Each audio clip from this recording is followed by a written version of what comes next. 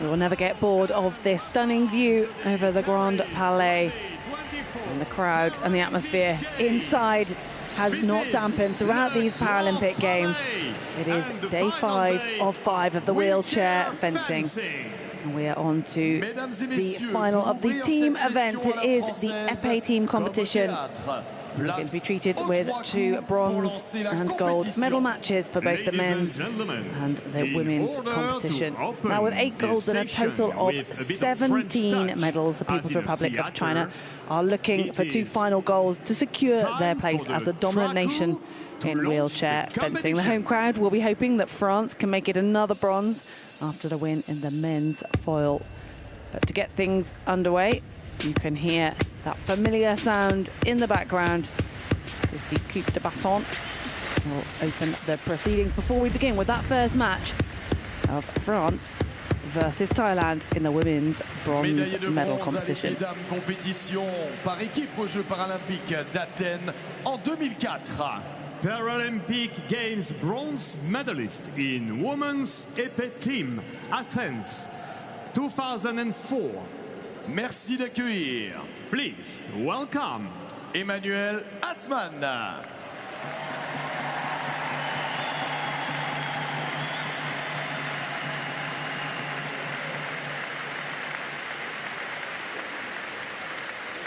Emmanuel Assmann, Paralympic wheelchair fencer from France.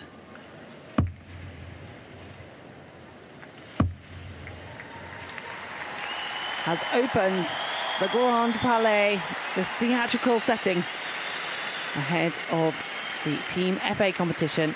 She won a bronze in the women's Epee team 20 years ago, so very apt that she's opening this event here.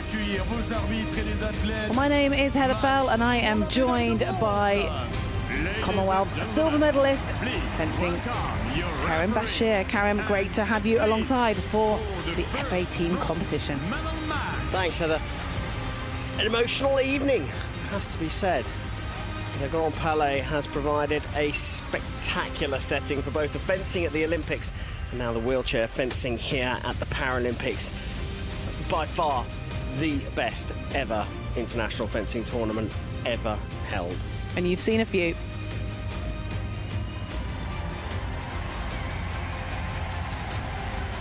Well, there's a superstar in this team from Thailand.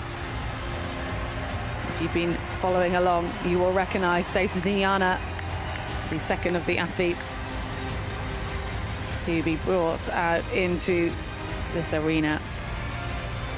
3 gold medals in the 3 individual weapons. No female wheelchair fencer has ever done that before. Well, she will most certainly be the strong leg in her team. And the Thailand team will have this crowd to fence against, as well as the team of France, because my goodness, they will be going wild tonight for the 3 women making up that French team.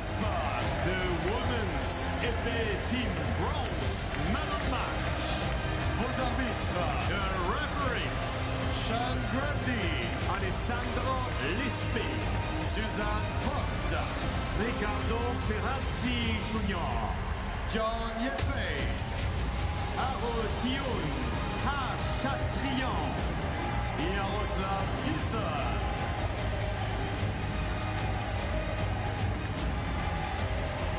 La première équipe, la France. Team of France. Clément de Cécile Demande.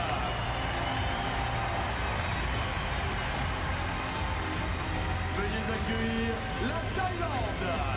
Please welcome Thailand. Saisoni Kiana Duen Nakprasit Afinia Thongnang.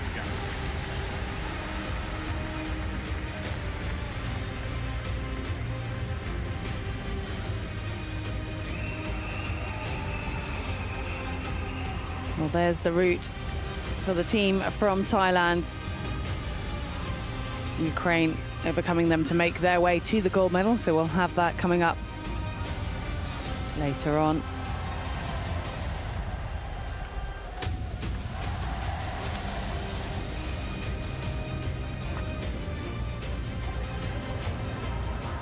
Ce match pour la médaille de bronze dans un instant. À l'Epee pour les dames, la Thaïlande.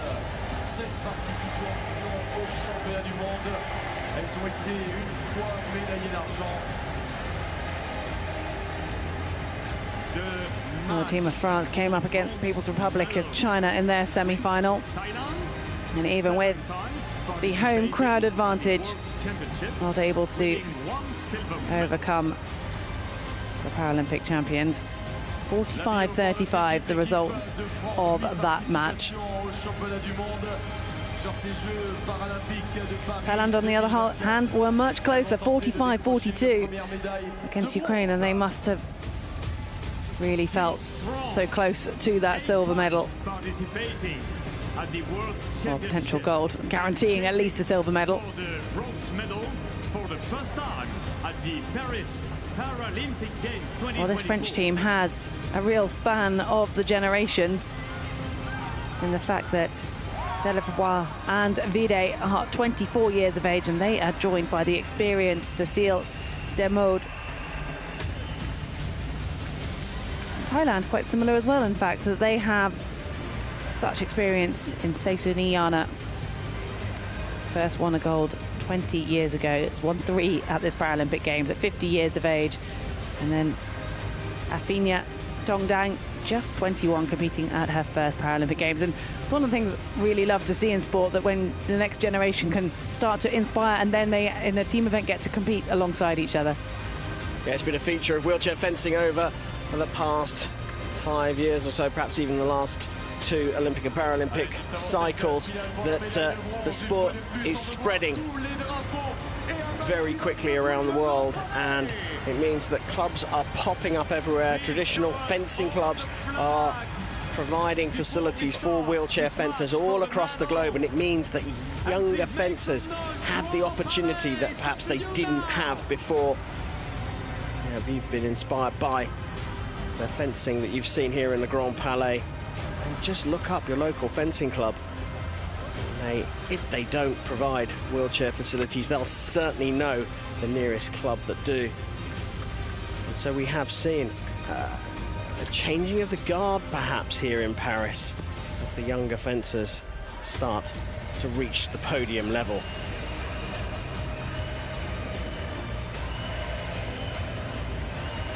Well, it is one of the youngsters who will be getting things off for the French team, Clémence Delavoye.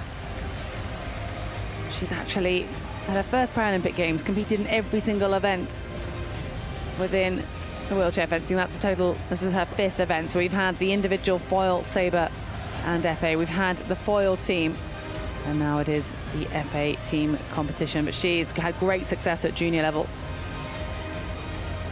Yeah, finished 14th in the épée, 16th in the foil and 20th in the sabre. And she's part of this team who competed in the foil team event, who finished 8th. So they've had plenty of airtime here in the Grand Palais. Well, it is 2 debut athletes against each other. Afinia Tongdang, her opponent, 21 years of age. Finished 6th at the Asian Para Games in the individual épée. So it will be her weapon. And that's one thing in the team competition, especially in the nations that don't have as many athletes. You will see fencers who maybe prefer the other weapon. So in the team competition, that would have been the foil or the épée. And some of them maybe just a little bit more out of their comfort zone when it comes to transferring those skills into épée.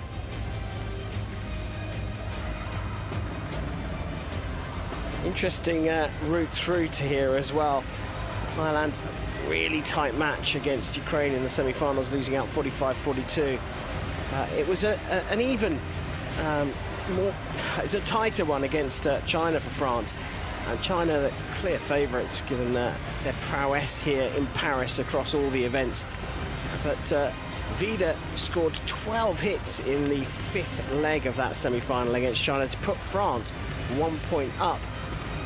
So Chinese had to dig deep and actually finished on time at 39-34.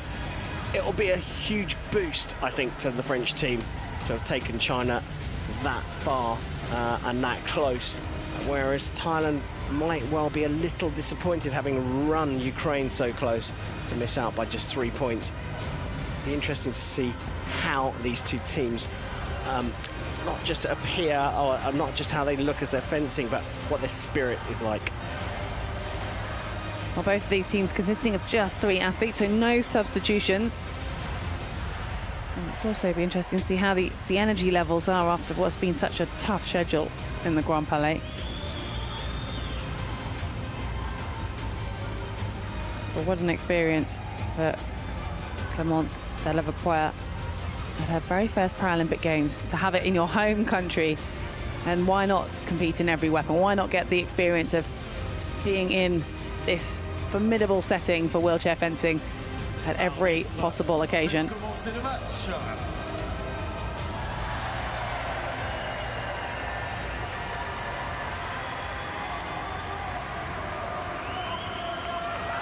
Well, the distance set, it has to be set for each individual pairing, so according to the fencer with the shorter arm. And then all the equipment checked. Formalities.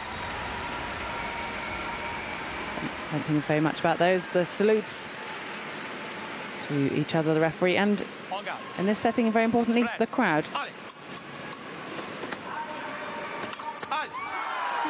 But I think we're not really going to have to make it clear of who wins a point with this rather bipartisan crowd.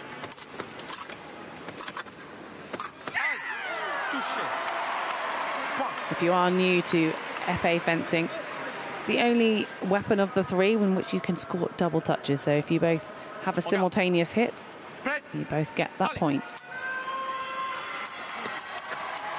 Yeah, whole body's target, but in wheelchair fencing they have the shroud around their legs. It would be virtually impossible to defend below the waist, but it's the only weapon that isn't a weapon of convention. If you like, it's the purest form of sword fighting. First one to hit, but like you say, if they hit each other within 40 milliseconds of each other, you get a double hit. Not so critical at this stage. But as we get closer into the match, those doubles start to make a bit of a difference. And everyone thinks, oh, you know, got a double, got away with it, or got lucky. No, a lot of the doubles are actually exploratory. They're actually trying to work out what their opponent is doing. It's not just you fluked it. You just stuck your arm out and got one.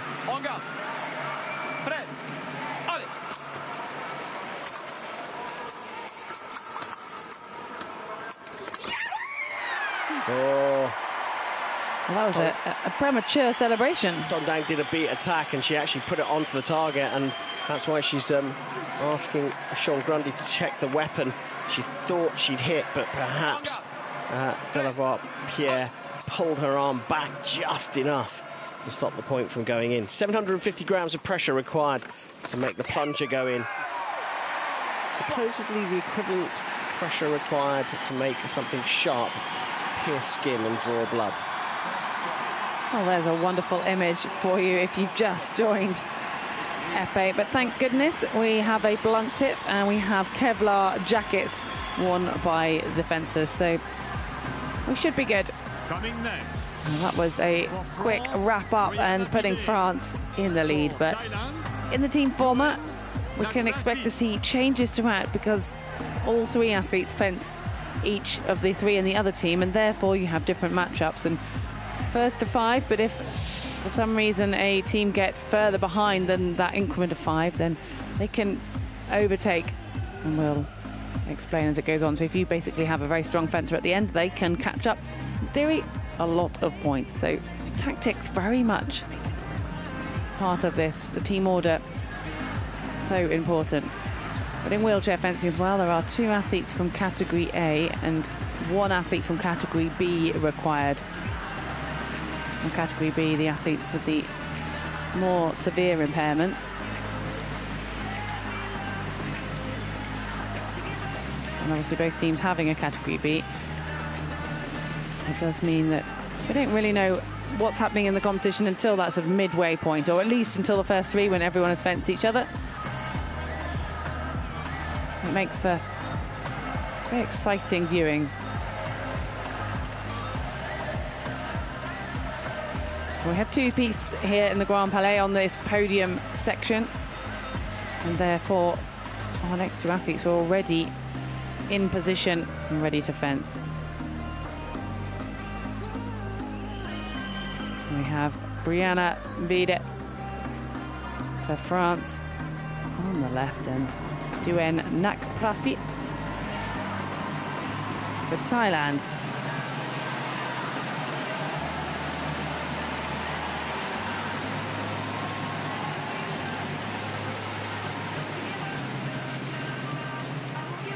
Vida also fenced in all three weapons here and the foil team event. 11th in the epee, 6th in the foil, and agonising 4th place in the sabre. So, as you said it earlier on, Heather, it's a lot of work if you fence all three weapons. You're fencing every single day of the event, so it's going to take its toll. Matt Prasit competed in the epee and the sabre events as well as the foil team event, so she's had a day off. They're long days here in the Grand Palais with the knockout format that fencing takes. And in the individual event, repechage, so if you do lose, you still get at least one more match beyond that. Well, the French team at this year's European Championships won the silver medal. But they have a 4th place from last year's World Championships.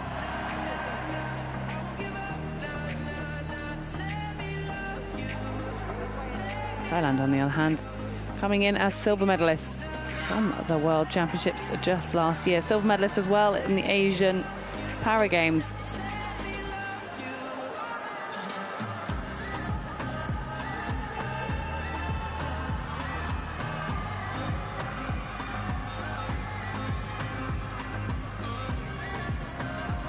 The great thing with fencing now, we don't need to draw blood to see who wins. We do use technical equipment that is basically a circuit that gets completed when that spring, that pressure of 750 grams that Karen was talking about is pressed in, and that then sends a signal to the light on the scoreboard box.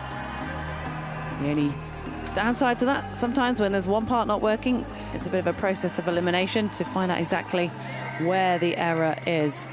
And looks as though it could be not the athlete's equipment, but the ground lead, so that wire that the athlete's equipment plugs into.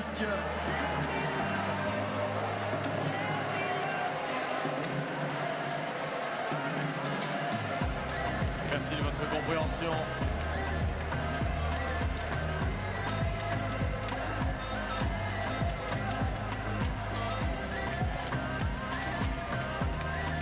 So that wire you can see there, known as a ground lead, the athlete's body wire plugs into that. And the body wire is pretty much what it says it is. It's a wire that runs down the arm and sort of across the body. So you plug it into that, and the other end of that wire plugs into the socket just inside the guard of the epee.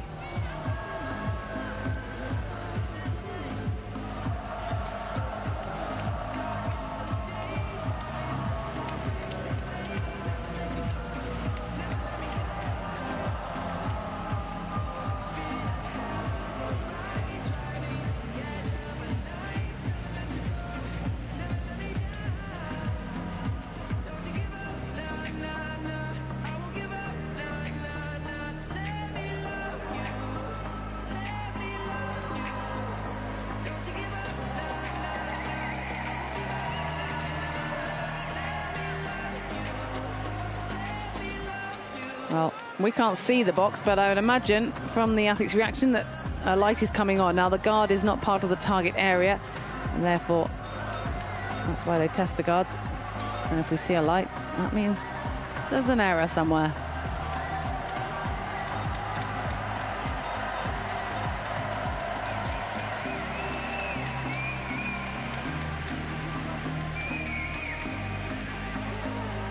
Well, there's a process to fix these issues.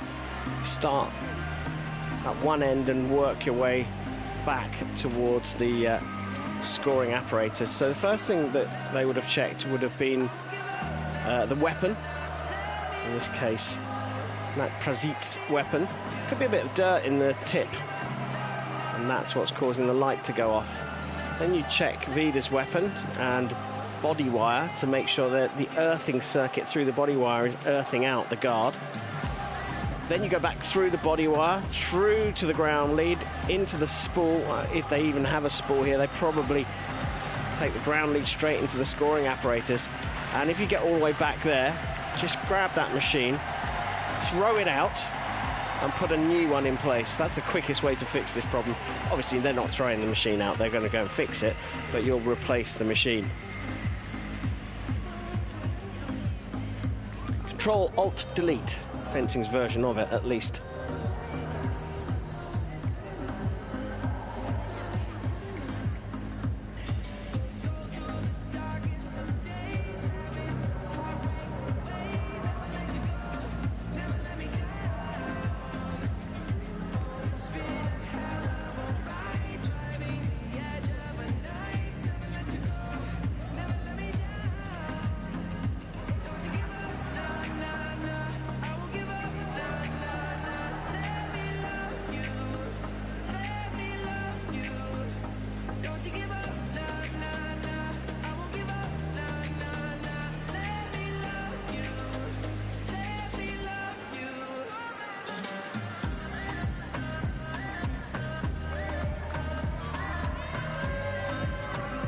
Et ça va partir dans un instant, on a besoin de vos encouragements. Le grand Palais, c'est à vous.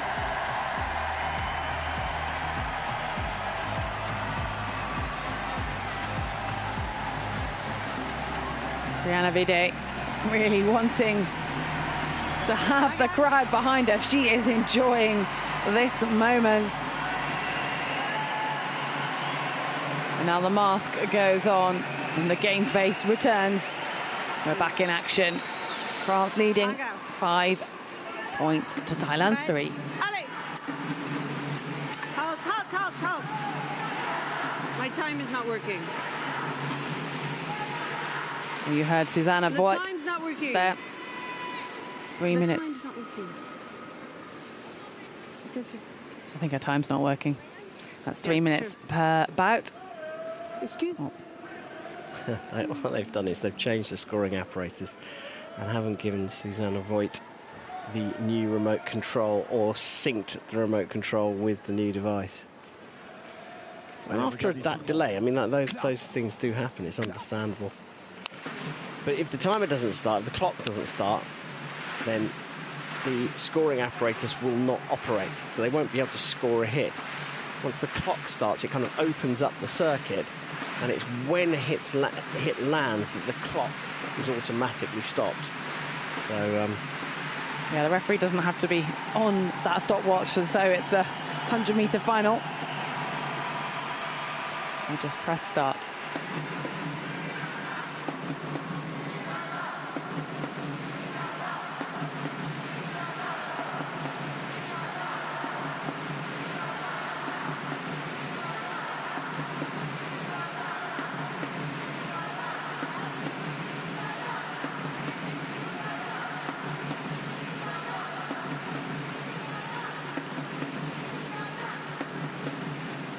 We talked about these busy schedules.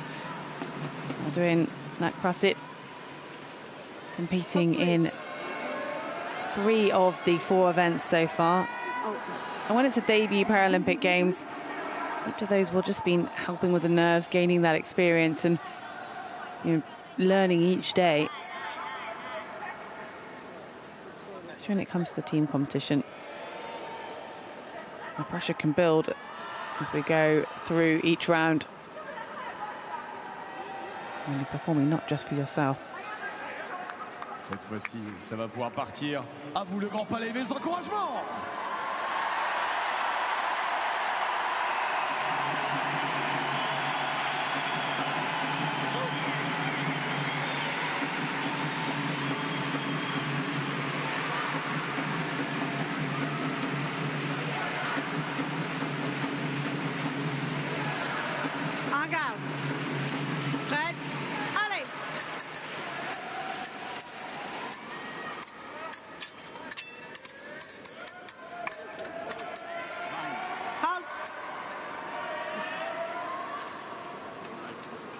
Anga, the time wasn't on. Anga.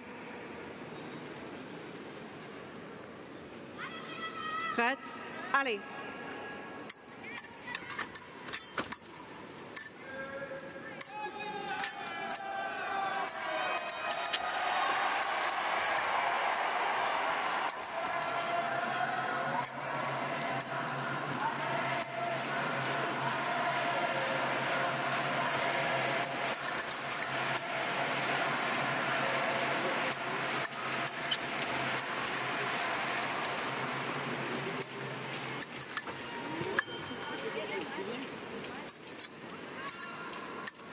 These category A fencers have that ability to really move their body out the way and defend by distance. And we're seeing quite a lot of that from both fencers this opening minute.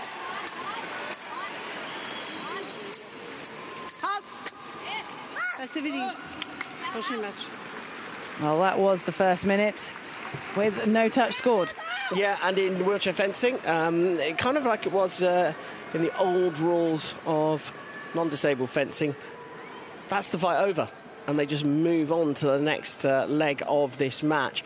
So target score will be 15 points, and this one goes away 0-0. There are no penalties. There are two forms of passivity in wheelchair fencing. This is a category 2, or the second kind of passivity, where both fencers are being passive. If one fencer's being passive, they only give it 15 seconds. So basically, when they come on guard, there's a line down their backs and down through the middle of the chair. If you lean back away from that and you stay outside of the on-guard range for 15 seconds, you get a card for that. It's a category 1 offence.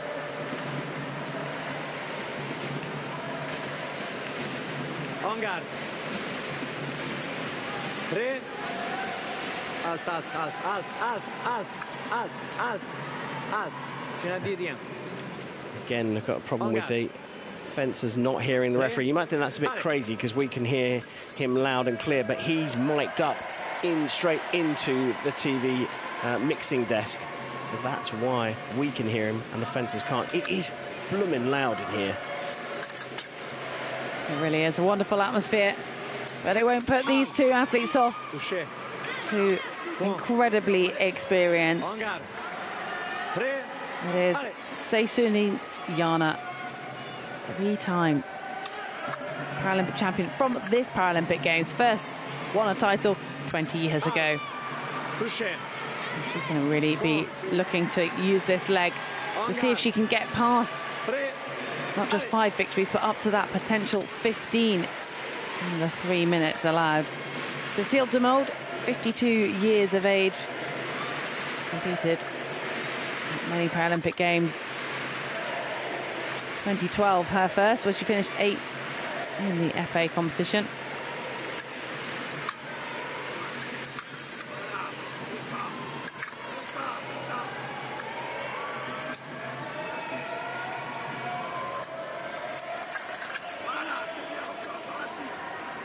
Demold didn't compete in Tokyo, but was there in Rio. And I wonder if she thought of retiring and then saw the fact that there was a home Paralympics on the horizon. But this is a tough opener for Demold. That's worth pointing out here as well. These are both category B fencers, and this, obviously, the first time, the only time they will meet. And then beyond this, it will be the category A fencers against the category B, and that's where we can start to see more dramatic changes in the lead potentially. Yeah, it makes this fight pretty important, really. The outcome of the Cat B fencers going up against each other, when you're fully expecting a Cat A fencer to outscore at least a Cat B fencer. This one could have a big bearing. But I mean, look, we can't go through even 10 seconds of Yana being on the piece without mentioning the historic feat she achieved here. You said at the top, the first woman to win all 3. She's the first fencer, full stop, to do the triple gold individually. I mean, it is... I don't really know how to put this into words. It's like winning the 100 meters final at the Olympic Games in a world record. It's like getting the Triple Crown in rugby's Six Nations tournament. It's like having all the Grand Slam titles in tennis. It's absolutely top of the sport. In the same year. Yeah, absolutely, yeah. The Grand Slam, yeah. Yeah. I mean, this is what she's done here. I'm not sure will ever get done again. And at the age of 50, it is absolutely incredible, isn't it? And for her teammates, Nakporasit and Chongdang, to be in a team with someone like that must be so just motivating. Such like, I mean, one of them has already said that the reason she took up the sport was because of Jana, and I'm sure she didn't imagine she'd be competing at a Paralympic Games in a team with her, having seen Jana win 3 gold medals. No, absolutely. I mean, talk about inspirational. Any athlete in any sport, Olympic, Paralympic, non-Olympic, non-Paralympic, if you're looked up to and then you get to compete with your idol, it's just incredible. And the other thing is, Jana is the only Thai athlete to have won a medal at the Paralympics. She can bring this lot on, the rest of her team, to being the second and third athletes from Thailand to win a Paralympic medal in the wheelchair fencing. It's, the story is incredible. And then, of course, they're up against the host nation.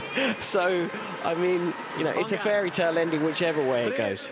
Well, I think that inspiration has already started to happen. I mean, we saw Thailand win their first medal in the men's wheelchair with Visit Kingmanwar in the individual epee in the men's competition. So it's crossing over to both genders as well. En garde. Prêt. Allez. Well, she is on target to get to that score of 15. Oh no, not quite. The clock is ticking down, but what a great run of 9 points there for Seisuzini Jana. Cécile Demode only managing to get the one touch, and that has been a tremendous round. We still have less than a second to go. Jana is not going to stop there, so I spoke too soon. En garde. Prêt. Allez. Out. 10 victories. I mean, Jana is not going to stop, is she, until she's absolutely made it. She knew how important those 3 minutes were going to be. Such a competitor. When Demode got that second hit for France, she got annoyed. Less than 2 seconds. When the clock says 1 second, there's 1 point something or other seconds left, so less than 2 seconds to get out of the blocks and get that hit. Don't anger her. Don't anger her, Cécile. Look what happens.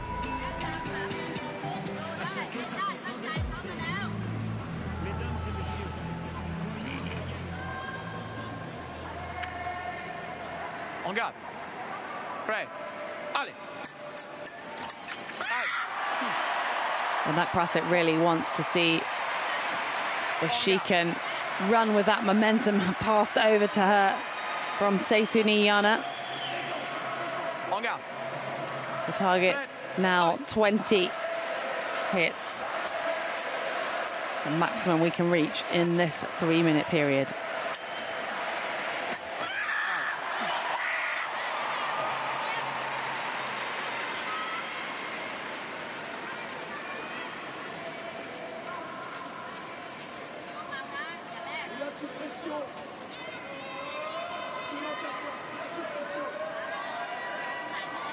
En garde.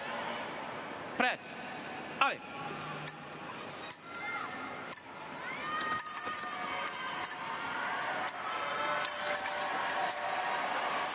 As much as the target is 20, Prasset won't want to give away any hits either, so just changing into slightly more defensive style after that opening few seconds.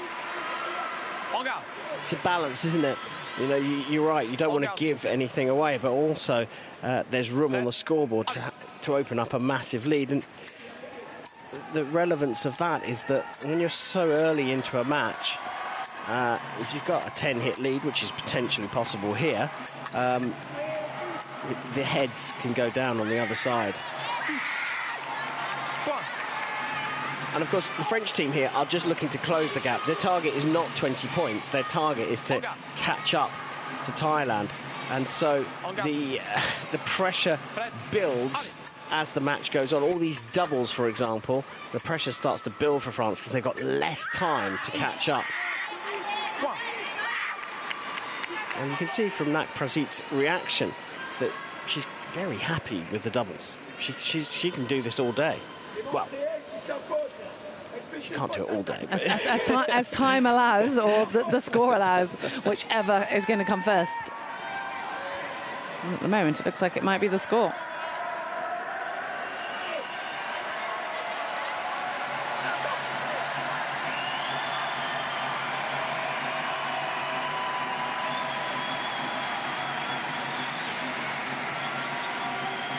Marathon effort for Pierre here, having fenced in all three weapons as well, and a foil team event. Marathon, one of the last events taking place here tomorrow in Paris. It does feel as though the French have just made this part of the, I guess, not training, but the experience for these French athletes. And why would you not let your athletes, if they've qualified in the team and can compete in all weapons, well, it's definitely something that will help them in the future. There are fencers here on the French team who have benefited from host nation places, but boy, oh boy, have they taken that opportunity with both hands and shaken it up big time. Well, that was another double, but it does mean that Nakprasit got to the target score of 20 in just 1 minute of fencing time.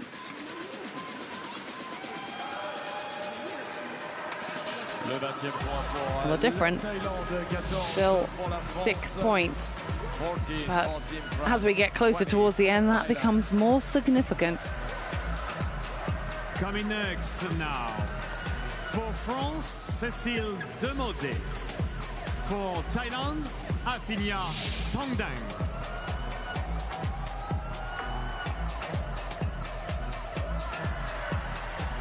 There's not much transition time for some of these fencers when they're going through these matches so quickly. Cécile Demodé over onto the other piece. Defense, Afinia Thongdang.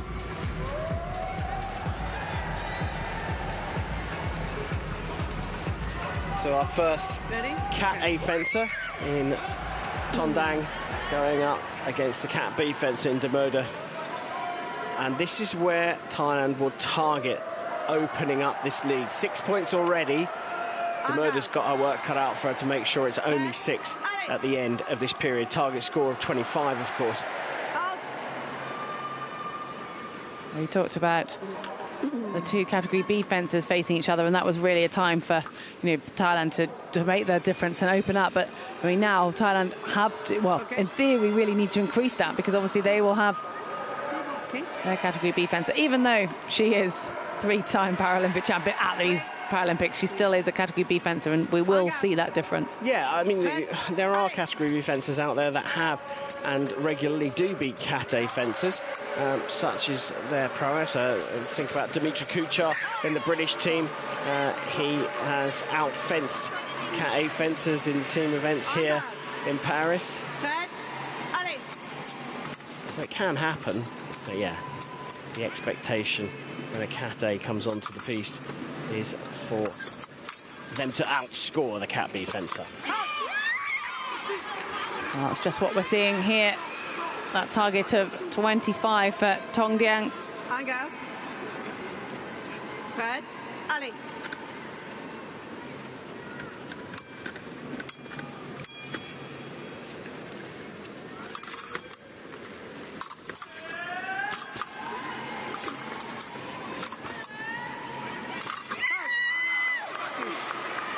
Double point. Demodé will most probably be quite happy with doubles. It's getting points on the board, and it's about damage limitation when, as a category B, you come up against that category A fencer.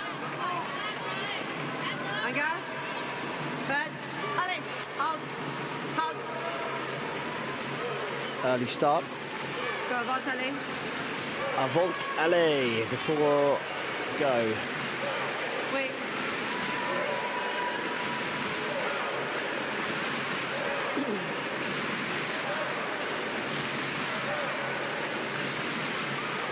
En go. Prête. Allez.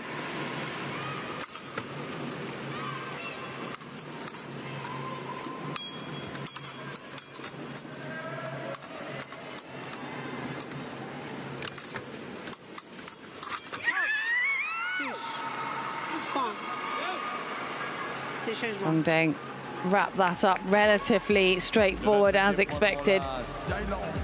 Those 5 victories. Demodes won, which was that double touch we saw. Well, this task now beginning to look pretty difficult for the home nation of France. Only 4 bouts remain, and they are trailing by 10.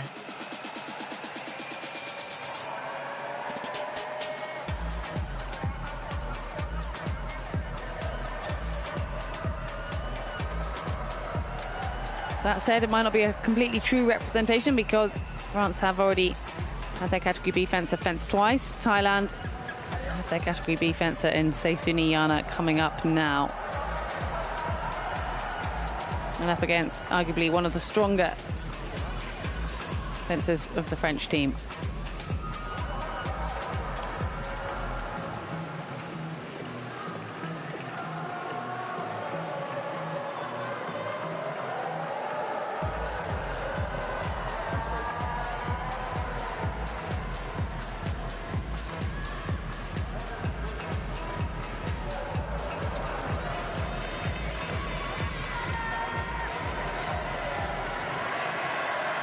Well, France need all the support they can get now. Brianna Vide, she enjoyed it in her opener, but that was an interesting tactic then. She played the safe game, and that was that 1 minute of passivity, so no points were scored. She didn't hit any, win any, she didn't lose any, but it's a very different situation for bouts down the line, because now she won't be playing that card and trailing by 10.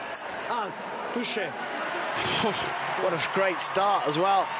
Yeah, she definitely won't be playing that game here. She has been one of the stars of the Grand Palais in the wheelchair fencing here. She has absolutely lapped up the atmosphere. She's really encouraged the crowd to get behind the French team. And whenever she's on the piece, she's lifting her arms to the crowd. Come on, cheer me on. It's been brilliant. Well, she is going to enjoy every moment here. Now you can see Yana just kind of going at Vide as though she's not trying to let her have an opportunity to even get a point on target. Well, sometimes the best form of defence is attack, but on this occasion, that's not proving to be the case. The problem Jana's got is if she just sits back and tries to defend herself, because she has less trunk control, she can't get back out on the attack if an opportunity presents itself. So it really is very much in Vide's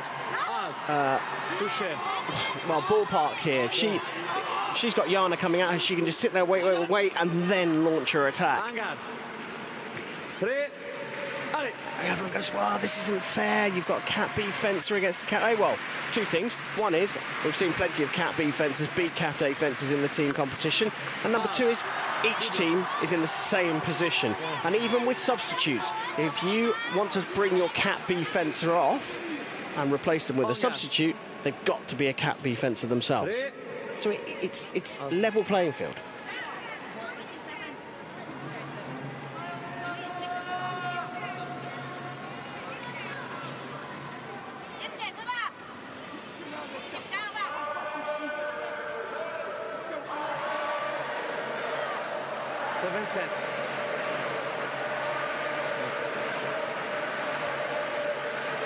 Well, the Thai coaching team absolutely on that, making sure that last touch is added to the score. 30, that's what Jana has in sight. Vide, 11 points off that.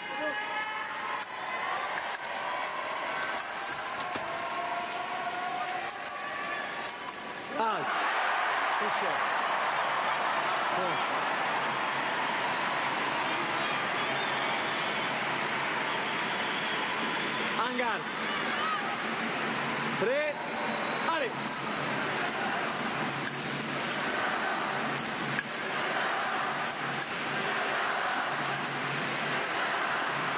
Out. Touché. Bon.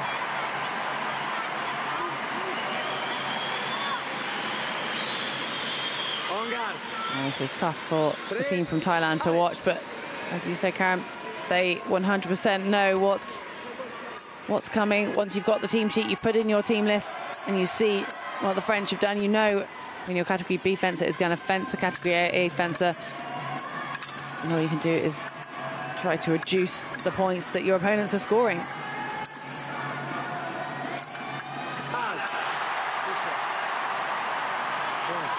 Well, right now, the clock will be not ticking down fast enough for Thailand.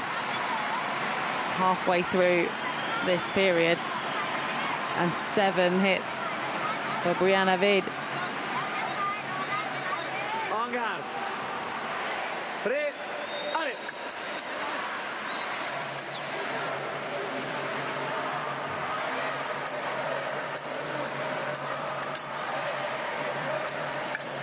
Out. Touché.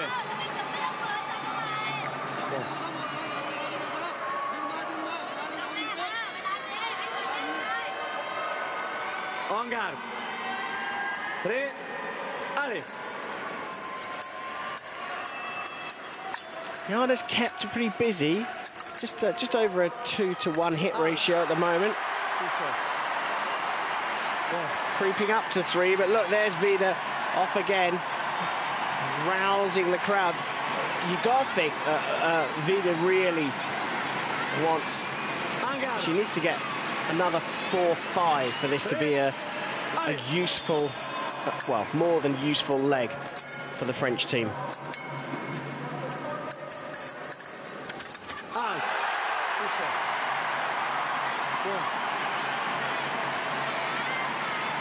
She's making it a 3-to-1 ratio in hits. Ideally wants it to be 4. Oh, that's called punching the point. Vide did nothing there but step away or move away, increase the distance, and Jana just put the bottom of her hand on to her opponent's point. Unfortunate, but it does happen. Epee will let that one go by. It does happen. Well, this is absolutely storming, isn't it, by Brianna Vide? And the crowd are loving it. Vide's loving it. Egging each other on here. Just making those final 2 hits that Jana requires seem ever more of a mountain to climb.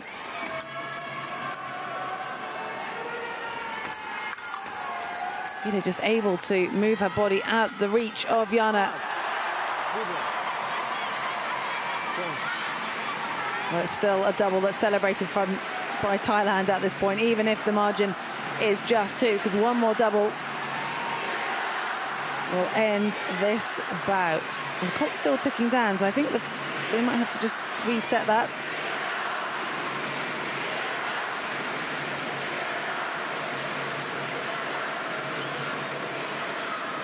I don't think they'd noticed, and now they have.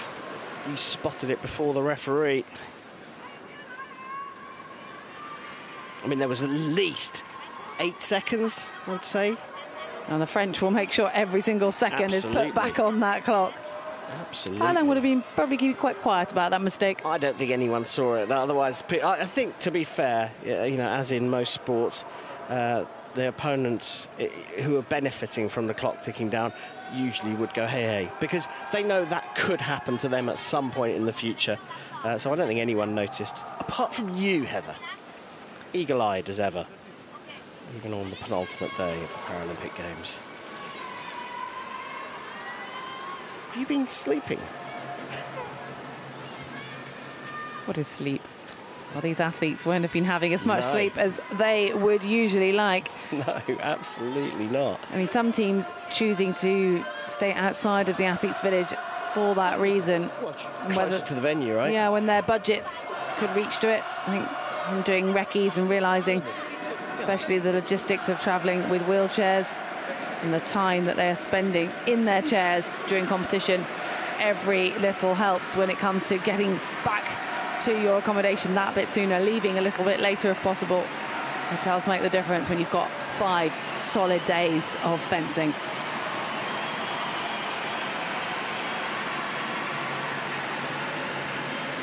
En garde. Prêt. Allez. Out. Oh, what a hit there. And despite punching the point earlier on in the fight, Vida wasn't expecting that. Jana was ready. That's the experience from the 50-year-old there.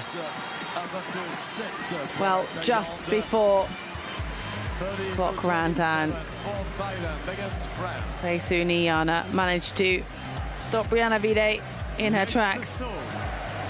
That was an important round for France. For Thailand, But despite going down 12-5 in that fight, Jana is still on a positive indicator after 2 fights, meaning that she's outscored her opponents.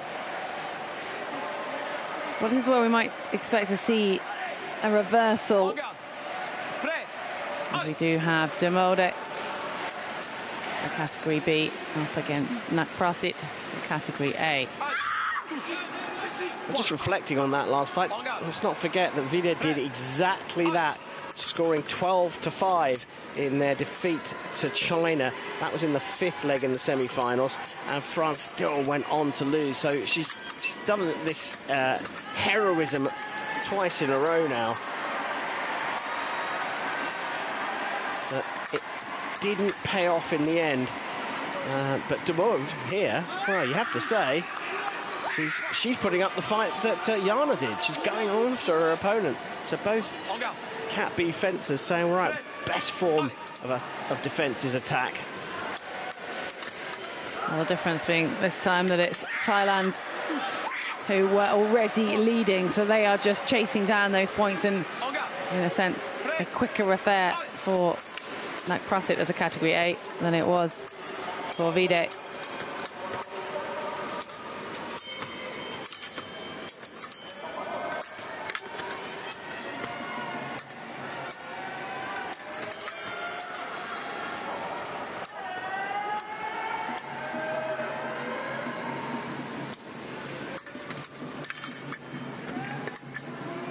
Great defense by Demode.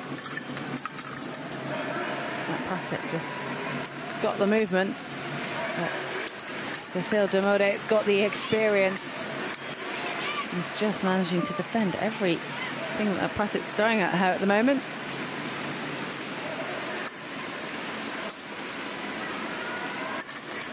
Prasit still has time though. She doesn't need to rush, make any mistakes. And the French opponent is not making it easy.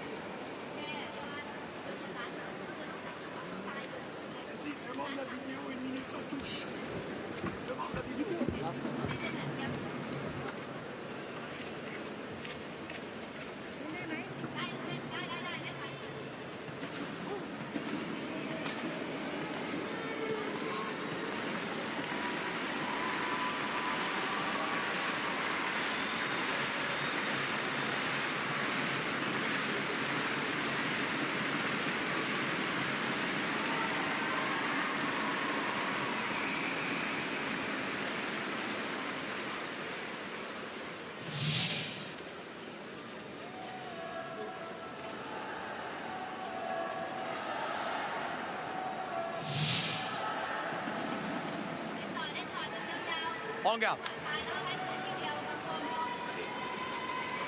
Prête. Allez. Must have been having a quick look for lifting in that one. But clearly none given, and after that momentary pause, Prasit takes Thailand to the target score. This is looking ever so slightly tricky for France now, and you can hear what it's done to the crowd here in the Grand Palais. You can, but this next match is potentially their chance to turn this around, because it is France with 2 Category A fences left to go, and Thailand have a Category B followed by a Category A fencer. So it's this next bout that if France really can't make it up here, you've got to think, well, it might be Thailand's bronze medal.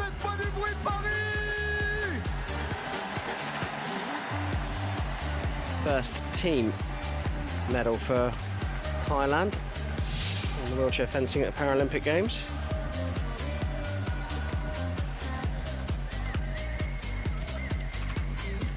And you're right, this is a massive opportunity. Let's not forget, Vida against Jana went 12-5. If Delavoye Pierre could do the same thing, there'll be a 1-point difference going in to the final leg. That'd make it interesting, wouldn't it? Nakprasit for Thailand finished on a +5 indicator, which means that she scored 5 more points than she gave away in her 3 fights. De mode, I'm almost worried about saying this, finished with a -17, and even for a Cat B fencer, that's giving an awful lot of work to your teammates.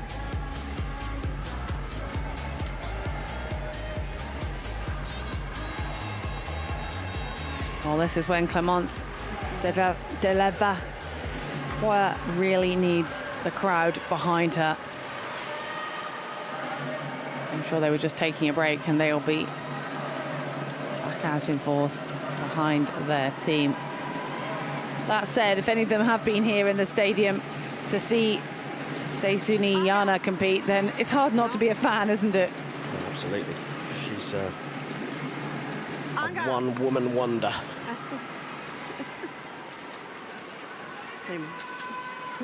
En garde. Prête. Allez.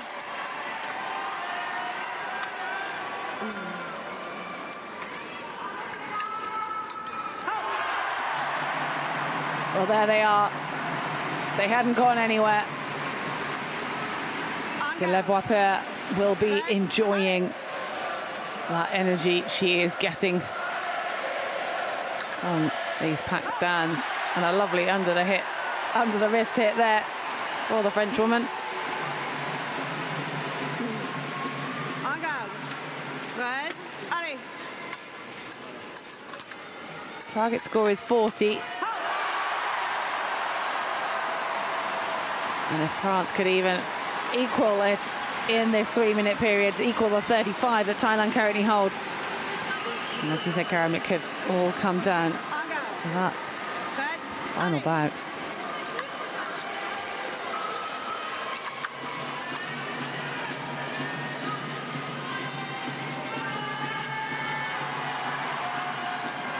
Seisuni Yana, no, she can't stay behind that on-guard position that Karen was talking about earlier for more than 15 seconds, and it does feel like whenever she comes back into hitting distance, Delavoye is ready with that attack. She was pretty close that time, I've got to say. So unlucky not to get a double. Prête. Allez.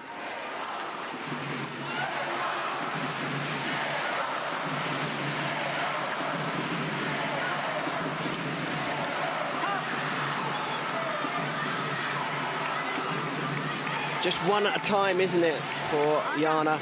She's just got to get 5 single lights or score 5 hits through doubles. She's got 1. Prête. Allez.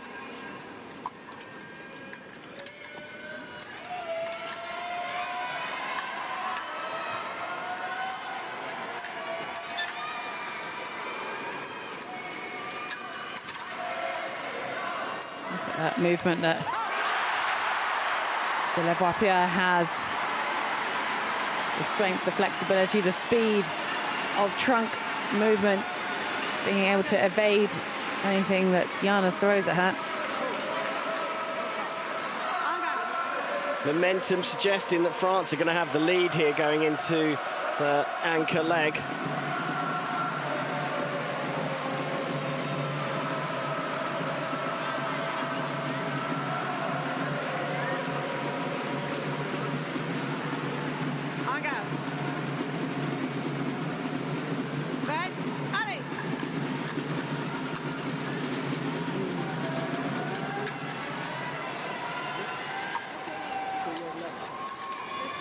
Oh, brilliant. 2 beats of the blade there to create that opening. Pierre went one way and then the other. It's kind of like a shimmy in rugby. A swing of the hips one way and then the t'other, and putting your opponent off balance. I got s'il vous plaît.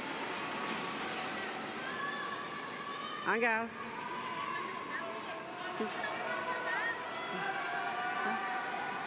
Oh,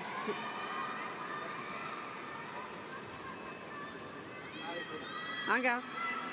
Cut. Allez. Shroud had just creased up in front of the target area for Pierre.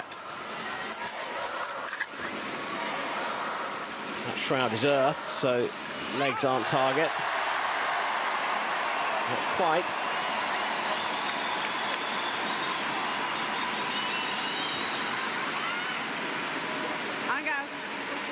Feels like Pierre's just slowed up a little bit here. Perhaps she's run out of steam. Hardly surprising, fencing as much as she has in the Grand Palais. Well, she's still got time, hasn't she? She's not got to rush this. I mean, you can see 1 minute 37, and now 7 hits to Jana's 2, only 6 away from that all-important 40. She could get there. Yep. She is on target. Excuse the pun.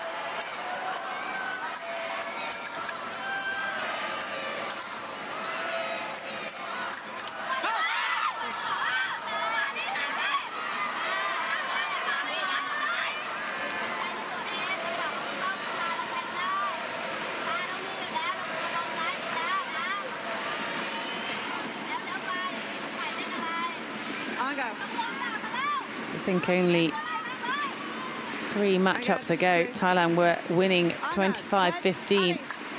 We said expect to see changes throughout the team, and that's a lot to do with the fact that we have those category B fences that come in later on as well as after fencing each other. The crowd are going absolutely crazy for this strong performance by Pierre.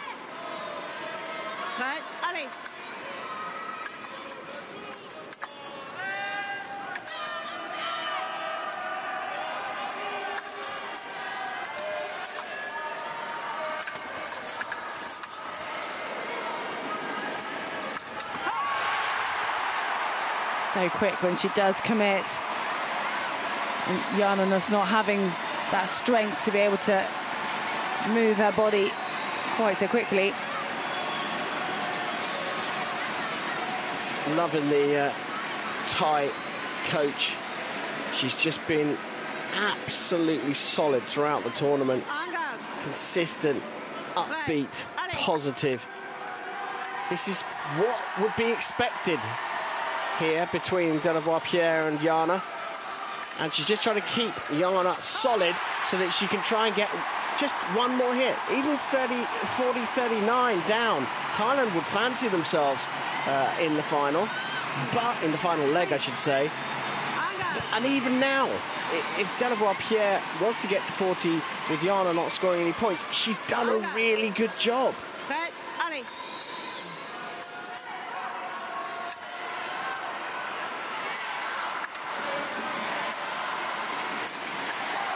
Oh, that's a lovely hit as well. Absolute beauty on the top of the wrist for a Cat B fencer to pick off a Cat A fencer like that. The timing had to be absolutely supreme. Suzanne Voigt just struggling to hear herself, I think. En garde. We can hear her clearly. No worries Time on, 5 this end of things, but the athletes obviously, more importantly, need to hear those instructions clearly.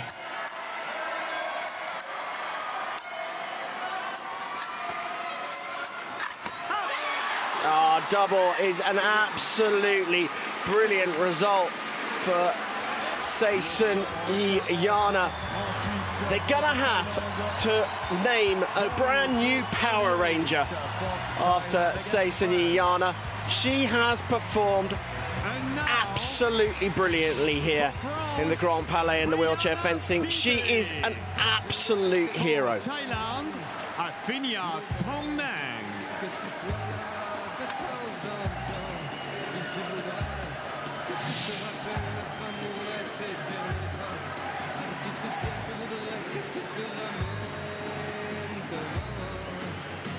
Well, the youngsters are the ones to bring this home. Brianna Videk, 24 years of age, up against Apina Tongdang.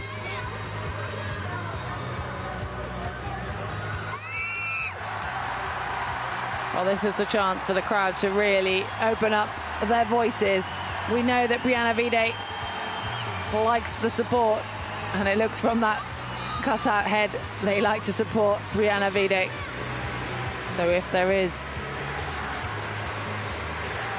any encouragement to be had here, or any marginal gains to be had from a supportive crowd, now is the time for it to count.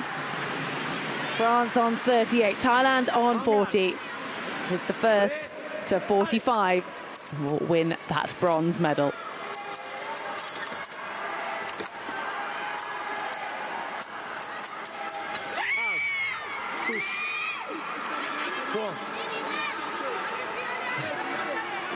On form, if you look at the results so far individually, Vida has had a better 2 legs so far. She's outscored her 2 opponents to this point by 7 points, whereas Tongdang has only outscored her opponents by 2. But here, the Thai team have got the bit between their teeth.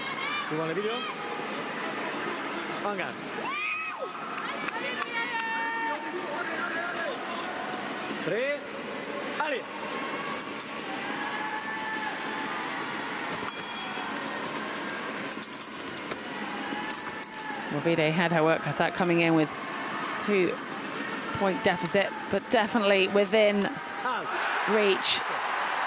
And she still is within reach. 3 points separating these two teams, and this next 2 minutes, or potentially less, is going to be nail-biting.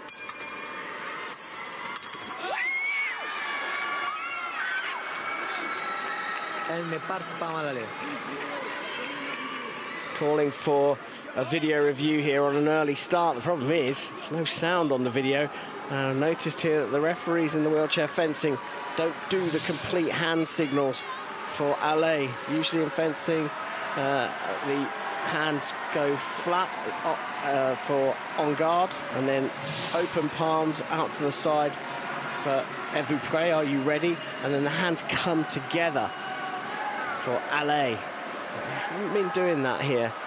And so without sound, I don't know how the referee and the video referee are going to assess whether Tongdang went early.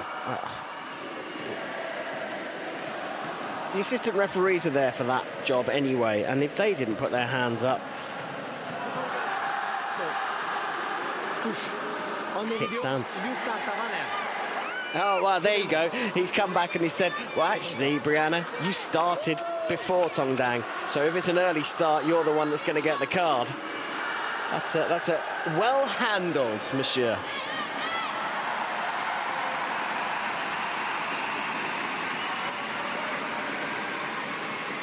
En garde. Prêt? Allez.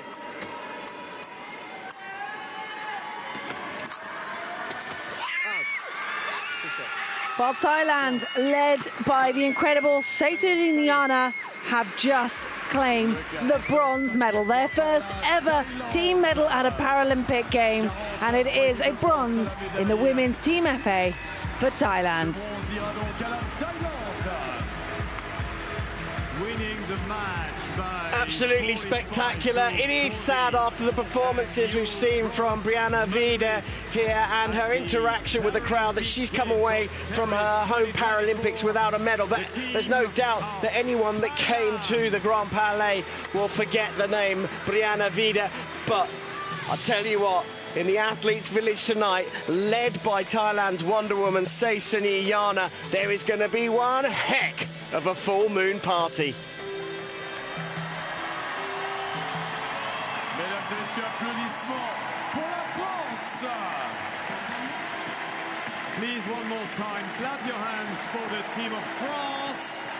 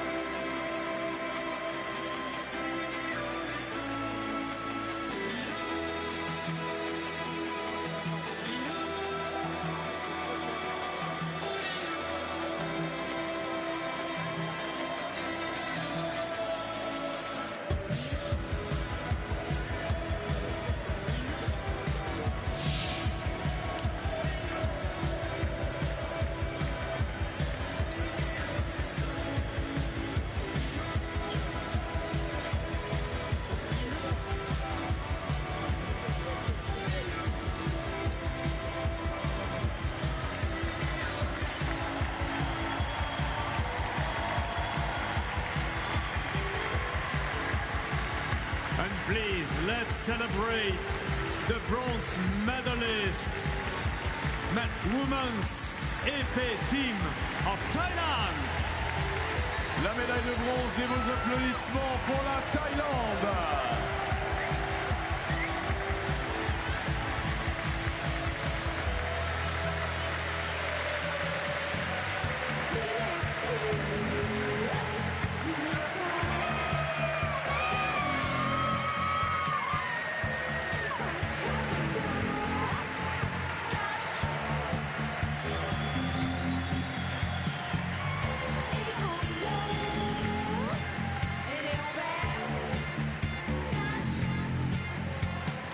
Dans quelques instants, la prochaine rencontre, les hommes à l'épée, match pour la médaille de bronze. Next match for the men's Epee team bronze medal coming next.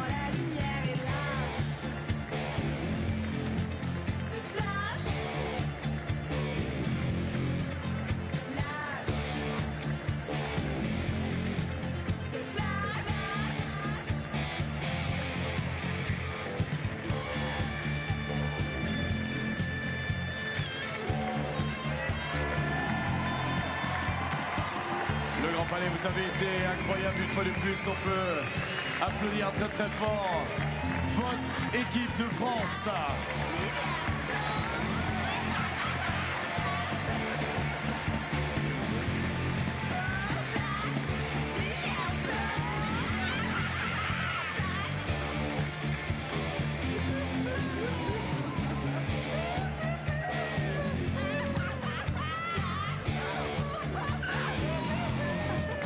Mesdames et messieurs, veuillez accueillir vos arbitres et les athlètes. Match pour la médaille de bronze.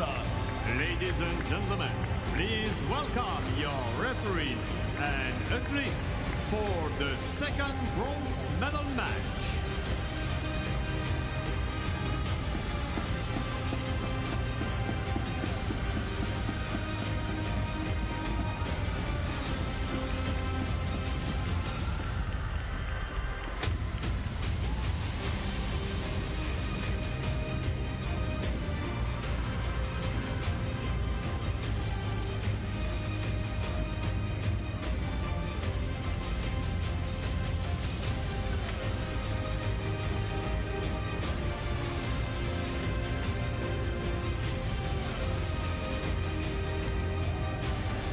Well, it's the time for the men's bronze medal match in the Epee competition. And we have last Paralympics bronze medalist from Tokyo, a team from Great Britain, up against a team from Poland who won the bronze 4 years earlier at Rio 2016.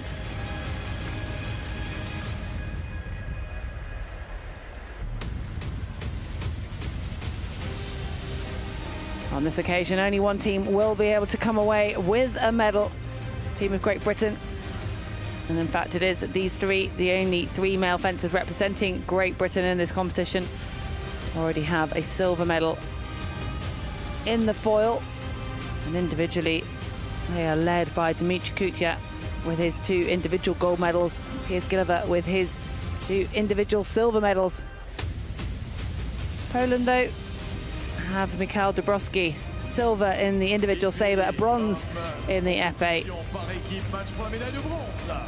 The men's épée team bronze medal match. Vos arbitres. Your referees. Chang Kyung-mi. Janka Tot. Jelena Zelkovic. Viradesh Totni. Leonidas Koukos. Rosella Salaris. Vincent Spener. Veuillez accueillir l'équipe de Pologne. Please welcome the team of Poland. Michał Dabrowski. Dariusz Bender.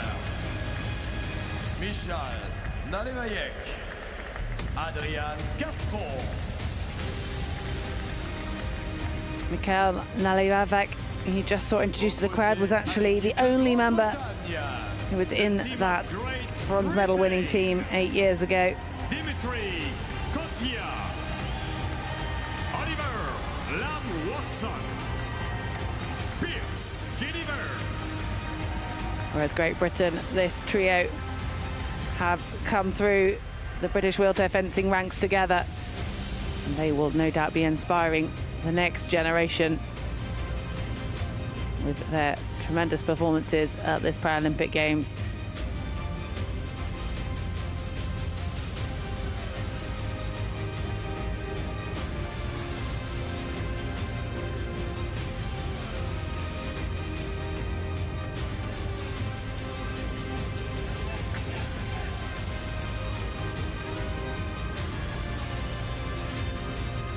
Well, on the start list, we have Adrian Castro as the substitution.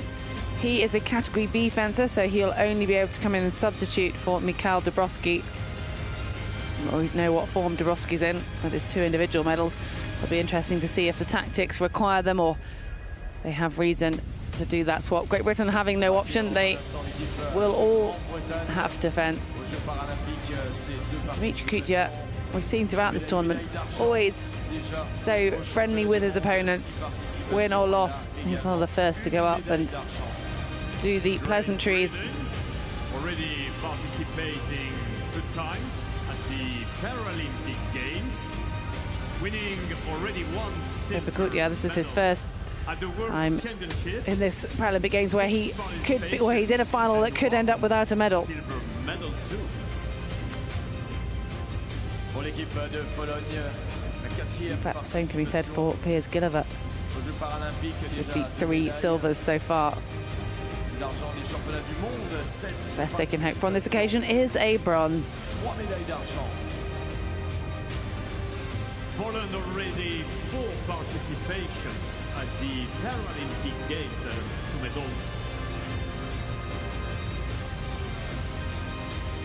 At the World Championship, 4 medals already, 3 silver one and 1 bronze one.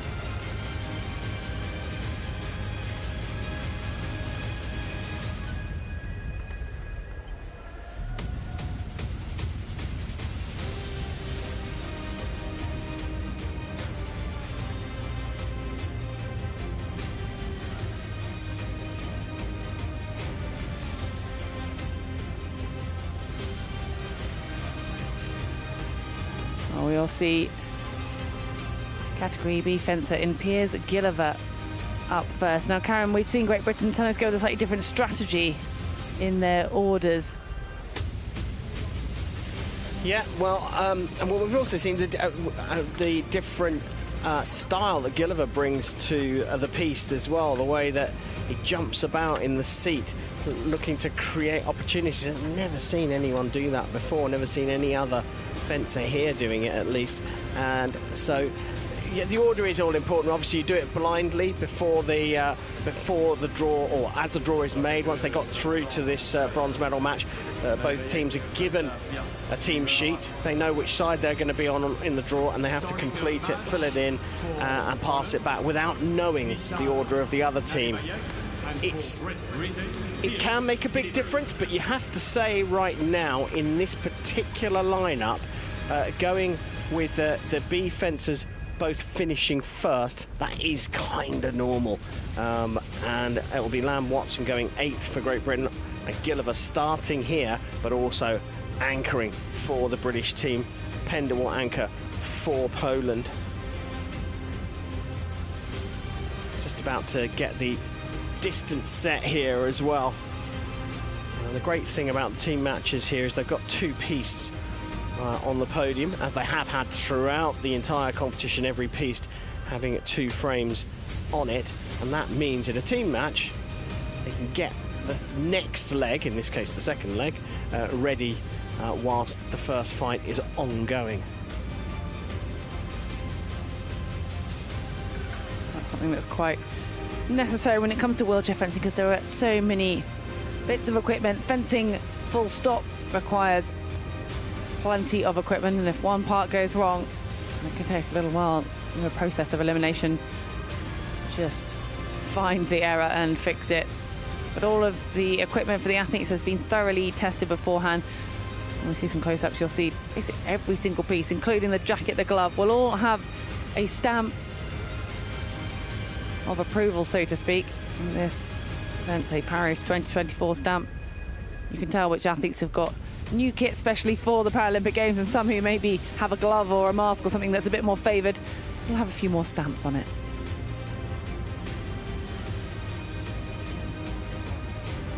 Yeah, the glove and the mask are integral parts of the feel that you get. You get used to your mask and the way that it fits around your head. And gloves, they're kind of like a pair of shoes. You wear them in. New breeches, new jackets, no doubt. For a start, they've got to take all their logos off. They're not allowed. You're allowed to manufacture logos, of course, because they've got all the special accreditations that ratify the equipment, but you've got to take all your personal sponsors' logos off at the Olympic and Paralympic Games. And when it comes to mask and glove, sometimes it is nice to swap out for a new one, because they can get a little on the sweaty side. I mean, obviously the gloves can go in the washing machine. Masks, not so easy to keep fresh. The newest of the masks do have detachable linings now, but to be honest with you, most fencers they'll wipe them down rather than stick them in the washing machine, because, like I say, they kind of mould to your head and they mould to the shape of your face. So, yeah, they can get a bit stinky.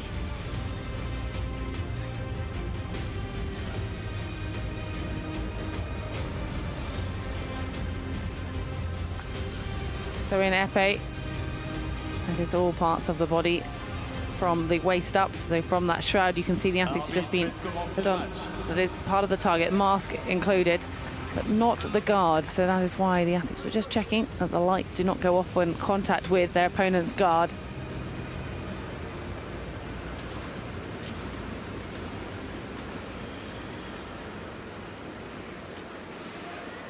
And if you have been watching fencing, I mean, struggling to understand exactly what's going on, well, foil is the easiest to understand in the fact that whoever gets their point on target first scores that point.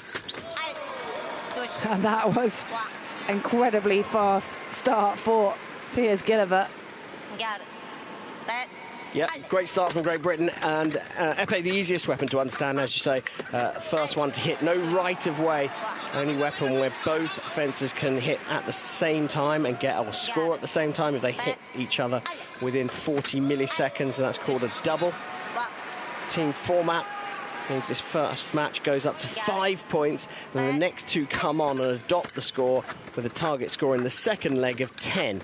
In the third, it's 15, so on and so forth. So it means that a team, if it falls behind, can catch up if they outscore their opponents.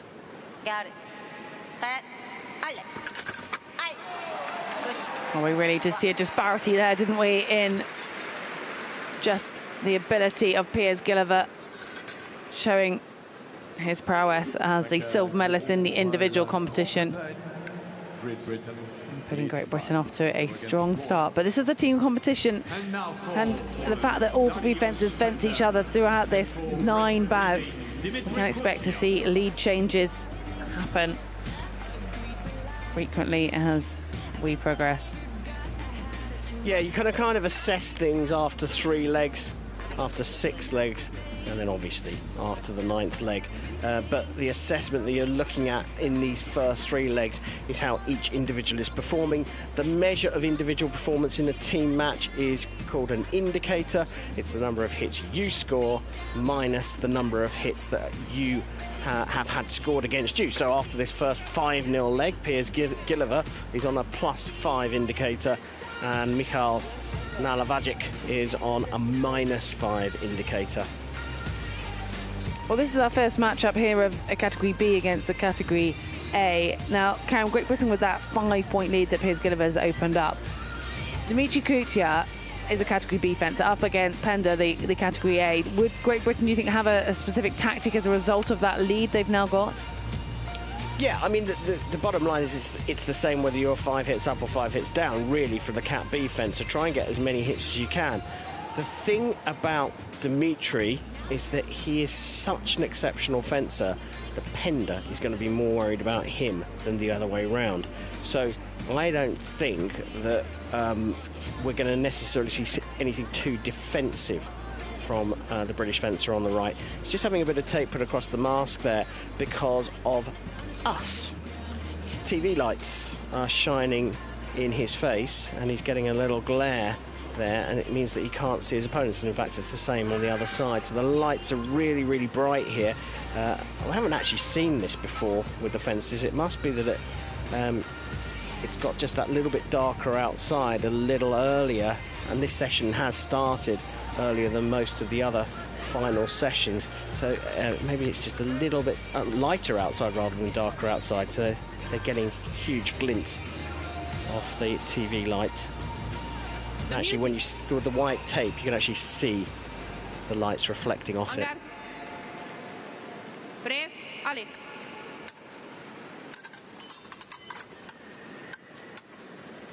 We'll immediately see what Kucha's plan is. He's just going to lean back a little bit. He's not going all the way back as Golding and Peggs, the coaches, look on. He's trying to lure his opponent out so he can get an opportunity to counter-attack.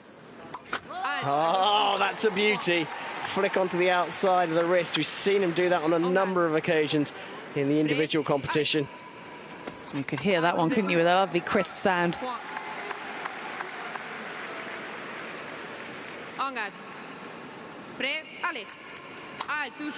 And Penda back at him. Nice hit by the Polish. Yeah, had his point in exactly the right place. Ooh, who started early there? I thought it was Penda. No problem. Sorry. Carton jaune per Avanale. Very honest from Penda. He was first to admit that. We've seen Kutia go early in the past, actually, in his individual competition. We saw him going early on a couple of occasions, but it wasn't him that time.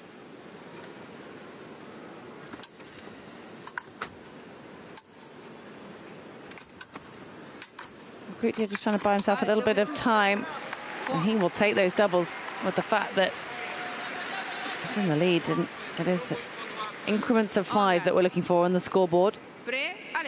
So the end aim is 45 after those 9 bouts of 5.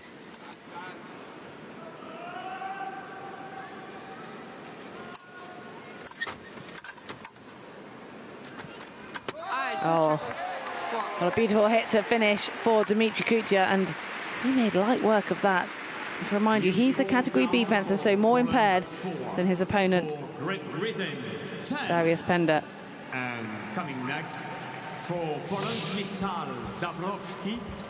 For Great Britain, Oliver Lamb-Watson. Et le score de 10-4 pour la Grande-Bretagne face à la Pologne.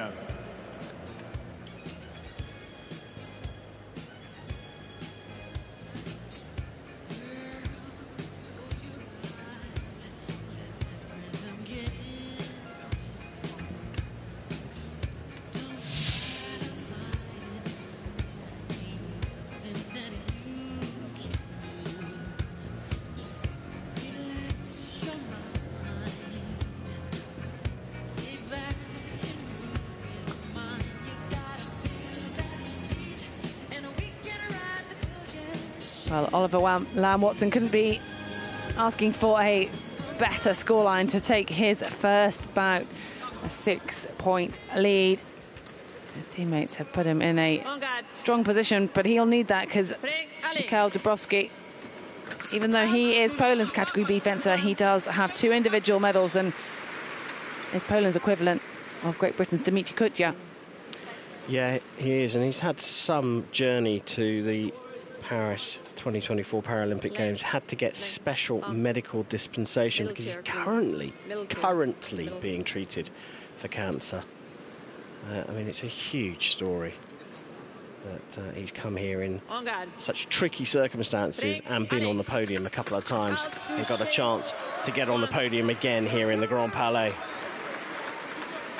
Effectively, he said, nothing is stopping me from going to compete. On guard. Prêt. Allez. Out. Touché. One. On guard. Prêt. Allez.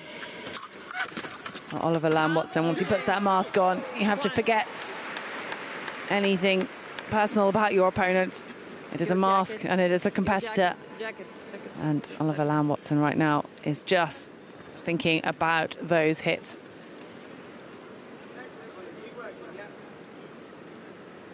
Thank you. On guard. Prêt. Allez. Out. Touché. One. It's also worth mentioning that Lamb-Watson is more of a foil fencer, competing in the foil individual, not in the epee. Out. Touché. One. So having to swap into this less familiar weapon. He will still train in it, but will spend less time training with the epee. And he's maintained that lead for Great Britain. Now both teams have had their Category B fencer. Both teams have had all 3 athletes come out and fence. And right now it's looking like a strong start for Great Britain. Coming now for Poland, Michal Nalewajek. And for Great Britain, Dimitri Kutia.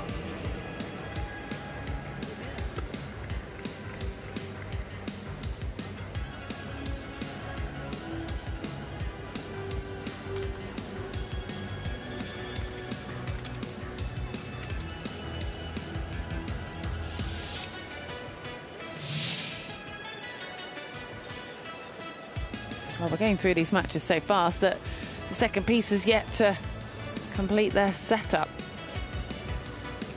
And it's the British team who are singing Take On Me, aren't they? I mean, they've absolutely flown through those first three, only giving away 6 hits. They're very determined to get onto the podium again here. Well, no doubt they would have been hoping to go at least one better than 3 years ago. So now they will try their utmost to equal that bronze.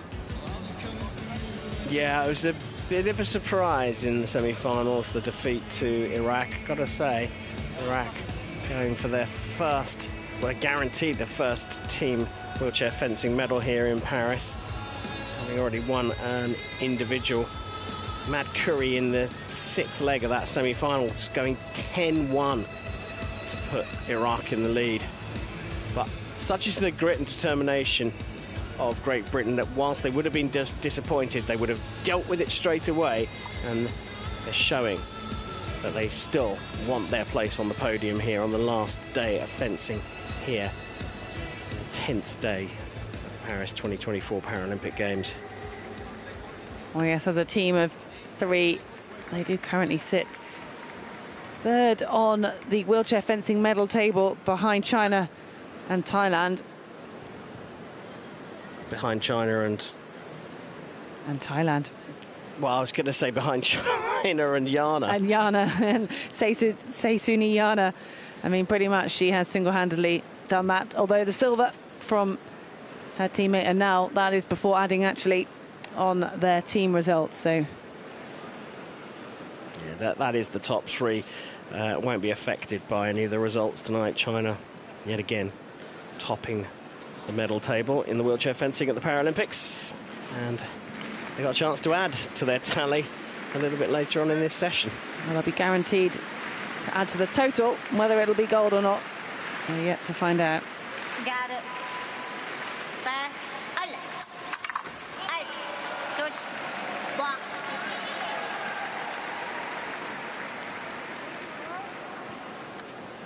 Poland will be looking to close the gap here.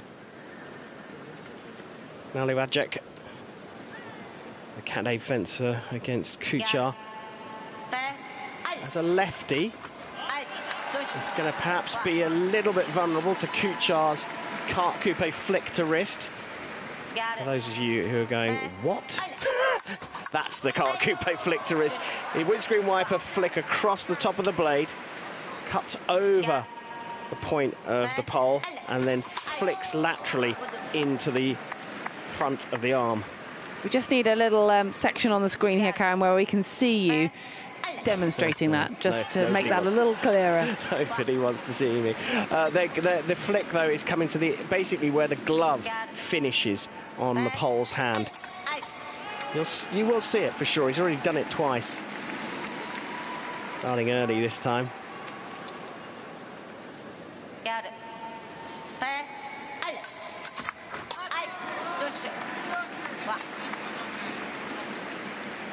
Well, Kuchar will accept doubles with that huge lead he went into this match with, and he'll celebrate singles even more, though. This is incredibly strong for Dimitri Kuchar. And this time it's Naliwadjek who's made the early start.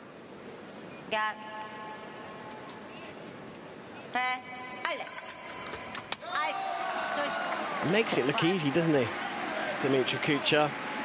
Well, you would not think that was a Category B fencer against a Category A, would you, if you just tuned in and watched those last 10 hits, 5 from each, so no changes in that 9-point lead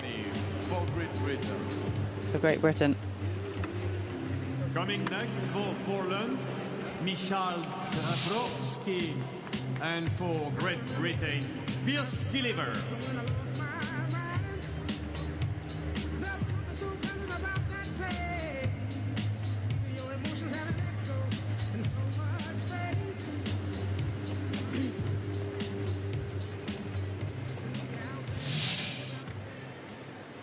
En garde. Prêt? Allez. All set up and ready. Allez, touche. Point. Now, Piers Gilliver won't want to be giving away any hits to Dabrowski. Allez, touche. Point. En garde. It's the role reversal here for the two nations. So Dabrowski, to remind you, is a Category B fencer. Piers Gilliver, a medalist in his category, the Category A. En garde. Prêt, allez. Allez, touche. Point. You watch LA 2028, next Paralympic Games. I wonder how many wheelchair fencers will copy this very unorthodox technique that Gilliver's deploying. Jumping around in the seat. And what he's got to do is he's got to make sure that he doesn't leave the seat completely. But it's very distracting, and it's very, well, like I say, unorthodox. But can I just say that Dabrowski is doing a great job as a Category B fencer up against the silver medalist from the category above to score 2 hits to what was Gilliver's 3. It was a strong start. Yeah, he's doing all right. Sorry, I've just got distracted by Janka Toth there, having a little fun with the fencers and saying, hey guys, this isn't sabre. Well, it was over almost as fast as a sabre bat would be. And Great Britain just extending that lead, probably as expected for that matchup. And now the next assault for Poland, Dariusz Pender, and for Great Britain, Oliver. Well, as we look at the relative performances of the individuals, Kuchar has finished 2. He's on a +3 indicator, outscored his opponents by 3. Gilliver on a +8 indicator, had 2 fights and has outscored his opponents by 8 hits. Nalavajic is on a -5 indicator. He's finished 2 along with Dabrowski, who's on a -6 indicator. It's going to be Poland wondering whether they should stay or go.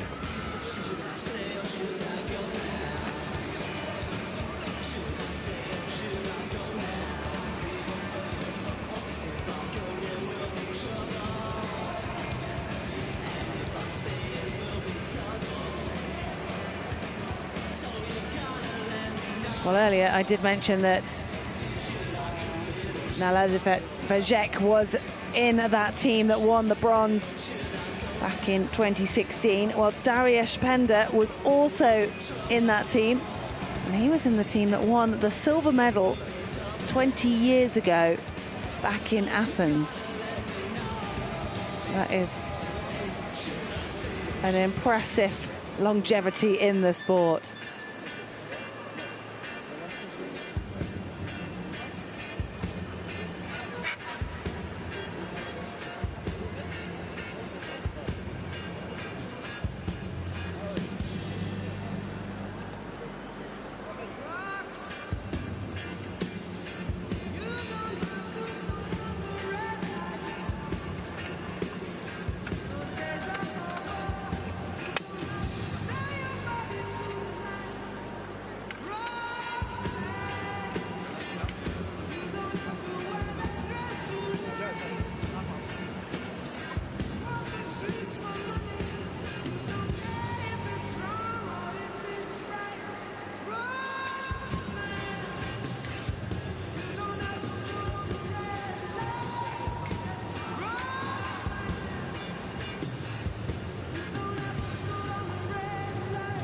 Oliver Lamb-Watson made his individual debut appearance at these Paralympic Games. He was in the team back in Tokyo. Already has 2 Paralympic medals, silver in that foil and bronze in the Epee, which they are now trying to repeat. But at this Games, he also competed in the individual foil, finishing a very credible 8th place in Category A.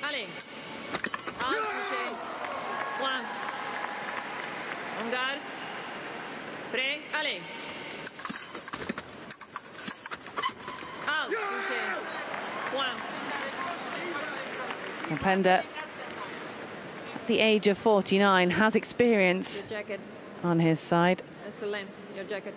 20 years ago, he first No, jacket. won a team medal. That was a silver for Poland. Let me do. Their first of only 2 medals they've won in the team event.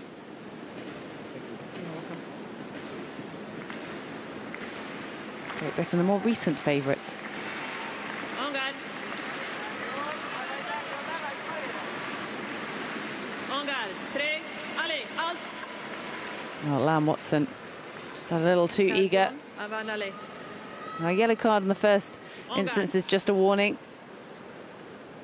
3. Allez. It's not a weapon that requires right of way, so doesn't really affect the match so much. Lamb Watson won't need to really change his game plan too much with that yellow card. My left apron.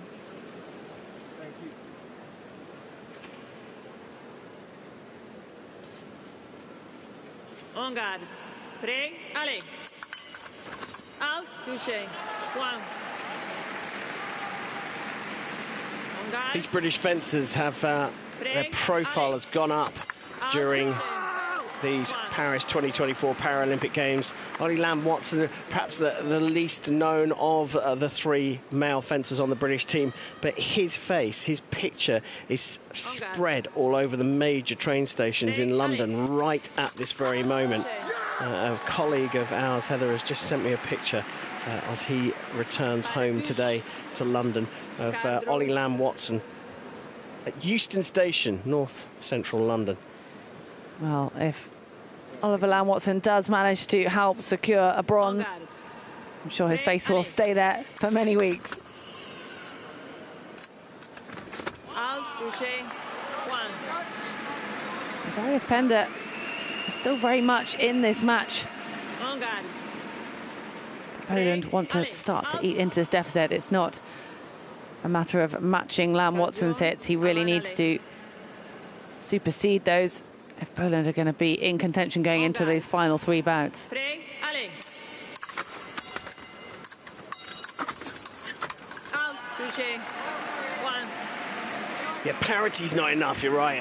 He needs to be outscoring Lamb Watson by about 1.5 to 1 here, perhaps 2 to 1. En garde. Prêt. Allez. Out. Touché.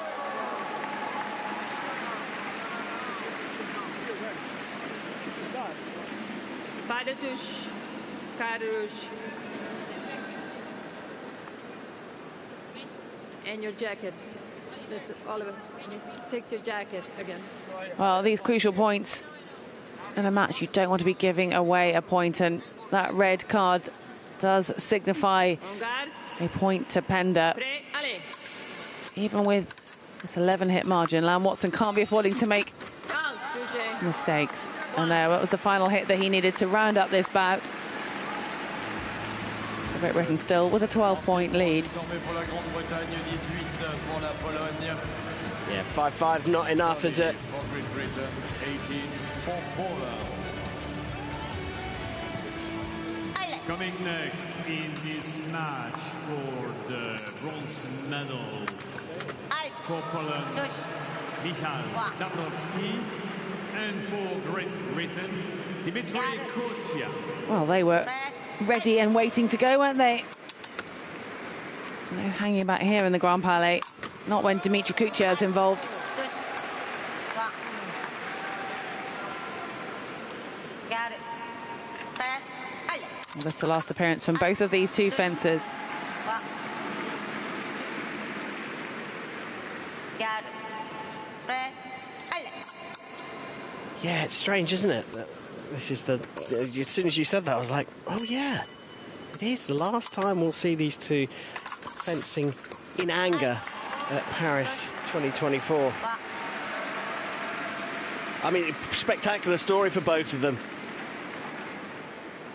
Got it. Prêt. Allez. He's coming away with a minimum of 2 medals. Allez. Touche. And Kutia has already got that team medal as well. So, yeah, Dabrowski, as you say, Got with it. his 2, looking for a 3rd. Prêt. Great Britain, Allez. well, Kutia at least, and Gilliver looking for a 4th. Allez. Touche. Point. Well, did say at the very beginning that the Cat B versus Cat B fights can be very telling here. With Kuchar having such a lead, or Great Britain having such a lead, it's not too bad that he's been outscored 5-2 here, but he's going to want to stop the rot. He wants to get to that target score of 35 with the lead as big as he can possibly make it.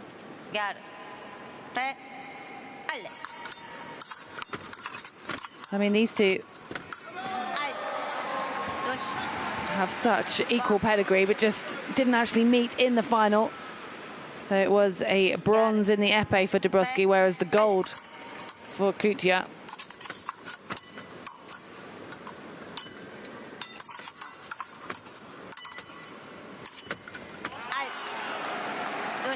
And Dabrowski's other weapon that he specialises in being the sabre, and Kuchar the foil.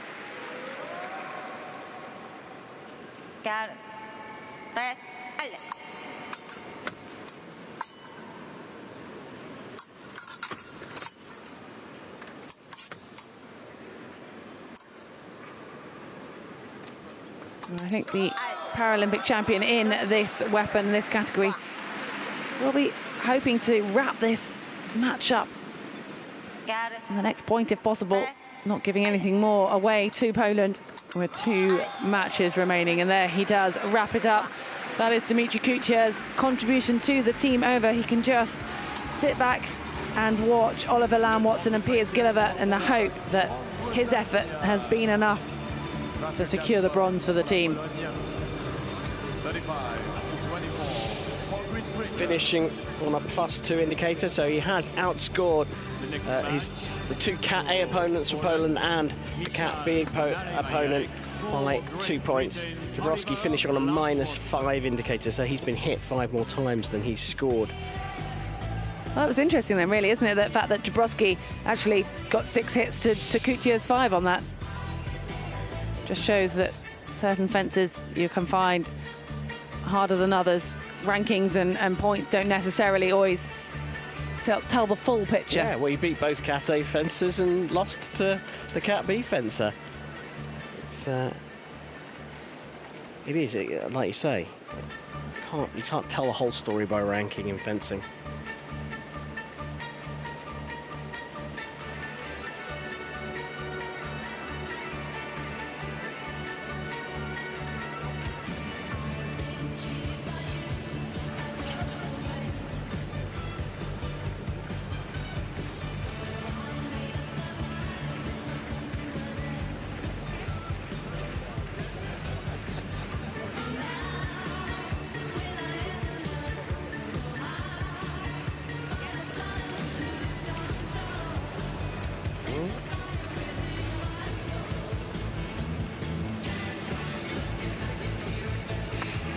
Just trying to sort out the distance there. It looked relatively long. Has the pole come up with something a little different here?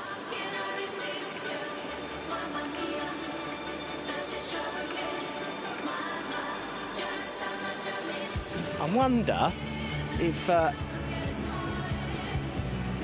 there's going to be a bit of a game of reach here.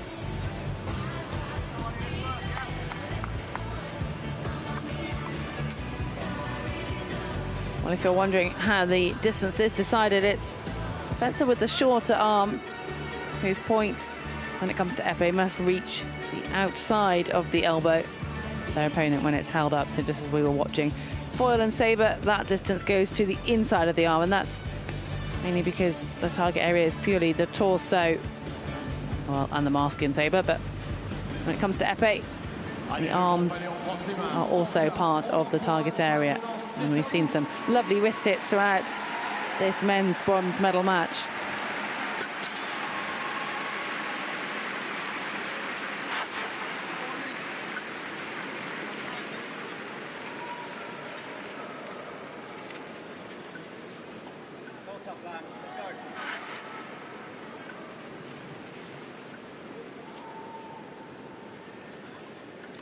En garde. Prêt, allez.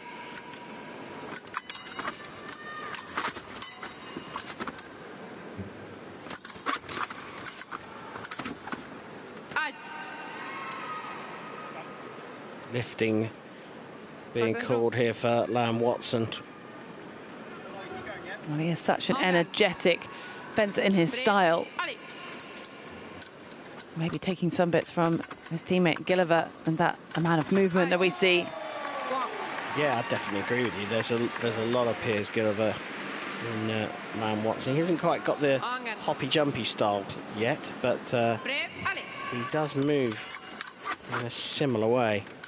As I suspected, Nalavajek is playing a distance game here. Taking a bit of a heavy hit there. And Watson obviously apologising, not trying to hurt his opponent. But you are hitting each other with swords, so it does happen. Yeah, if it catches on the elbow, that point of the epee is pretty hard. And Nalavajek might have been just trying a slightly different tactic, because he has not managed to actually win his 2 bouts until now, including that one against Dimitri Kutian as a category B fencer. He did draw even 5-5. He's holding his own so far. No, he was. Oliver Lam Watson, that significant advantage of the scoreline coming into this match. And you've got to think, if Lam Watson can hand over to Piers Gilliver with even a 5-point lead, that Poland will have a serious task ahead of them if they are going to be in with a chance of a bronze. Yeah, I mean, this is it's certainly not done. I'm not saying that by any stretch of the imagination, but Great Britain are in an incredibly strong position. And Toth having to stay alert, even though we're coming down to the last couple of matches here in the Grand Palais. The rules must be followed right the way through to the end. Well, Lam Watson saved his best to last with that match, and he knows that he's handing over to Piers Gilliver, and he will have faith in his teammate to get the job done. And you give him a 13-point lead. Next assault, and for Poland, Dariusz Pender. For Great Britain, Piers Gilliver. En garde. Prêt, allez. Out, touché. One. Well, this could be a straightforward affair for Great Britain. Prêt, allez. They have the Paralympic silver medalist in this weapon as their anchor, and he has a significant lead coming into this. Dariusz Pender knows the task ahead. Your apron. It's pretty insurmountable. En garde. Prêt, allez.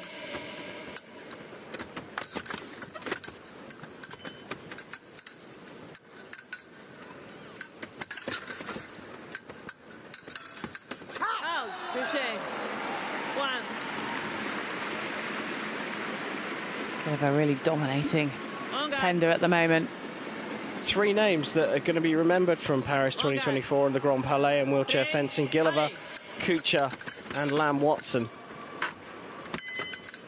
They're not unbeatable, obviously, because Iraq did them in the semis. But they come back in this bronze medal match and absolutely, as you say, dominated. Prêt, allez.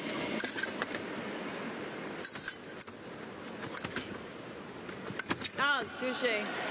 One.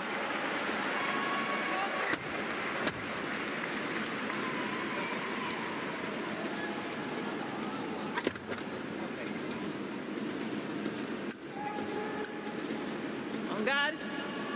Prêt, allez.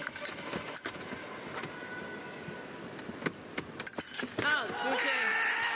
And Piers Gilliver does it again. He has just anchored the team of Great Britain, Dimitri Kutian and Oliver Lam Watson, to another bronze medal. It's bronze in the men's Team Epee Paris 2024. And the celebrations will continue here in Paris and all the way back over the English Channel for this incredible wheelchair fencing team.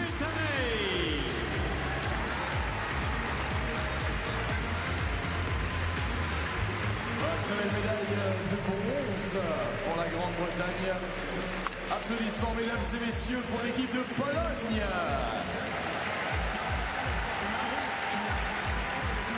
Please clap your hands for the team of Poland, who was with us in this bronze medal match.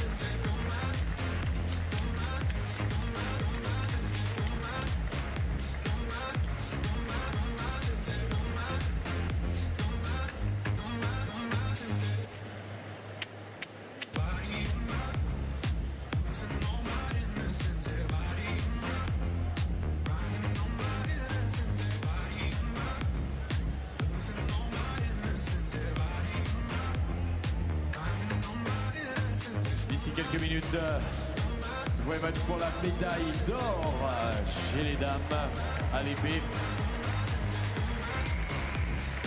Mais en attendant, mesdames et messieurs, encore une fois, on peut féliciter chaleureusement et applaudir très très fort la Grande-Bretagne.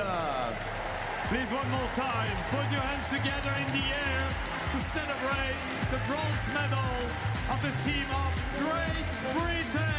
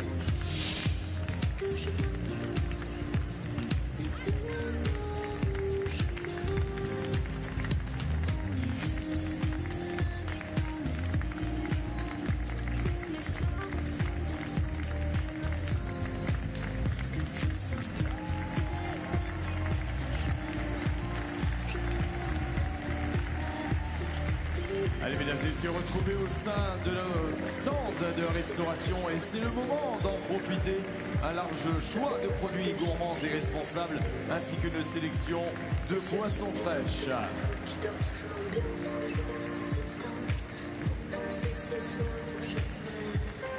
Our food and beverage concessions offer a wide choice of tasty and sustainable options, as well as a selection of cold beverage.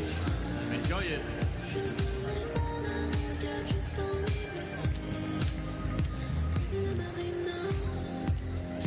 Retrouvez toute la gamme des produits Paris 2024 dans les boutiques officielles et sur les points de vente. Votre point de vente ici au Grand Palais est toujours et encore ouvert avec des réductions et encore des réductions. C'est le moment d'y aller. C'est maintenant ou jamais. Je vais dans le mur en faisant le grand saut. Si je vais tomber là, le mur qui me retient, me tendrais-tu la main?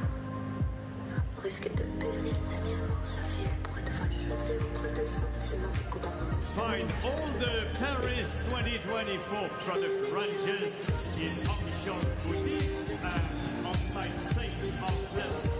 The merchandise store is still open and prices have been reduced and reduced and more reduced and reduced again.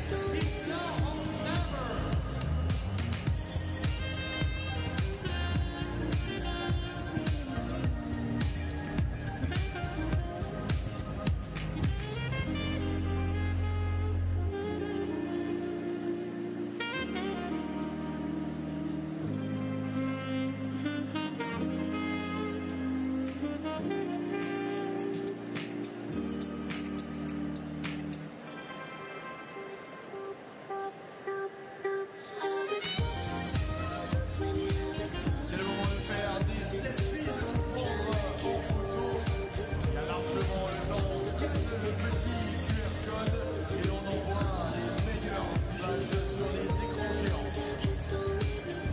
time to create your best pictures.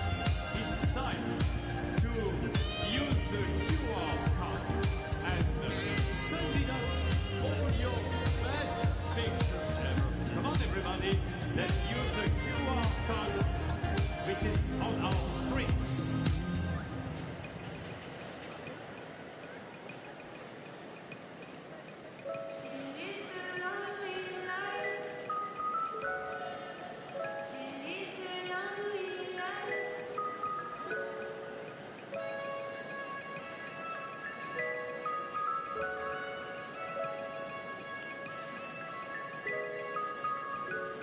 When she woke up late in the morning light, and the day had just begun, she opened up her eyes and said, oh, what a morning. It's not a day for her, it's a day for catching them, just lying on the beach and having fun. She's going to get you.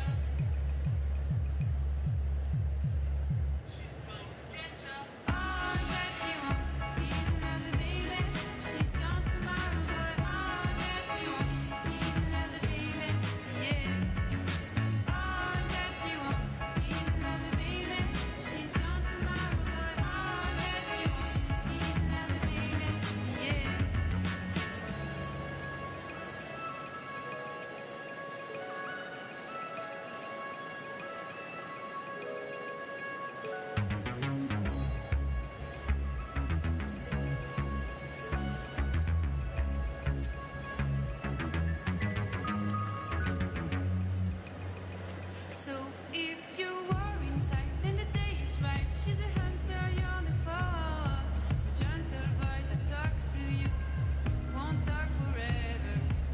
It is a night for passion, but the morning means goodbye.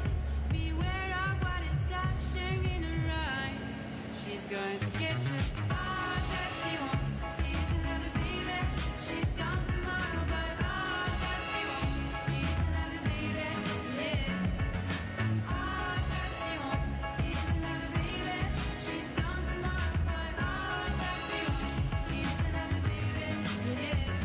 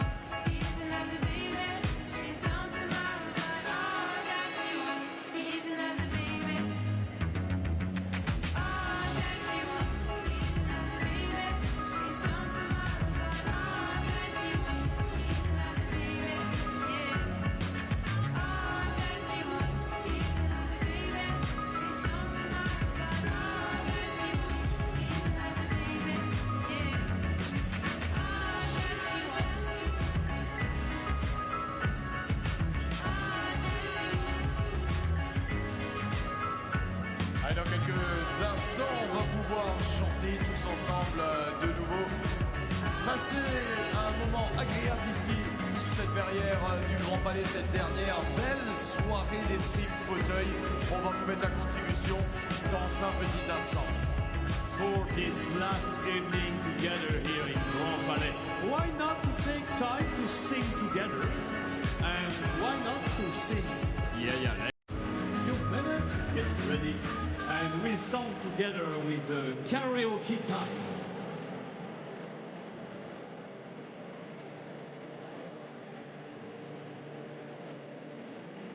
Et juste avant de chanter ensemble, si jamais vous êtes encore novice en escrime fauteuil, on va juste vous rappeler un petit peu les règles sur les écrans géants.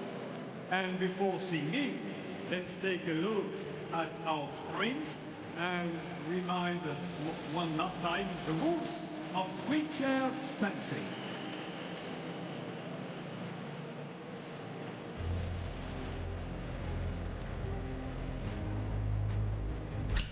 L'escrime fauteuil est un sport de combat rapproché alliant vitesse et agilité. Aux Jeux paralympiques, il existe 3 armes: le fleuret, l'épée et le sabre. Le but est de toucher l'adversaire avec l'arme dans les zones autorisées, le torse au fleuret et tout ce qui se trouve au-dessus de la taille à l'épée et au sabre. Les fauteuils sont fixés au sol. Les tireurs ne peuvent pas s'extraire du siège pendant l'assaut. L'athlète avec le bras le plus court décide de la distance entre les tireurs. Il existe 2 catégories de compétition, A et B, en fonction du handicap du tireur. Les tireurs de catégorie A ont un bon équilibre assis. Leur handicap affecte leurs membres inférieurs. Les tireurs de catégorie B ont un handicap qui affecte l'équilibre assis ou le bras armé. En garde. Quand il y a touche, l'appareil électronique la détecte et l'affiche afin d'avoir une meilleure compréhension du match. En individuel, il faut porter 15 touches ou être en tête à la fin du temps imparti pour gagner. En équipe, c'est 45 touches ou être en tête à la fin du temps imparti. En cas d'égalité, à la fin de ce temps, 1 minute supplémentaire en mort subite. En une fraction de seconde, l'issue du match peut basculer. Venez assister aux épreuves des Jeux paralympiques de Paris 2024.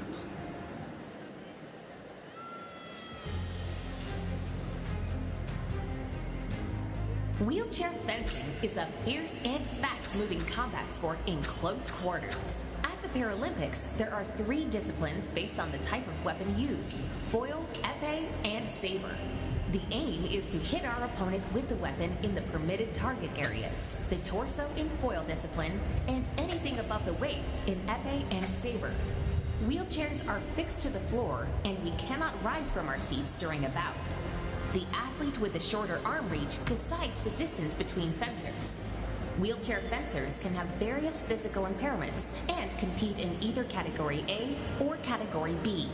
Category A fencers have good sitting balance and impairments which affect their lower limbs. Category B fencers have an impairment that impacts sitting balance or fencing arm. En garde! Bouts are so fast that an electronic scoring system registers when a hit has successfully landed. Individual bouts are up to 15 hits, or the highest score wins when the time runs out. In team matches, the first team to score 45 hits or has the highest score when the time runs out wins. If scores are equal, fencers enter an extra minute of sudden death. A split second can determine the match's outcome. Come watch the action at the Paris 2024 Paralympic Games.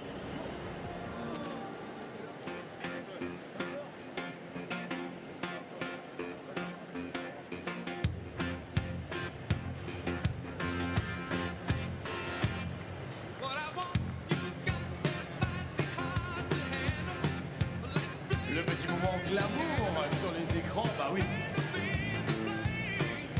On peut changer de tête.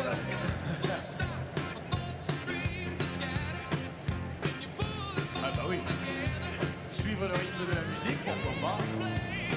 Ou mettre un petit chapeau. Want to change of hat? Want to change of hair? Want to change of hat? Whatever you want, we got it.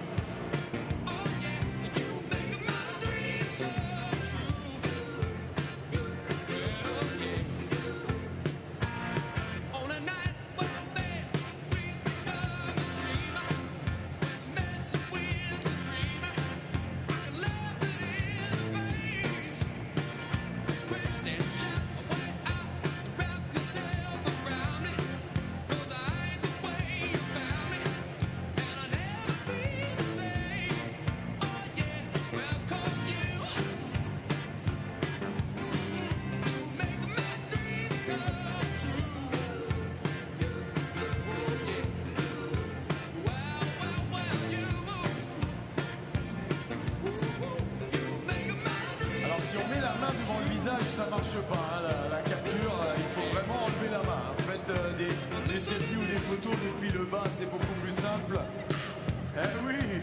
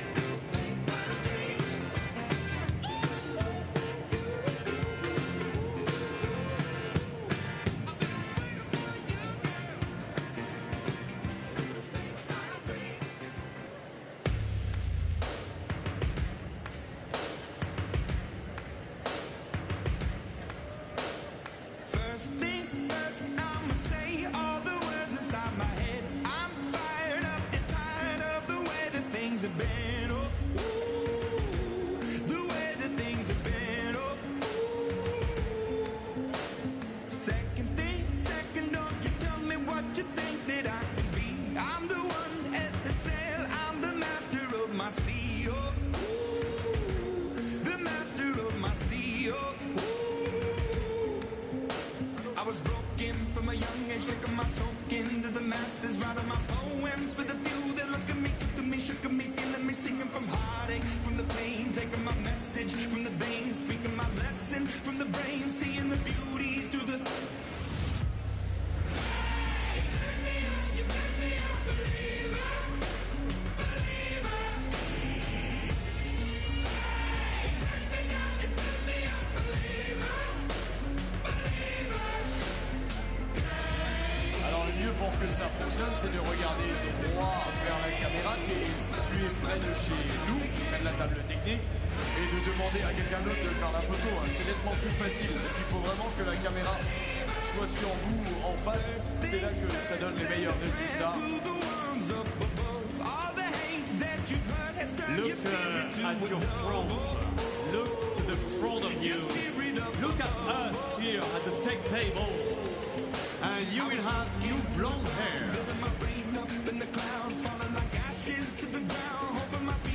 They would drown, but they never did, ever lived, ebbing and flowing, inhibited, limited, till it broke up and it rained down, like... Hey, you made me a believer, believer. Hey, you made me a believer, believer. Hey, let the borders fly, let the rain. Allez, on vous l'avait promis, on va passer de blonde à chanteur maintenant. On va pouvoir chanter tous ensemble, mettre vos voix ici. C'est une chance unique de poser sa voix sous la verrière du Grand Palais. Mesdames et messieurs, c'est l'heure du karaoké. As promised, it's time now for karaoke and the chance, oh yeah, to sing here in this unique venue. Come on. Till it broke up and it rained down, like...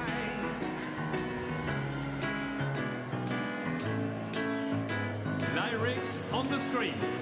Je me baladais sur l'avenue, le cœur ouvert à l'inconnu. J'avais envie de dire bonjour à n'importe qui, et ce fut toi. Je t'ai dit n'importe quoi, il suffisait de te parler pour t'apprivoiser. Oh, Champs-Élysées, oh, Champs-Élysées, au soleil, sous la pluie, à midi ou à minuit, il y a tout ce que vous voulez aux Champs-Élysées. Tu m'as dit j'ai rendez-vous dans un sous-sol avec des fous qui vivent la guitare à la main du soir au matin. Alors je t'ai accompagné, on a chanté, on a dansé et on n'a même pas pensé à s'embrasser. Allez, c'est à vous. Oh, Champs-Élysées, oh, Champs-Élysées, au soleil, sous la pluie, à midi ou à minuit, il y a tout ce que vous voulez aux Champs-Élysées.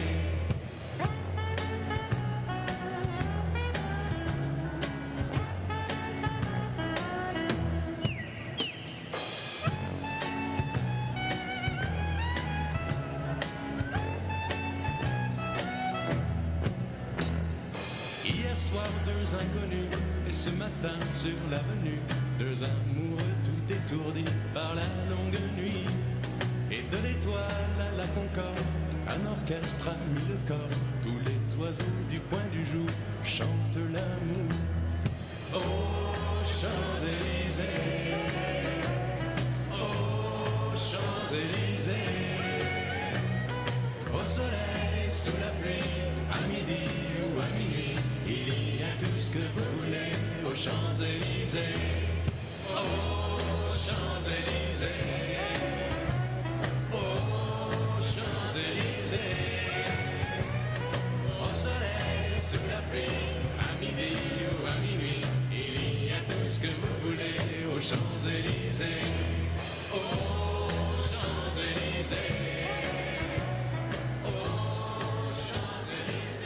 magnifique chorale du Grand Palais. Vous pouvez vous applaudir. Bravo, le Grand Palais. Congratulations, le Grand Palais. You're the best singers.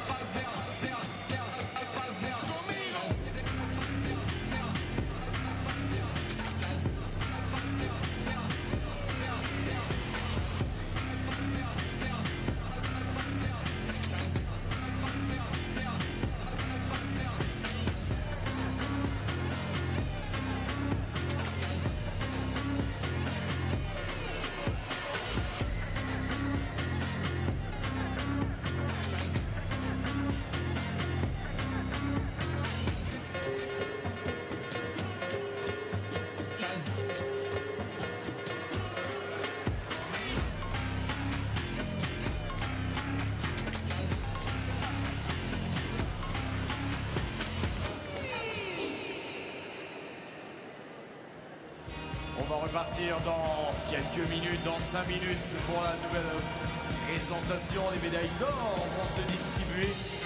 Et dans quelques instants, on va remettre le bleu de chauffe, nous aussi, ici dans ce Grand Palais, avec une petite dance cam.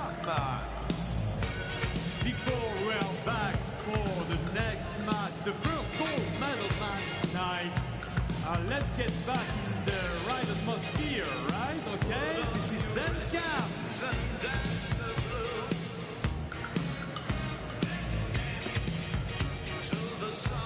Allez, c'est le moment. Let's dance. La musique est de circonstance. On y va. Le Grand Palais, c'est à vous de jouer.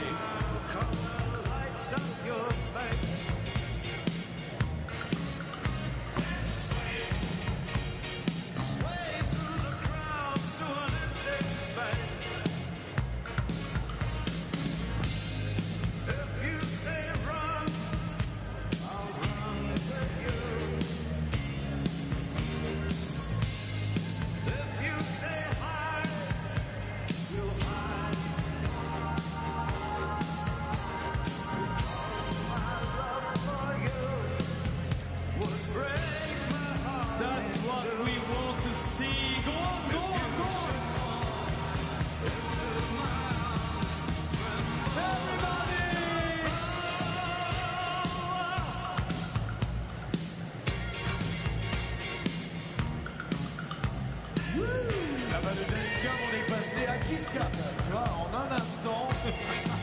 One more, bravo.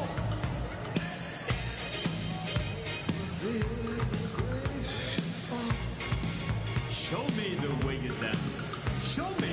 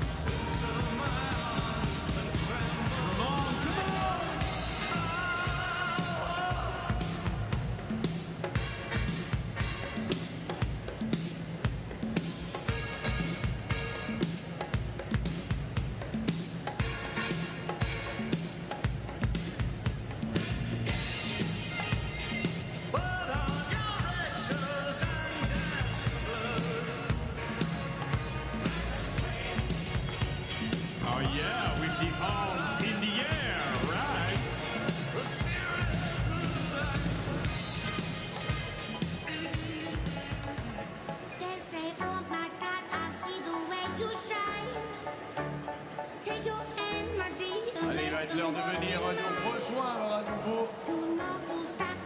Le match pour la première médaille d'or dans quelques instants. L'heure de regagner sa place.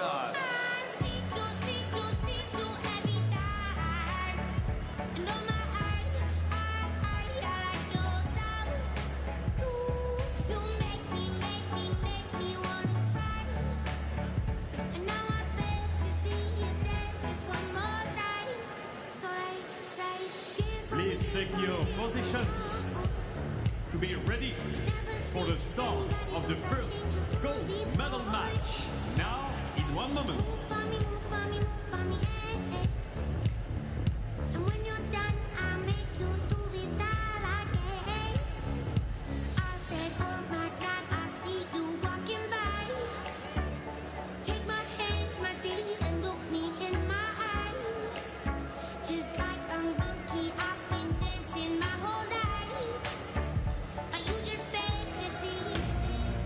Mesdames et messieurs, veuillez accueillir vos arbitres et les athlètes.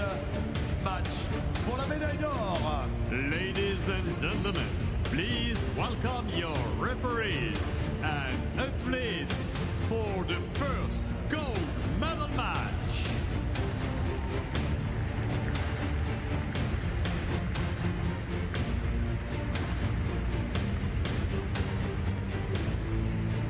There is a gold medal at stake. One of these teams, the Ukraine or the People's Republic of China, will be standing on the top step of the podium at the end of these 45 hits.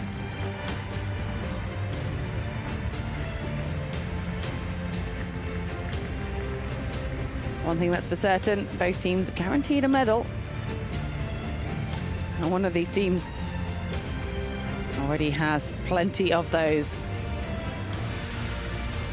China coming into this final session with a total of 17 across their men's and women's team and individual. 8 of those gold, and they add another gold to that collection.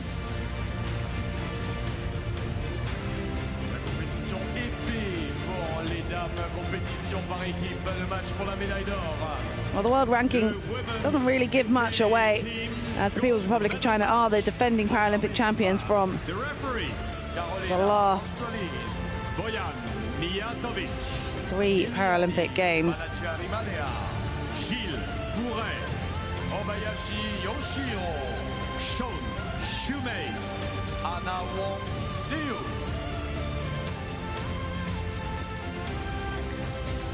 Première équipe finaliste représentant la République populaire de Chine. Representing People's Republic of China, Kong Su, Su Feng, Gu Ayan, Chen Yuandong. Well, this is a different team than we saw back in Tokyo. Zhu Zhufeng was in the gold medal winning team back in 2016, however.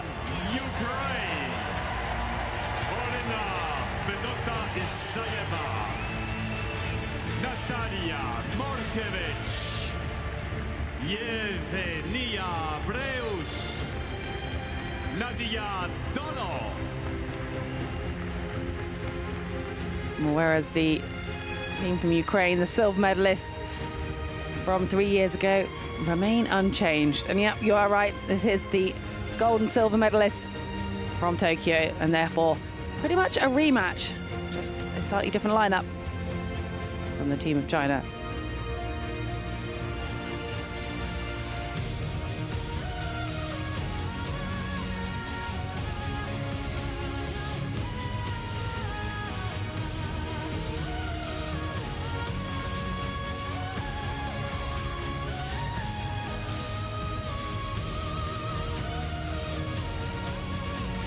L'équipe d'Ukraine, c'est 10 participations au championnat du monde. Déjà 2 médailles d'or. Aux Jeux Paralympiques, c'est la 2e participation. À l'heure active, déjà une médaille d'argent. Ukraine participate already at 10 times at the World Championship and get 5 medals, including 2 gold ones, and already 2 participations at the Paralympic Games. Already earned 1 silver medal. Well, the People's Republic of China had, as expected, a smooth route here. They beat France in the semi-finals 45-35. Ukraine, however, were pushed by Thailand, the now bronze medalists, and it was 45-42 that match. Aux Jeux Paralympiques, c'est la deuxième participation. Elles ont été championnes paralympiques. People's Republic of China participated already at the 2nd Paralympic Games and already win 1 gold medal at the World Championship. Well, you will have noticed both teams coming on with 4 wheelchair fencers. 3 required for the team. And therefore, the People's Republic of China have Chen Yuangdong as their substitute. And Ukraine having Nadia Dola sitting on the sidelines for them. Well, Dolo from Ukraine is a Category B fencer, so she would only come on if they take out the bronze medalist from this event, Elena Fedota Isayeva. Less likely, but tactics can still play such a part in the team event. And the People's Republic of China have Chen Yuangdong. And she competed in the, well, fenced in the semi-final, quarter-final, same thing in the foil event, and wasn't brought in the final for the foil competition. Could be similar tactics here.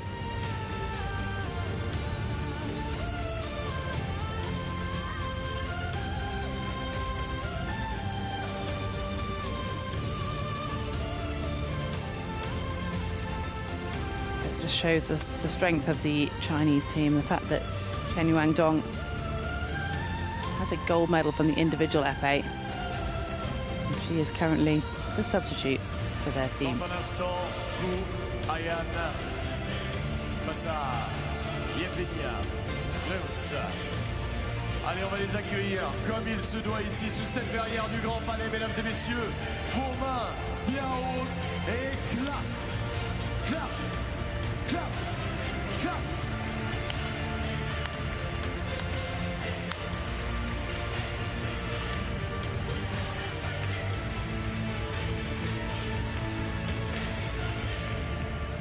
Starting off proceedings, People's Republic of China have Gu Heian as their opener. Ukraine, Yevgenia Reus starting for them.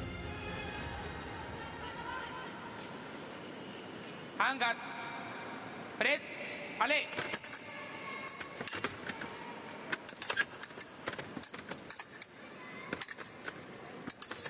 Well, if you're just joining the fencing, where have you been? It's the last session, and we're in the Epee team competition.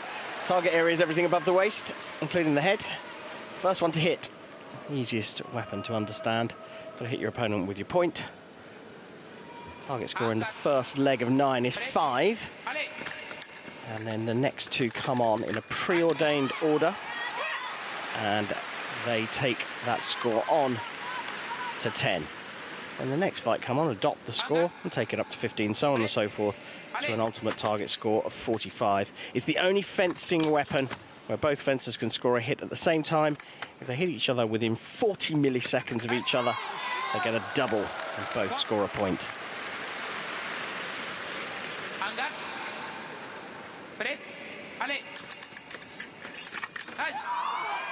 Well, a strong start for Gu, as we might expect. I mean, she has already won 4 medals at these Paralympic Games. Quite exceptional. Her lowest being a bronze in the individual Epee.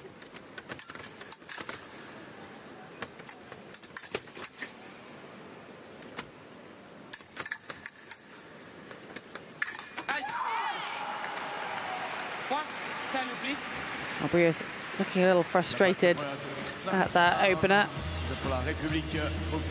She had a tough opponent in Gu Heian.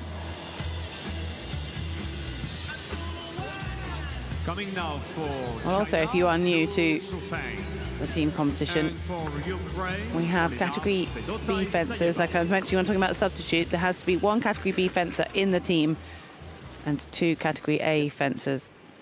And this will just change potentially the order and can really make things quite exciting in the team, seeing those dramatic movements when we potentially have a category A against category B. You expect, in most situations, the category A fencer to score more points, and that can end up really changing things over. And right now, it is Olena Fedeta Esayeva who is the category B fencer for Ukraine, up against Zhu Zhufeng, a category A.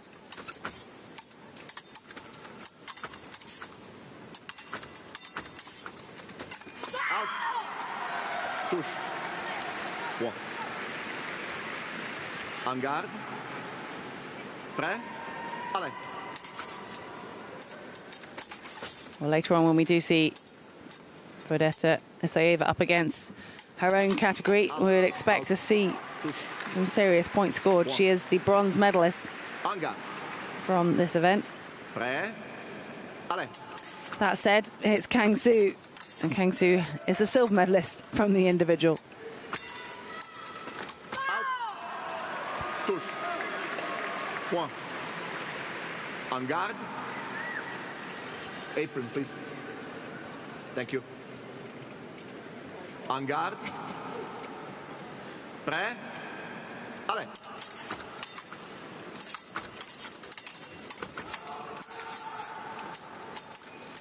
Out. Touche.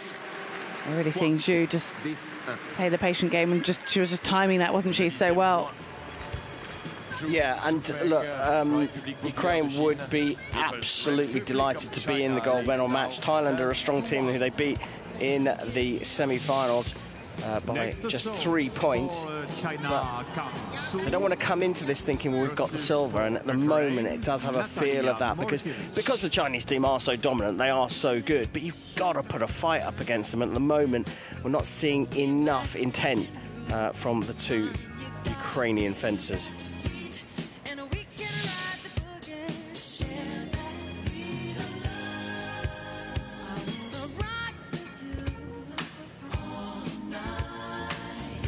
Natalia Morkovic comes on with some serious work to do here, but she is a category A fencer up against People's Republic of China's category B, Kang Soo. Now this is really where Ukraine have to make some inroads. Well, this is exactly what happened in the match against Thailand. The Ukrainian team went down. It wasn't quite as big as this. It was 10-7 after 2 against Thailand, but then Morkovic came on and put them into the lead, and they didn't lose that lead. Even though they didn't score as many points as Thailand in the last 3 legs, they had enough of a lead to hold on for a 45-42 victory, and Morkovic was the most valuable fencer in the team for the semi-finals. So I think we're going to see something more of a fight here from her and try and pull Ukraine back into this. It's a tough ask going up against China, that is for sure.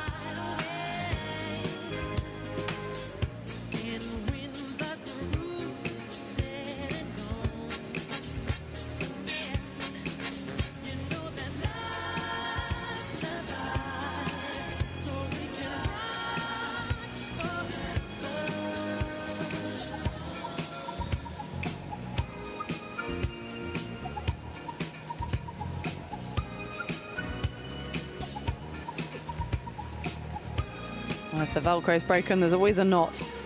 Let's just hope that Morkovic can get out of that fencing shroud at the end of this bout.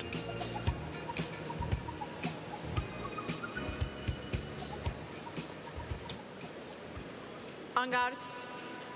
Prêt. Allez. Double touche. Well, double touches, unique to Epee.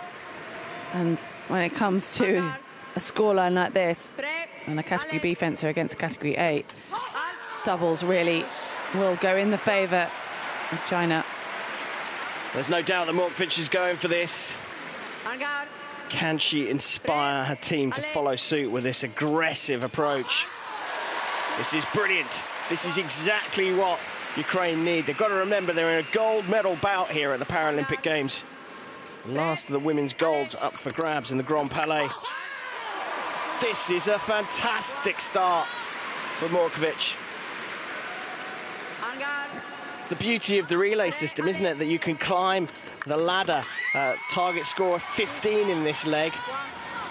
So Morkovic is not limited to 5 touches.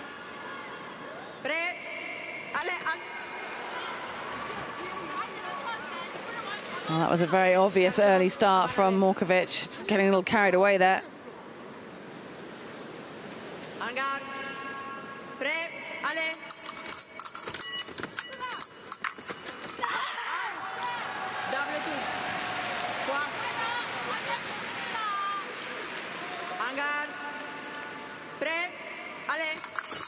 And Morkovic is quick, isn't she, off the mark? She is wanting to make the most of every single opportunity.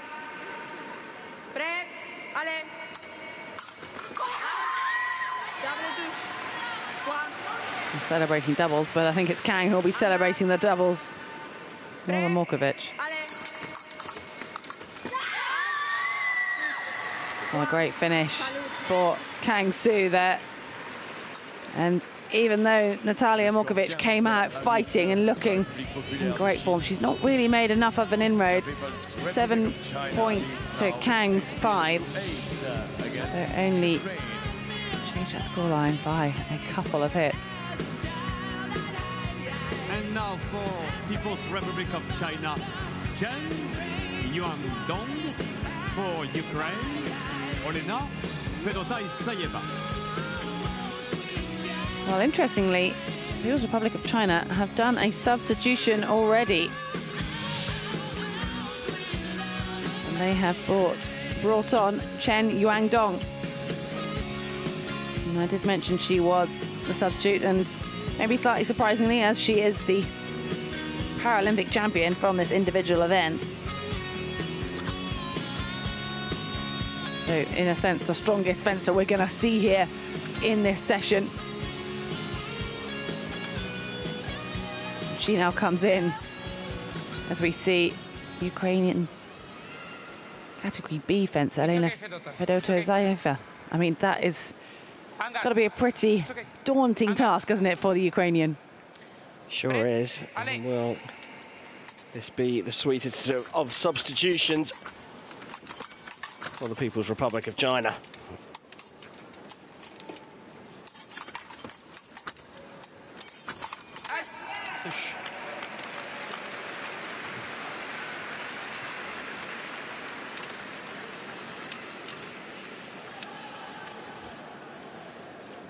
Don't know, but she could have been carrying a bit of a niggle, saving her up for this match only if needed.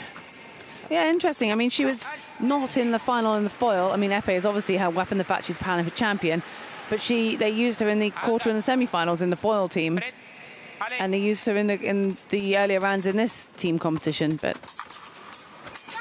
you will never know the exact reasonings behind the scenes.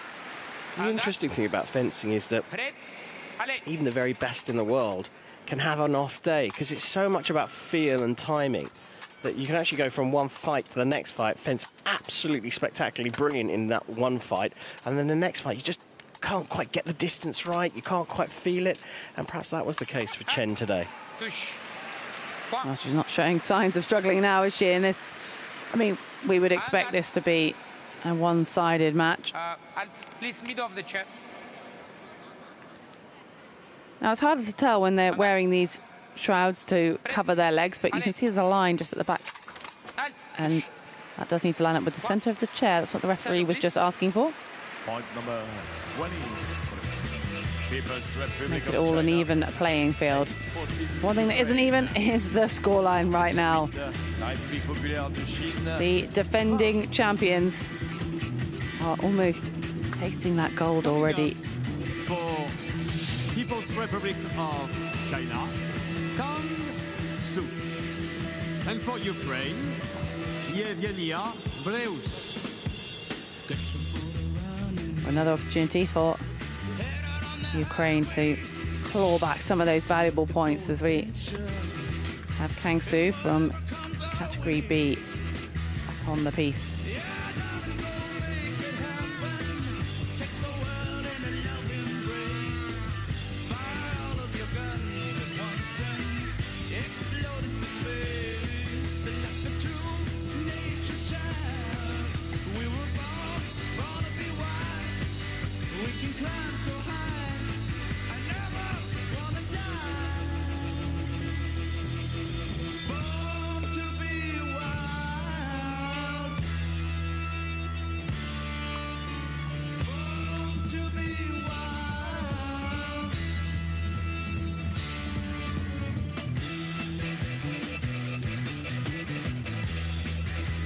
China certainly have got their motor running here. It's a massive lead they've got.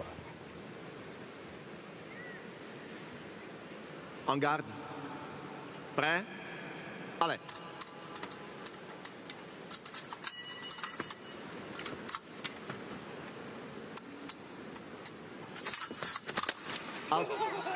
Bruce, very much the taller, rangier fencer of the two. And add to that the extra mobility she has from being category A as opposed to Kang in B. Out. Push. One. En garde. Ukraine have to use this about now. We're at the midway point. And this is an opportunity for them to really get back in this match and make some serious inroads to that deficit. Out. Out. Push. One. Satisfying hit there for Breus. Allez. Just over the top of the guard and onto the wrist.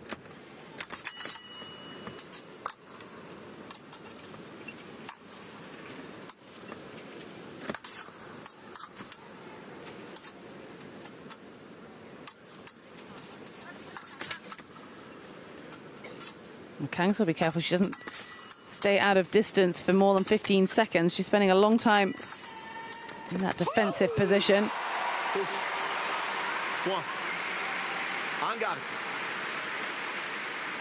Now it's a passivity card if she remains behind that straight line for more than 15 seconds. So the line that's on the back of the jacket, which would line up with the middle of the wheelchair.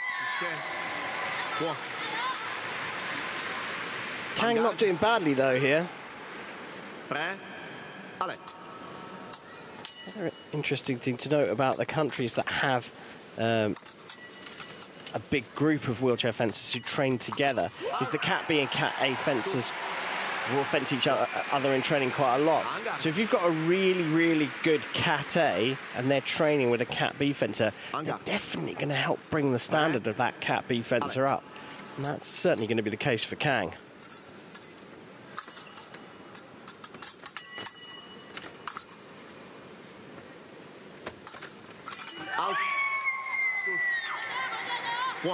Breus showed frustration with her opening match against Gu Heian. Just even though she is 7-3 up now, she wants to be racking up a few more hits than that.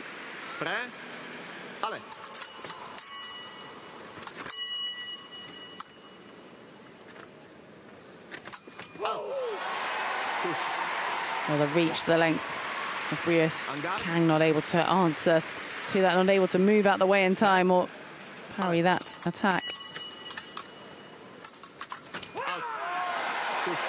I've got to say, Morkovic is the one that's got the level risen here. Yes, Breus was up against Gu in her first fight, but she's showing much more intent here, much more aggressive with her fencing.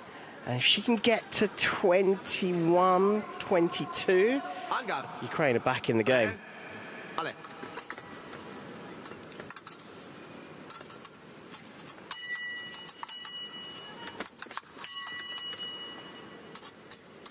Yes, just trying to go over the top of the wrist again and catching the guard. But persistence paid off.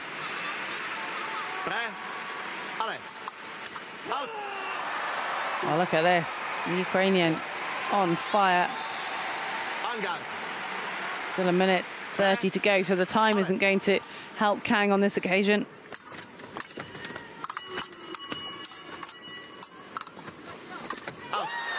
French crowd have 100% got behind the French fencers in all the sports across the Olympic and Paralympic Games. But if there isn't a French fencer, they've got behind the Ukrainians. And you can hear them here cheering on. This is predominantly the French crowd here cheering on the Ukrainians. Well, Karim, you said if Ukraine could get back within 21, maybe 22, they are still in this competition, and right now, with plenty of time on the clock. Yeah, yeah, absolutely. I was just celebrating the hit there from Brilliance. They could get into the lead, couldn't they? Well, Kang needed that point.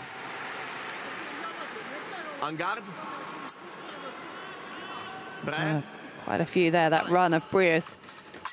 Exceptional. I think she's done. Oh, she is. As soon as I said that, commentator's curse, obviously. But that's a brilliant, brilliant performance from her. A real step up from Brilliance after her first 5-1 mauling.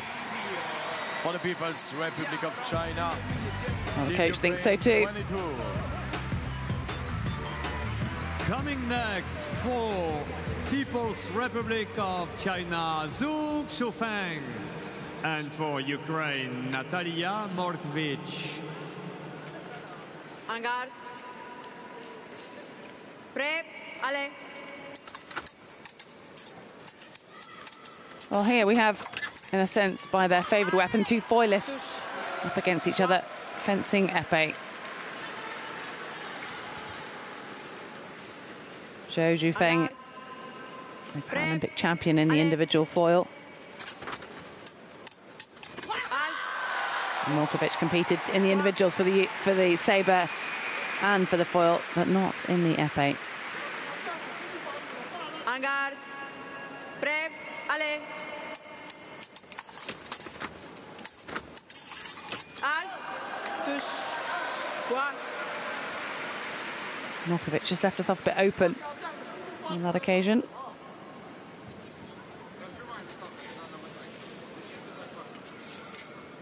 Got to stay focused here, Morkvich.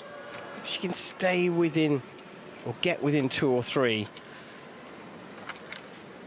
Ukraine have got a really good chance. The two Cat B fencers going up against each other next, and then Morkvich back on ahead of the anchor leg, which Brilliance is taking for Ukraine.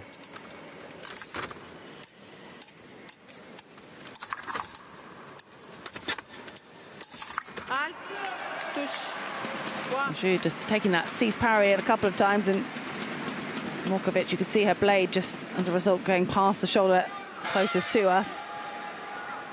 Zhu. Prêt, allez. Al, touche, quoi.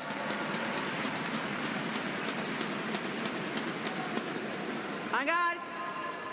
Prêt, allez.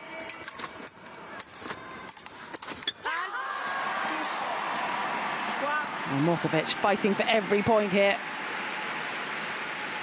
Coming out really fast from the LA.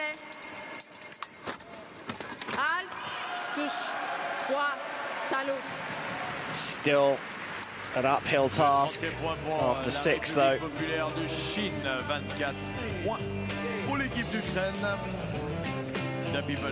And Morkvich will have one more remaining after that, so she'll just have to get over that frustration. Coming next for People's Republic of China, Kang Su. For Ukraine, Olena Fedota Isayeva.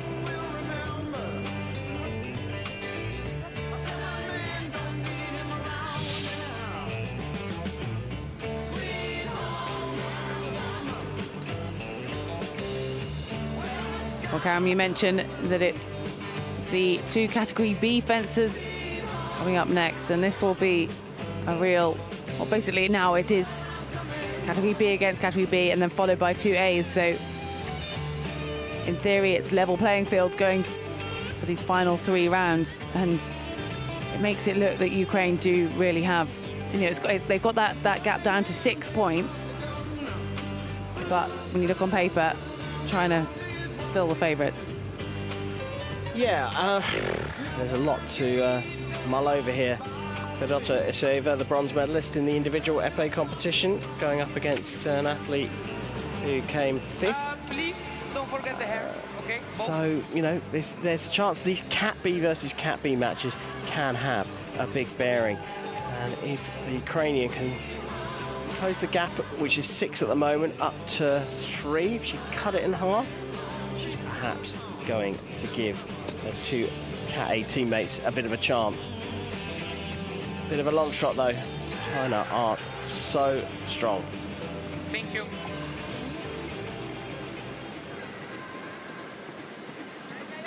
Hangat. Both please point up. Hangat. Pret. Ale.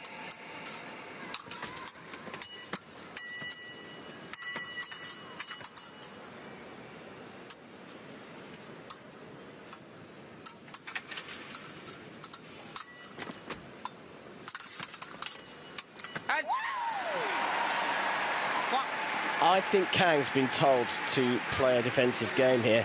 I think she's been told to sit back and not take any risks. I think she started that first 10 seconds and she was like, okay, fine, coach just told me to do, I must do it, and then got immediately impatient.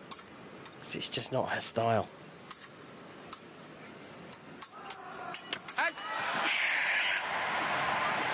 Well, this is looking good for Ukraine, isn't it?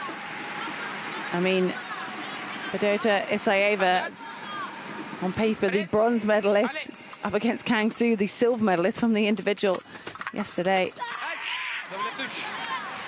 We would expect it to be close.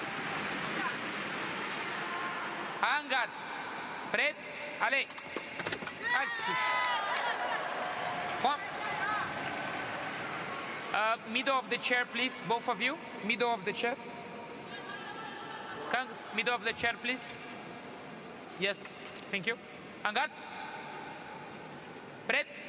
Ale.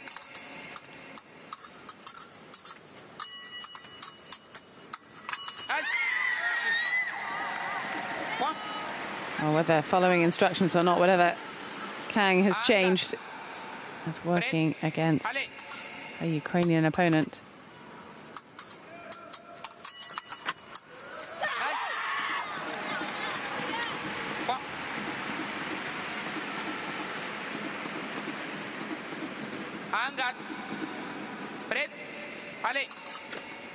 Shows just how important tactics are, doesn't it? You know, that she's gone defensive to start with and shedded a couple of hits and then said, right, I'm changing this, and all of a sudden turns 2-0 to 2-0 down to 5-4 up. The score is now 35-28. And we have just 2 bouts remaining.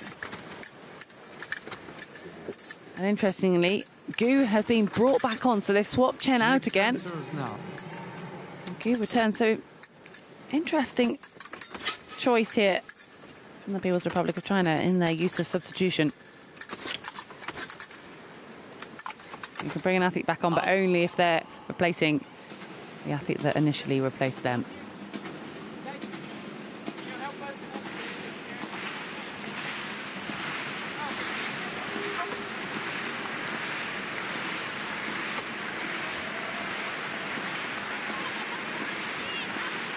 So frames move so much in the first 22 seconds that the earthing wire come off Gu's shroud.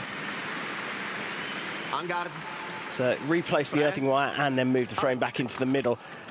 I think that might be called upon because that's the first hit of this 8th leg.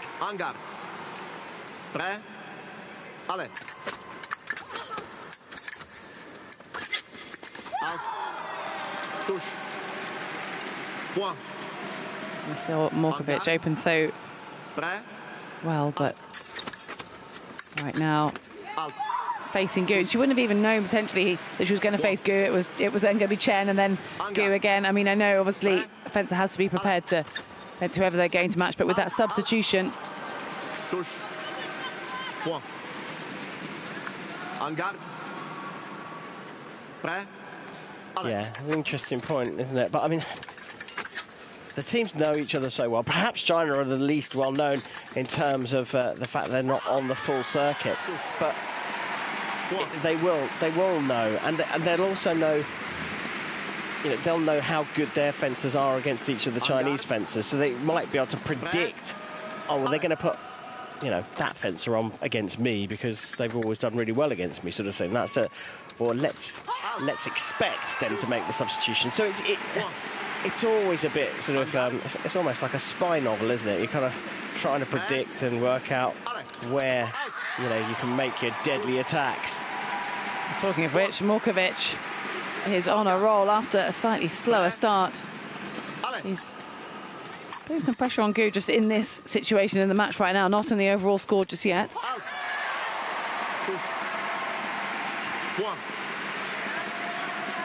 She's got to score another minimum 7 hits.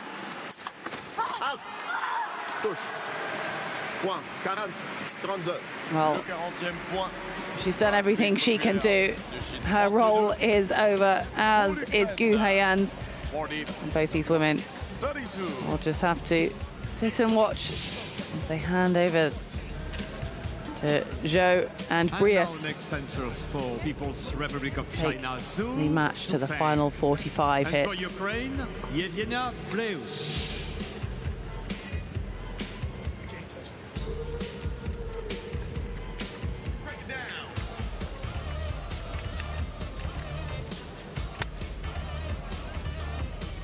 You're mentioning earlier that the People's Republic of China are less well known, and I think the world rankings have shown that in the fact that Zhou ranked 7th in theory, but on paper she potentially ranked much higher.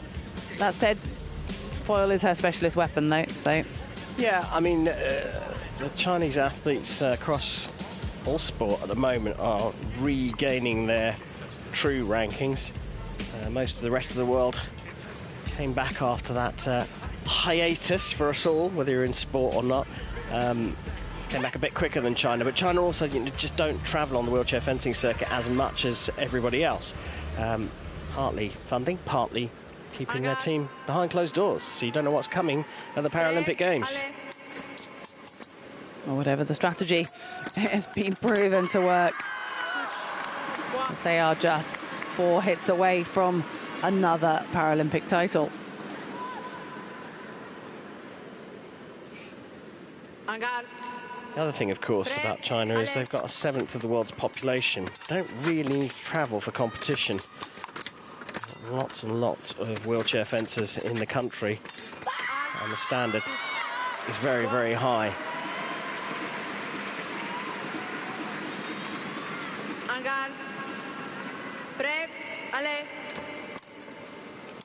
They're proving it right here in Paris. Another gold medal is on the horizon.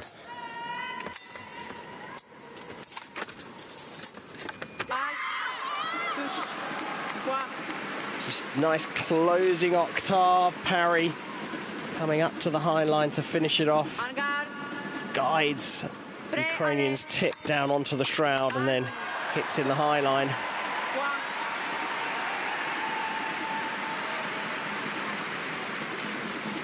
Brilliance will just take some confidence from actually getting her first point on target. And even if she's not going to be able to make up this deficit, it'll be nice to finish with some hits against her name.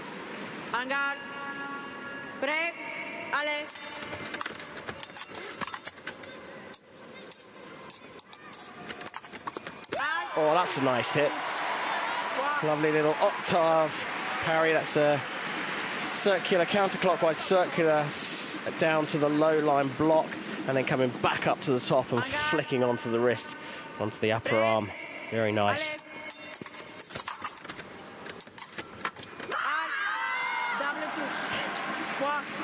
That wasn't a celebration from Brilliance.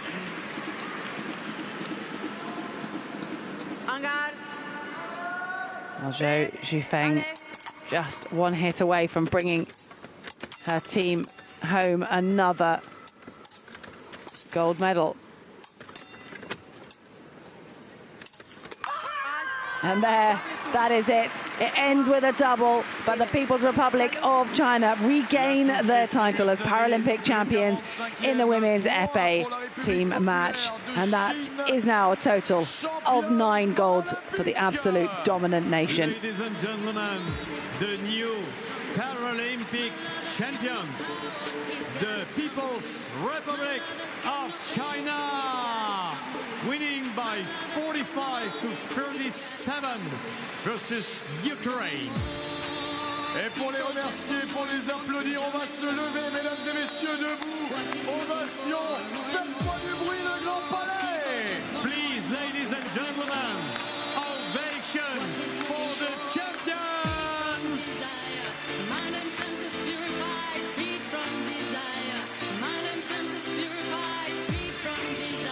Applaudissements également pour l'équipe d'Ukraine, médaillée d'argent. Please clap your hands and clap your hands too for the silver medalist, the team of Ukraine.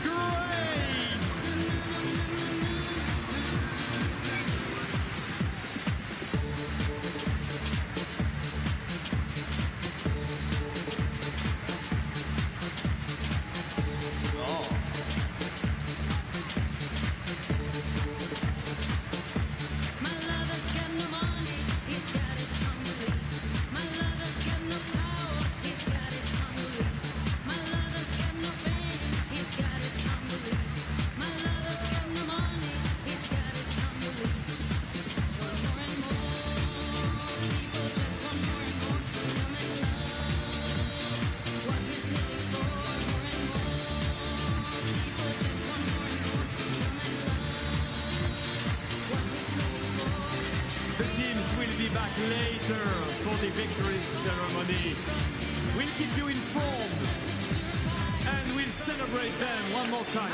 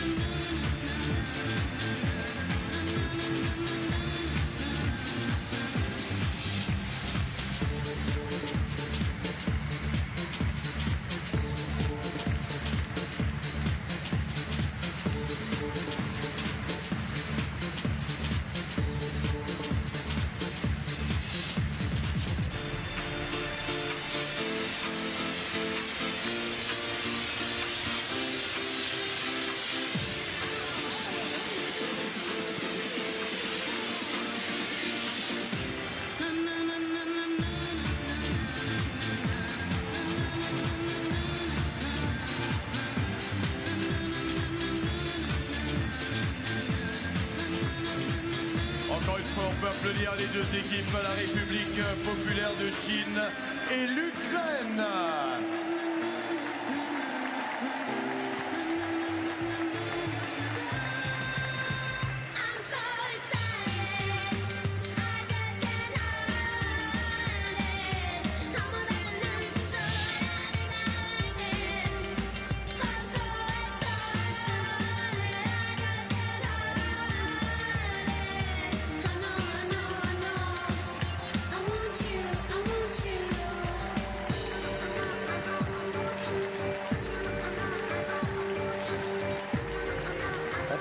Les applaudir au passage devant les tribunes.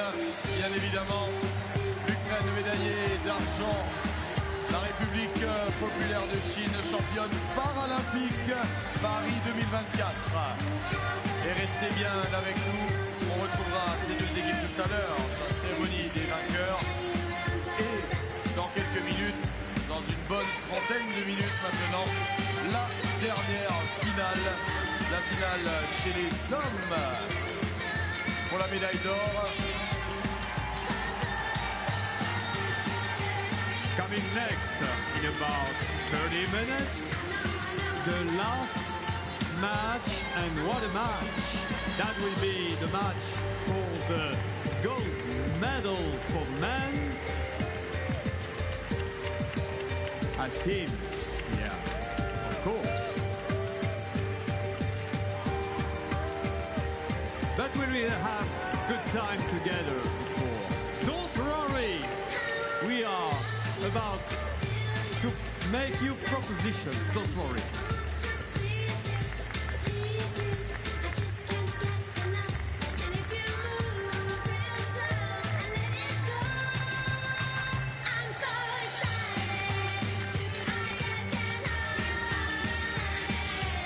Stay in positions.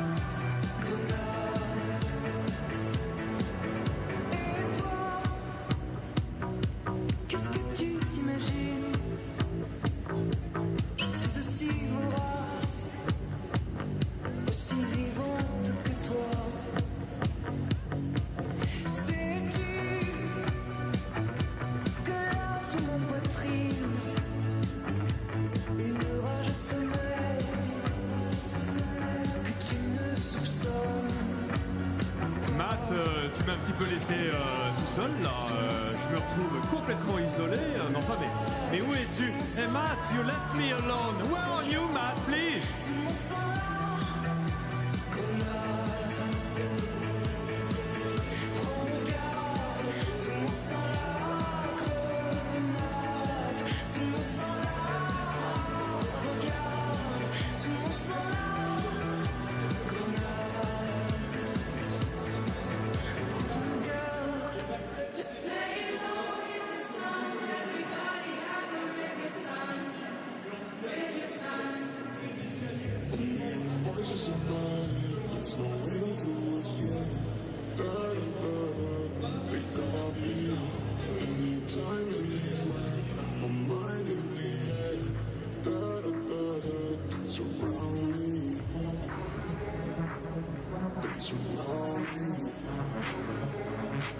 Now you're a star, Matt.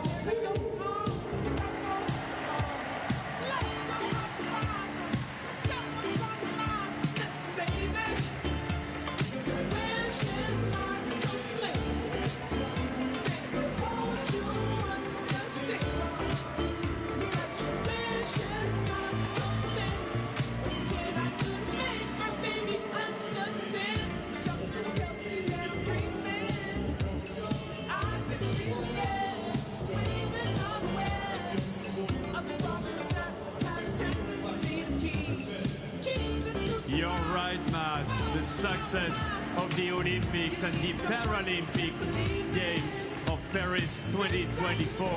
This is your success of everybody here in the Grand Palais. Thank you so much, everyone. Thank you.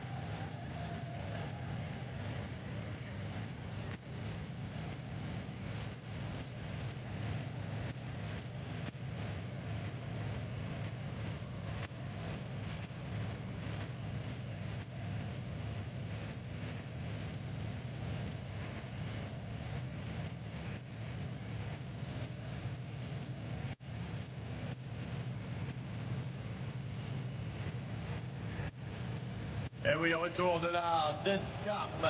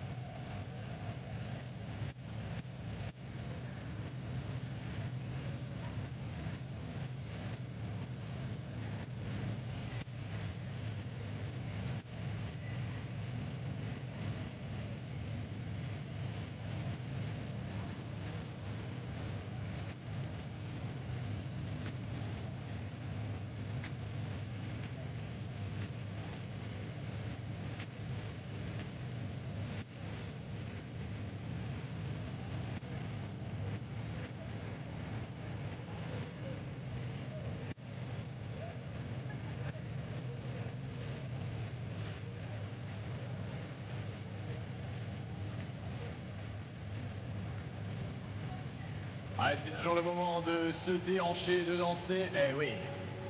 Oh yes. Let's dance.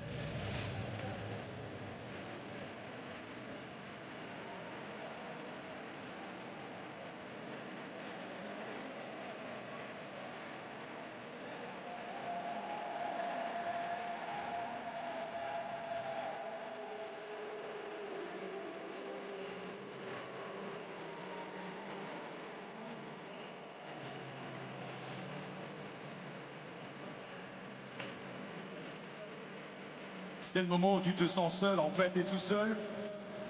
Tu bouges les bras et t'y vas. Tu peux danser. En tout cas, c'est la bonne question. Est-ce que ça va toujours le Grand Palais? Est-ce que vous êtes toujours là à Paris? C'est exactement ça. On se déhanche, on y va. Dans quelques minutes, la toute dernière finale. Rien qu'avec vous. En attendant, on se déhanche. Eddie, je ne sais pas, je l'ai perdu depuis quelques instants. Il doit être quelque part. Où? On verra bien.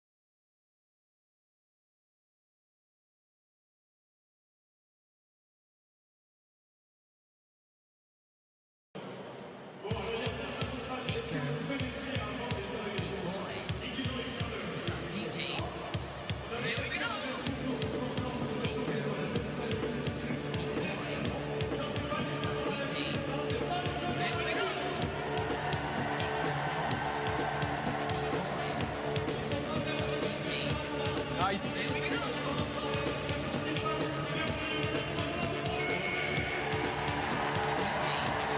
Alors effectivement, si c'était fan personnel à toi, mon Eddy, il n'y a pas de problème, hein, ils sont parfaits. Mais en même temps, hey, t'as pas triché un peu, t'es pas allé un peu du côté du carré des supporters là. Ils ont été au taquet depuis le début, en tout cas, l'ambiance est énorme chez toi.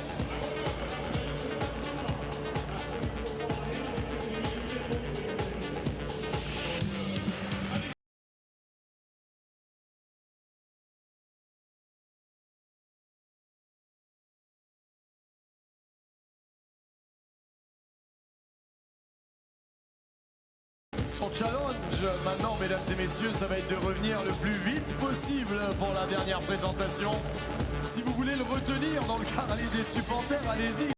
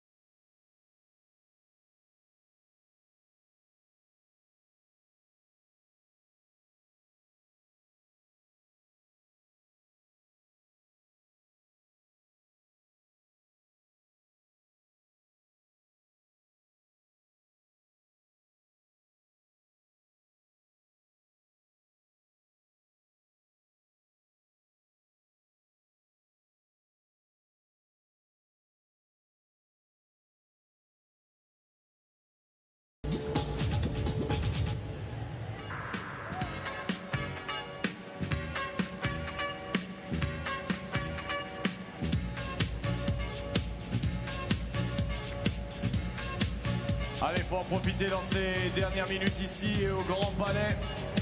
On ne sait pas combien d'années il va falloir attendre pour revenir. En tout cas, quelque part, on se sent privilégié et c'est à vos côtés que nous aussi, nous sommes privilégiés. Ce magnifique Grand Palais, tous les sites de ces Jeux Olympiques et de ces Jeux Paralympiques maintenant. Absolument incroyable les images qui ont fait le tour du monde.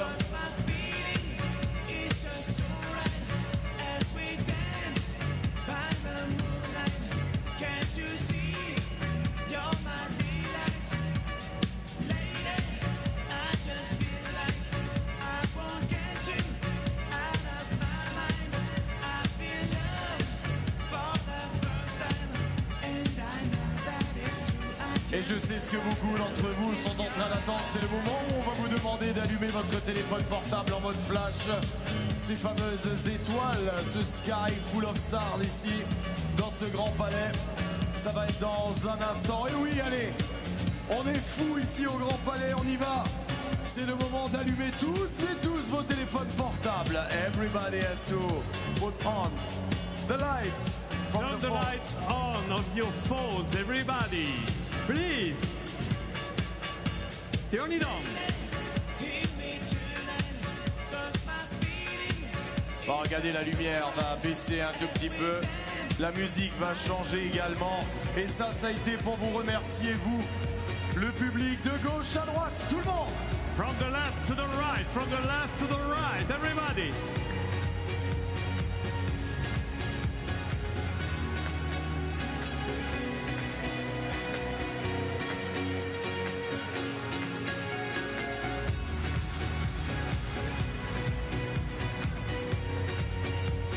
Et attention, regardez, on va changer, on va faire en haut, en bas. And comme now, ça. Haut, and bas, haut, bas. Up, down.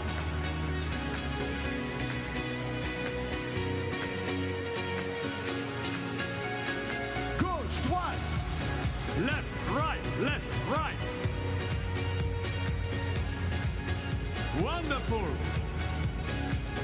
Magnifique, regardez les écrans géants, c'est vous. Mesdames et messieurs, c'est vos images.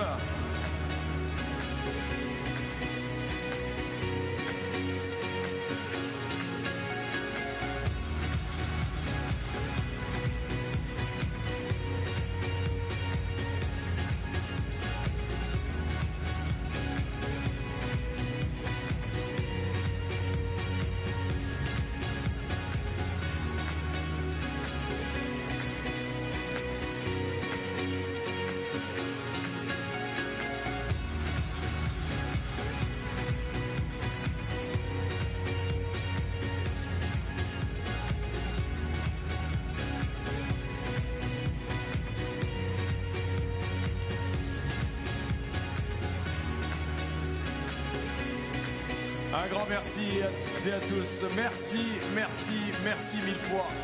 Thank you so much. Thank you again.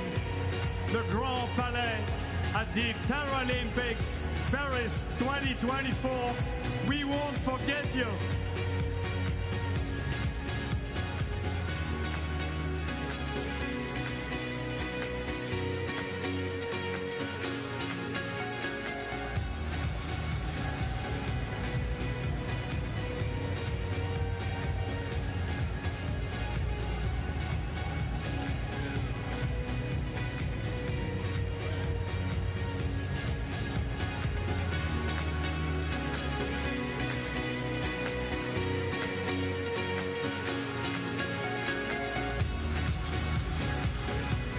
For this, the final match of the final day of wheelchair fencing.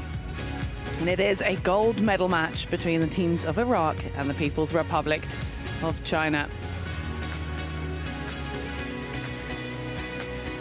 Great Britain were victorious early on in that bronze medal match.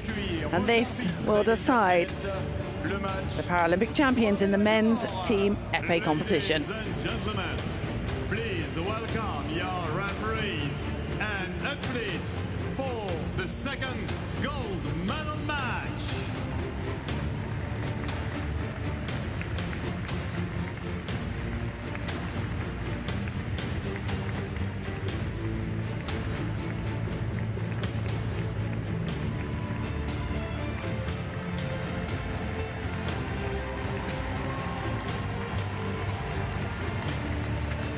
We have history in the making here with a team from Iraq guaranteed a medal, and this will be the first ever team medal for their nation.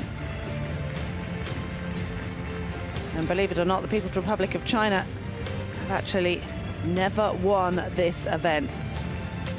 There's a silver in Tokyo, a silver in Rio, and a bronze back in Athens. And any further back than that, well, they don't even feature on the podium.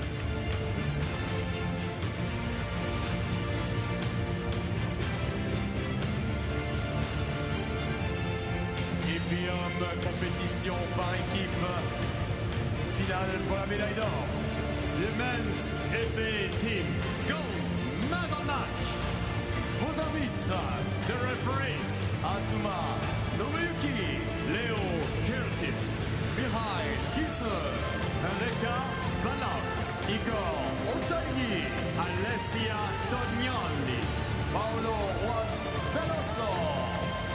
It's been an intense 5 days in the Grand Palais for the athletes as well as the referees who've had the responsibility of calling these medal matches.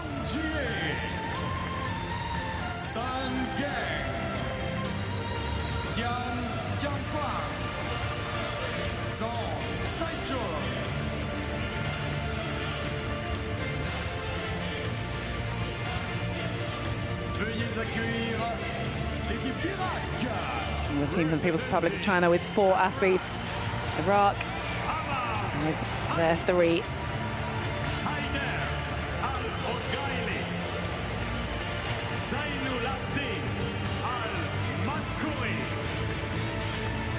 Amar Ali, the first to be introduced to the crowd, is already a bit of a hero in Iraq. The first medalist in wheelchair fencing for their nation with a silver in the Epee 8 years ago in Rio de Janeiro.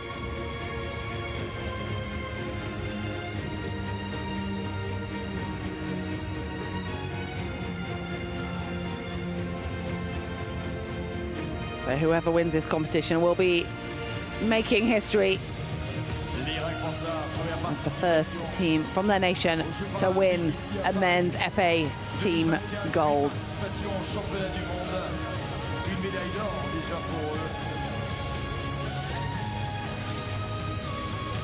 Iraq first participation at the gold medal match at the Paralympic Games. 1 medal included of gold, 1 of gold at the World Championships. La République populaire de Chine, 4e participation. Well, formalities before, there will be formalities after, although they might be a little more adrenaline fueled.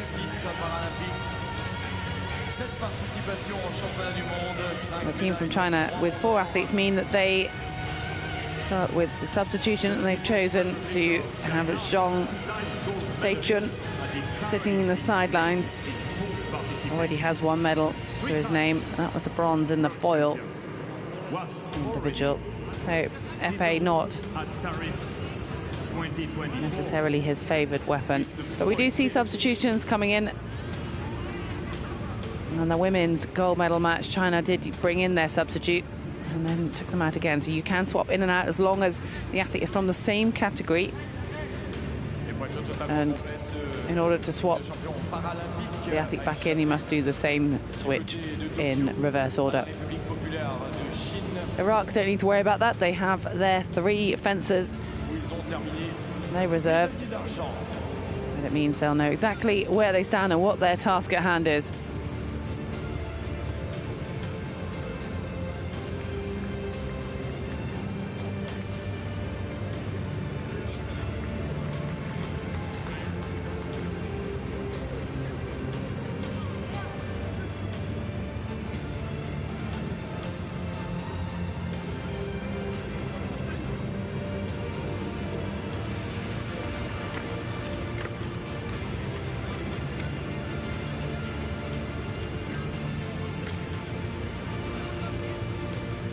Sun Gang and Tian Jianquan are 2 repeat team members from the last 2 Paralympic Games. But Zhang Ji, new to the team lineup.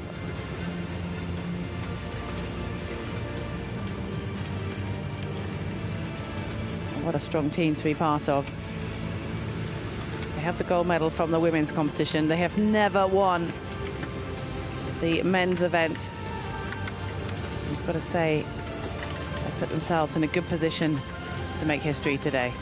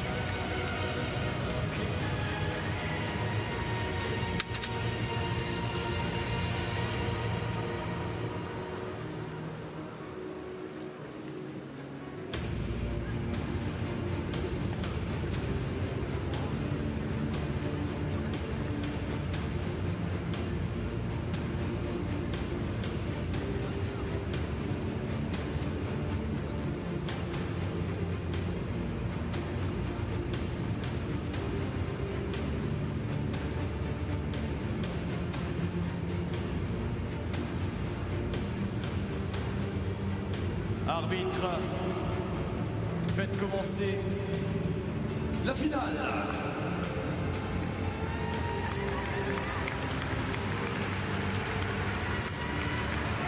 Well, we are set here for the men's team Epee gold medal match. En garde. Break. Allez. People's Republic of China up against Iraq. Neither team have won this title before. My name is Heather Fell and I'm joined by Karim Bashir, silver medalist from the Commonwealth Games. Now, Karim, neither team have won it, but the People's Republic of China we've seen have been so strong throughout these Paralympic Games. You must admit that they're going to be the favoured of these two. Yeah, red-hot favourites for sure. Tian being tasked with opening this first match-up. And, of course, probably worth just giving a quick prepper on those that are new to the sport. Target area, everything above the waist. First one to hit, easiest of the fencing weapons to understand because there's no right of way. Literally hit first and try not to get hit yourself.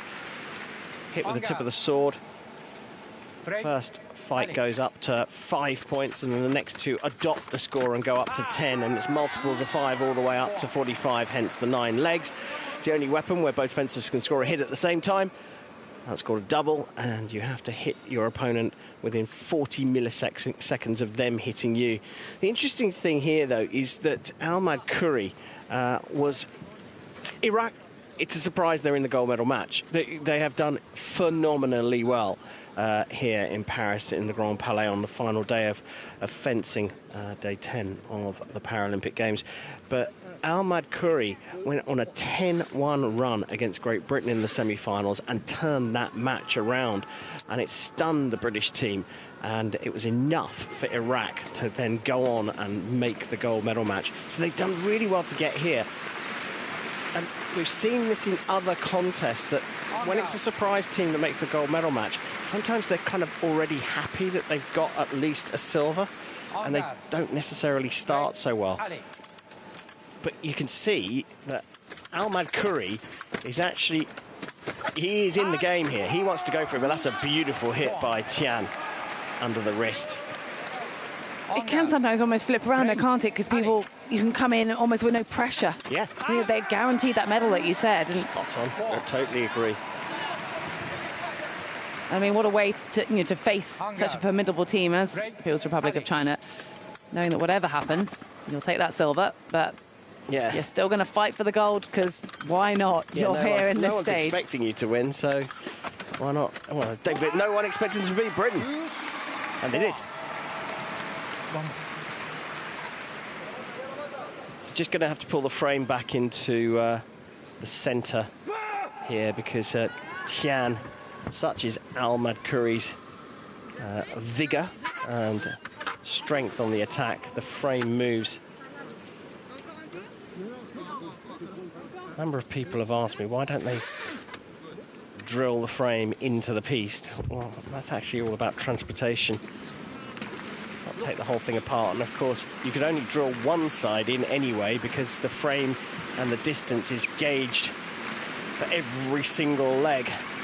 Shortest person, the person with the shortest reach, decides where they're going to fence, what distance, and there's a big crankshaft in the middle of that bar that runs between the two frames.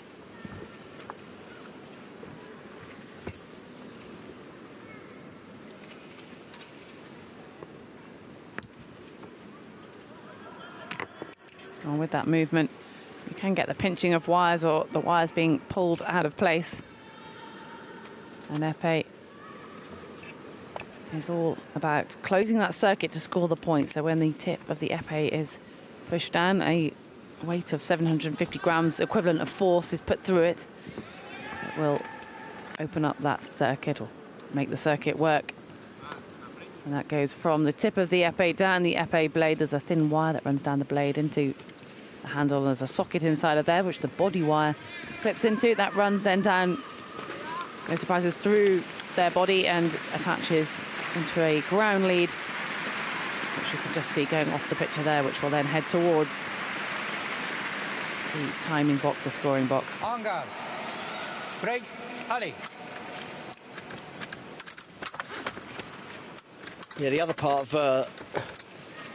the major difference between this and its Olympic equivalent is that in fencing, the legs are target, but of course the athletes can move up and down the piste.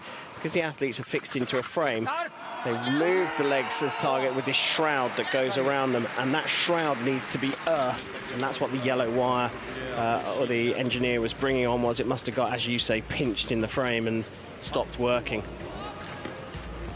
Well, that is a clear, strong start for the People's Republic of China. Tian Zhuangquan, the only member of the team not to have an individual medal, but he does already have a gold from the team competition, and will no doubt be setting his sights on a follow-up. Well, now we move to Sun Gang, one of the most incredible fencers from these Paralympic Games. He has been a pleasure to watch, especially across the individual events in the foil and the épée. He has 3 gold medals to his name already. Yeah, he's got this electric attack.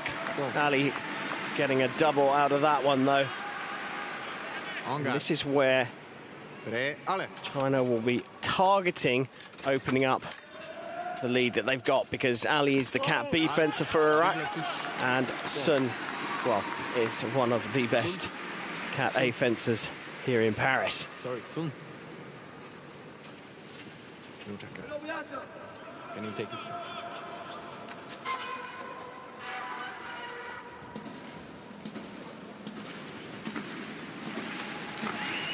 We were mentioning the difference in the categories.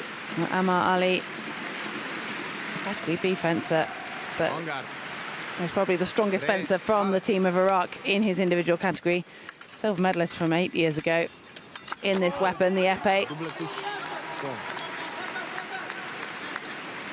He's very much doing an impressive job here against the Paralympic champion from a category above. Yeah, he's holding his own, that's for sure. You're going to expect the Cat A fencers in most cases to outscore the Cat B fencers. That's not always the case, of course, but you are going to expect the Cat A fencers to outscore them, the Cat B. So the number of points a Cat B fencer can get against Cat A can make a big difference to the outcome of a match, as indeed can the matchup between the 2 Cat B fencers. On guard. Ready, Ale. We'll have that coming later on. There's still very early stages of competition. As you saw, 3 fencers per team, plus the substitute in the case of China. But all fencers will fence each other. These 2 won't meet again. Sun Gang keeping the lead, extending the lead, in fact, for the People's Republic of China. For Iraq, 10 for the People's Republic of China. Coming next, for People's Republic of China, Zhang Ji, and for Iraq, Haidar Al-Ogaili.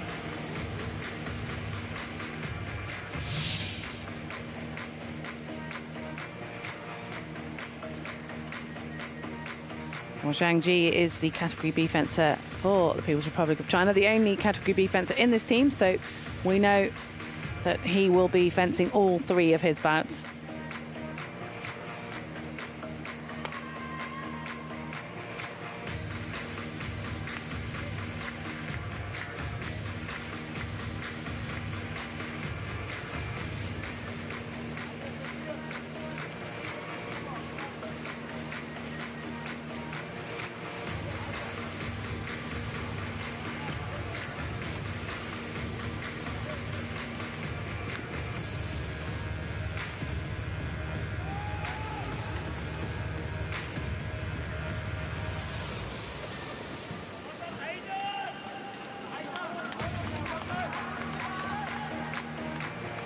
Vocal support for Haidar Al-Ogaili. Competed in the team event 3 years ago in Tokyo. That was his Paralympic Games debut.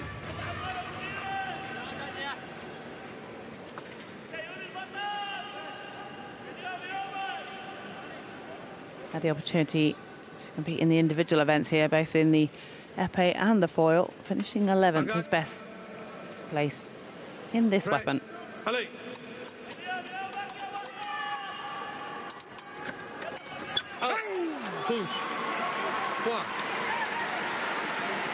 Well, this is where Iraq will be looking to try and do some damage.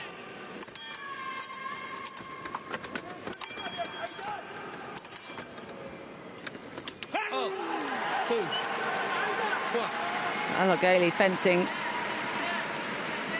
like he really means it. It doesn't look intimidated at all to be in a medal match in his second Paralympic Games up against such experience from Zhang.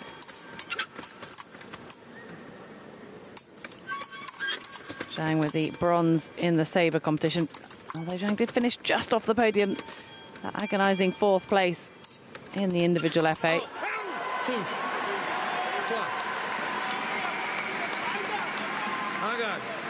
But remember, we're looking at a different category here, so Zhang will not have faced Al-Ghaili in an individual competition. Only ever would they come across each other in a team, so most probably their first meeting.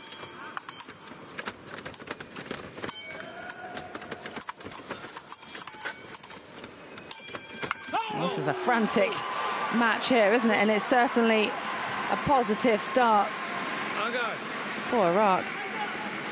Now it's in increments of 5, therefore the target score in this 3-minute period is 15. And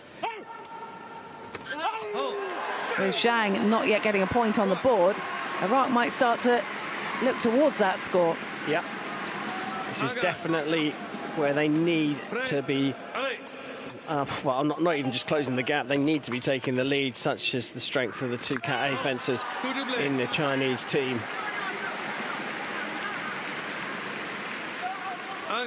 Fashions a double.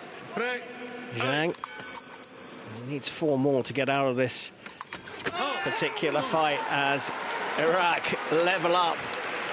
And we have a match back on our hands here.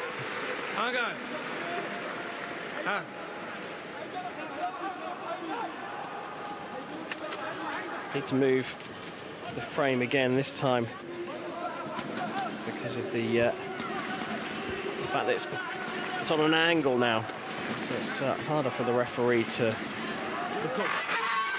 see the actions. And Haider Al-Ghaili having a great match against this Category B fencer. When he came up against Great Britain's Dimitri Kutya, the other Category B in their earlier bout, he actually lost 5-4 on their individual bout, so he will be delighted with this performance so far.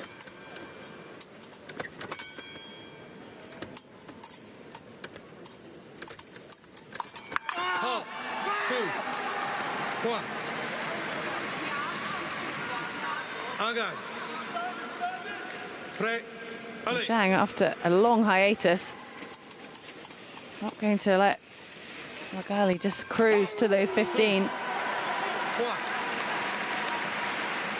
4-2 ratio, 2-to-1 ratio. It's sorry, it's a 4-to-1 ratio on the hits here. My brain's gone dead because I'm looking at the trying to look at the fencing and at the score at the same time. What's happening here is these beats on the blade from Al-Ghaili are actually they're all fakes. They're all little distractors. Distract. Wait till you can see your opponent's not ready for the real one, and then lovely little cart attack direct to body. So Zhang's going for the double here, basically, getting his arm out and leaving it there. Problem is, Al-Ghaili is beating the blade out of the way, and it just takes the point away long enough to ensure that a double's not going to come. You can see Zhang just trying to stay so tidy with that point. I mean, if Al-Ghaili makes any mistake by lifting or dropping that wrist, Zhang will be there, but Iraqi not giving him any openings. And that was an incredible round. 11 points to Zhang's 2. And yes, we have the discrepancy in the levels of fences, but in the categories But that has really just put Iraq in this match. They were on the back foot from the start, and they needed that. For People's Republic of China, Tian Jianguan. And for Iraq, Amar Ali.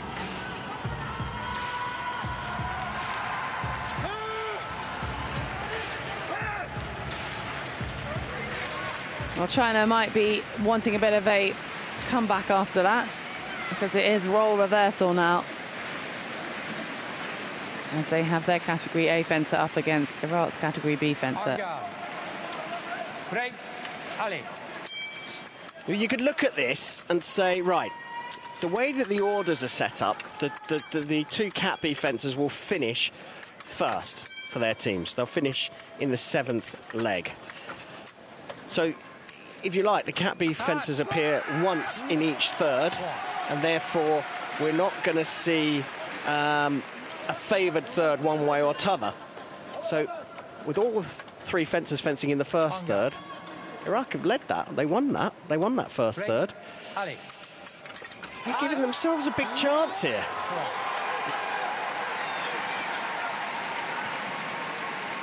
Anga.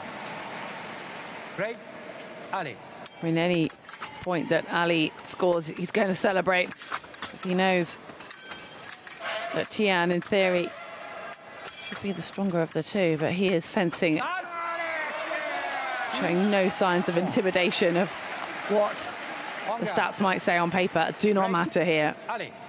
Yeah, and you can throw everything at it as well. This is the last match of wheelchair fencing at Paris 2024.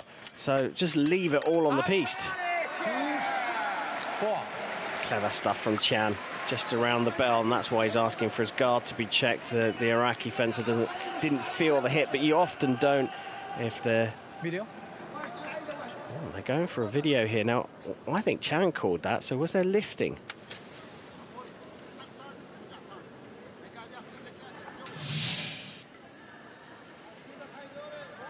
There's the hit just on the inside of the wrist.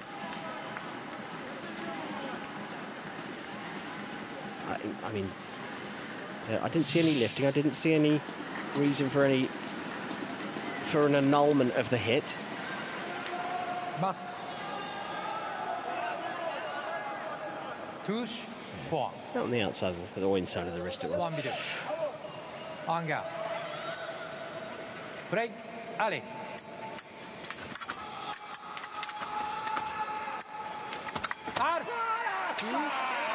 Strange video call. Anga. Yeah, we can't make sense of that one, but Anga. sure Tian had a valid reason. So you do just have one video appeal per bout, so to speak, or per 5 hits.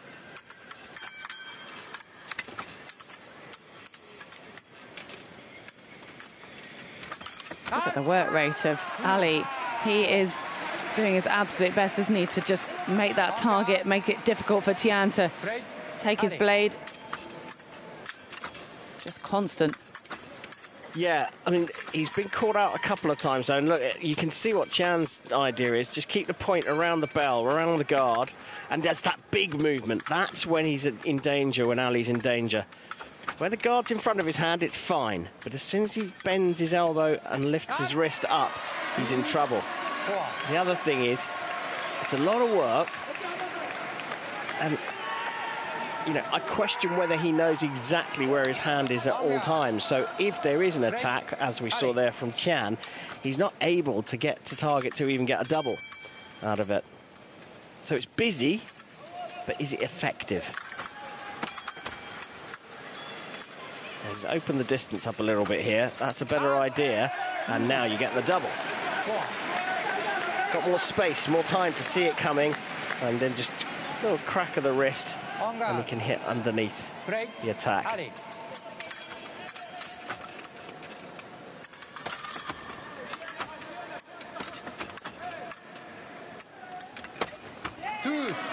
Beauty.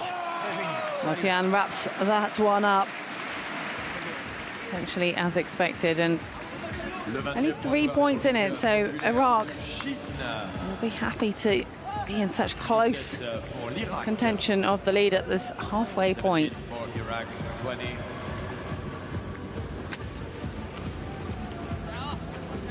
And in fact, Iraq only trailing by 3, and they've had their Category B fencer come on twice. And China have their Category B fencer now for the second time in Zhang Ji. What can Al Magdouri do here?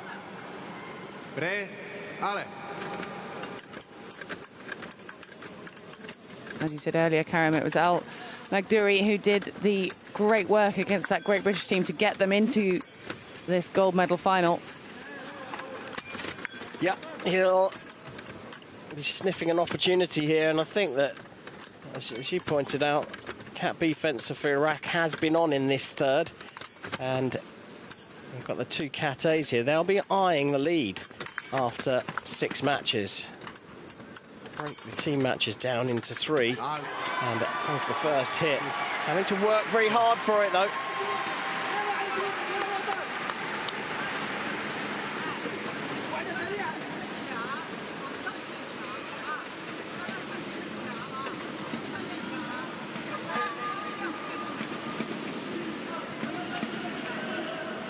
On guard. Pre, ale. Alt.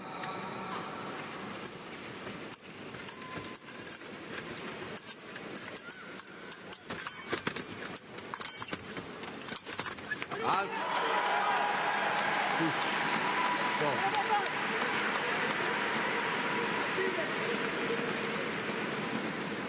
Al Magdouri on the comeback here. I think the key thing here, right, is that if Al Magdouri can get to 25 and only maybe give 1 away, potentially 2, he's setting Iraq up for the lead after the second third is complete.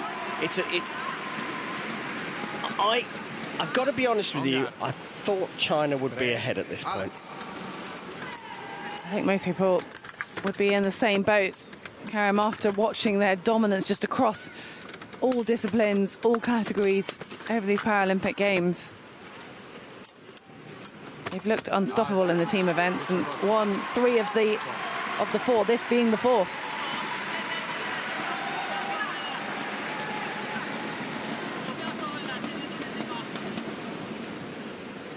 Could they get to 25 without China scoring at all? And then the tension builds for the Chinese team. The pressure builds on them to get out and score. And that's when you're going to make mistakes. If you're too eager, you're thinking, oh, I've got to get the next hit. I've got to get the next hit. And then if you don't get it, or it's a double, it just compounds the intensity and the pressure. Remember earlier on, it was Haider Al-Ogaili against Zhang who scored those 11 points to Zhang's 2. So they'll have gained some confidence from that, knowing that their Category A fencers can really make the difference up against Zhang.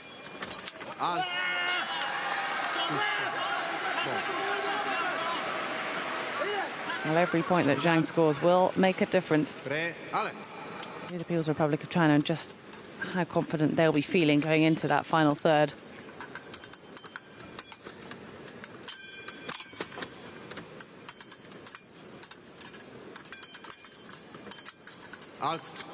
Alt.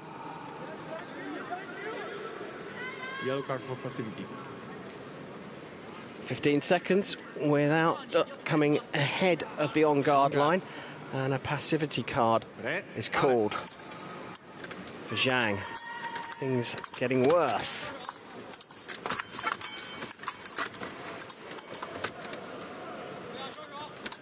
Well, we often see the Category B fencer wanting to keep out the way. He's going to have to be careful that he doesn't risk spending too long out of or behind that on-guard position, and he feels like he's willing to risk it again at the moment. And but when he does come out, that's what happens. So that's why he's just struggling to know exactly where to go. So they measure that passivity if the athlete is behind their on-guard line, and they have to come on guard with that line on the back of their jacket. You can just see the top of it on Zhang being in line with the center of the wheelchair. They're behind that. That counts as behind the on-guard line, and if it's remained there for 15 seconds, that's what that yellow card was awarded for. And Curry will be ready for when he knows Zhang's got to come forwards, and he is poised. And you can hear Zhang celebrating. He will take every hit, even if it means giving one to his competitor.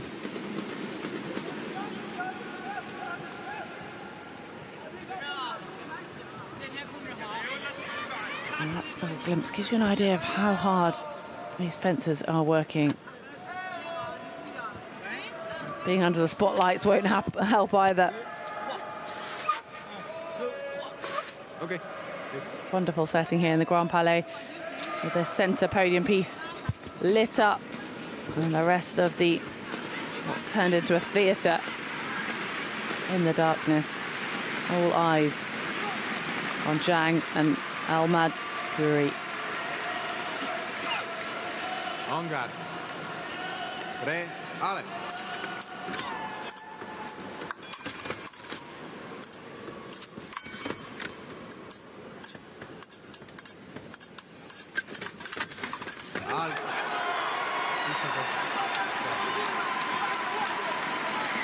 Well, Ahmad Guri has had a great leg here. He just needs one more point to give his team a 3-point lead.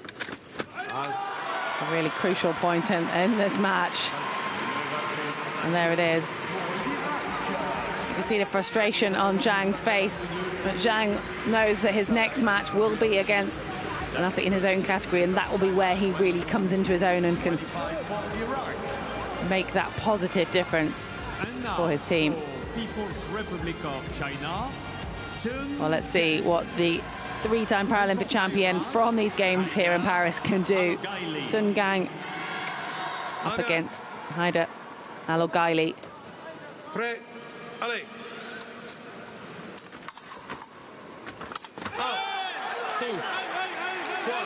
And that hit there will have given Iraq a huge amount of confidence against the Paralympic champion in the individual event. We'll be expecting Sun to come out ready to change that scoreline around. And he's going to have to work incredibly hard. Igor.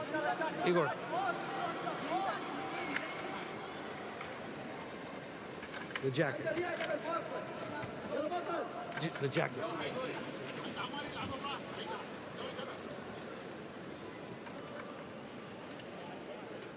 Iraq have never won a wheelchair fencing team World Cup. It was a great result in 22 for Zainab Al-Mash Adani. She became the first Iraqi wheelchair fencer to win an individual title at a World Cup when she won the women's Epee Cat B event in Pisa in 2022. But, I mean, if you're going to win your first international team medal in any sport, doing it at the Olympic or Paralympic Games is kind of the place to do it, isn't it, really? I mean, I think if they could choose and they could have all those years without getting on the podium, they'd say, yeah, we'll wait. We'll wait until Paris. And if Al-Gaili can get through Sun, that's a big if as well, because Sun is so good, and get the lead going into leg number 7, Iraq's confidence will be sky high, and China will feel the pressure.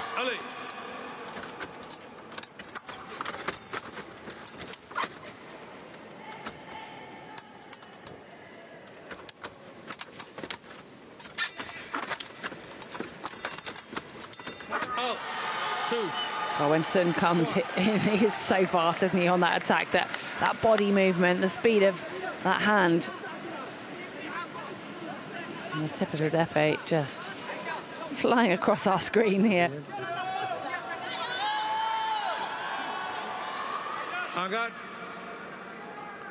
Teammates urging Sun on.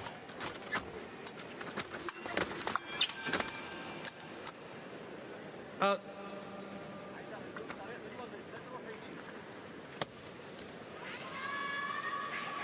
You can see so much movement coming from Haider El Aghaili. You want to make sure that that wheelchair is 100% fixed onto that plate. You've got to have a lot of faith in your kit when you're putting such force through it. Prêt, allez.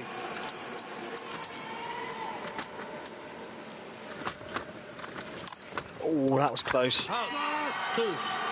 Said he's being very, very patient here. He knows that this is a really critical moment of the match.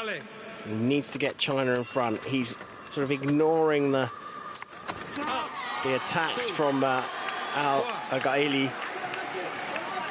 The fake ones, at least, he's able to spot them because he's keeping an open distance. He's saying, well, no, you're not actually coming at me. I know you're not coming at me. And then when he does, he uses the additional reach that he has to get a single light up. Clever, clever fencing. Not that big a surprise, is it, from Sun? It isn't, but, I mean, I think we were all a bit on the edge of our seats, and I'm sure his teammates were at the start. I don't think they would have expected to see El Aghaili score those 2 points in quite quick succession.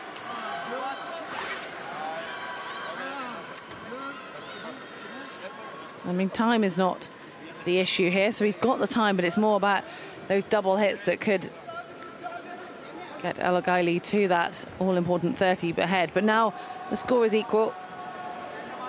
Doubles become less of a danger, but as you said, Sun would want to hand over with regaining that lead. Engage. Prêt, allez.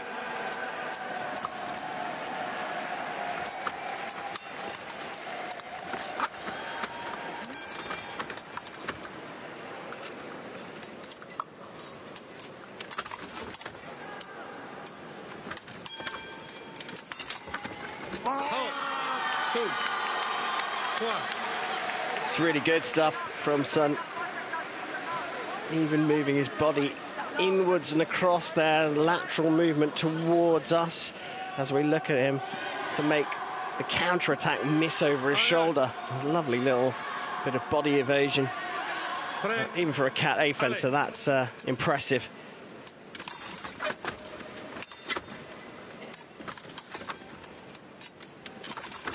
Oh, nearly. But the reaction time, I mean, what's happened here is Sun has gone fully committed into that attack, and it's been picked up, and then it's all basically instinct. This is all from training what he's done there to get out of the way and then launch and time the launch of the second wave of the attack. Absolutely spectacular. Hours and hours of training to get that hit. Well, that kind of hit, and hours of training to get that one as well, because that was out of the top drawer. Well, he found it when he needed it, and he knows that that has been a key moment in this match. We just conclude the middle third. Now, each fencer only has one match left. Sun will be the anchor, so keep an eye out. We've not seen the last of this man, and he could be the one to bring it home for China.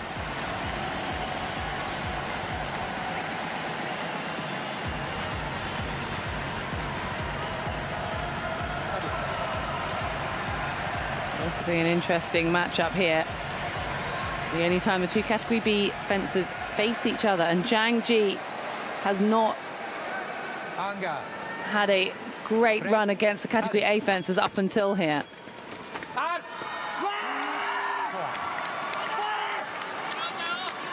I can promise you that the Iraqi coach would have been talking to Anwar Ali before this match, saying, right, we never thought we'd be leading after 3. We thought the gap was going to be much bigger than it is right now going into the 7th leg. Don't worry about the fact that we were in charge for a bit. Just remember, we're still really close and we can still do this. There's no pressure on you, Amar. Just go out there and fence and just try and keep it as tight as you can. Ideally, they want to be in the lead going into that anchor leg because of the threat from Sun, but stranger things have happened. If they could be within 2 or 3 hits after this leg, I think Iraq are still in it. Allez. Out. 2, 4.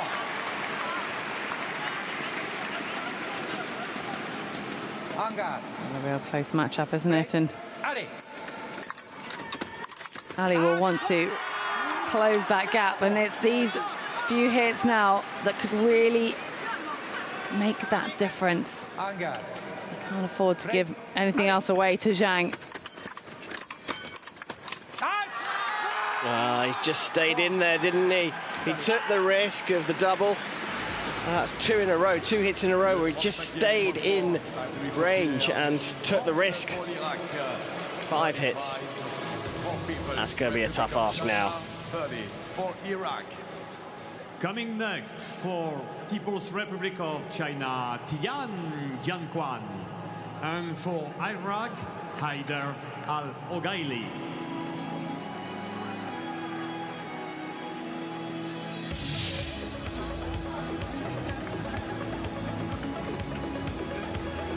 Those last 2 matches really have been critical.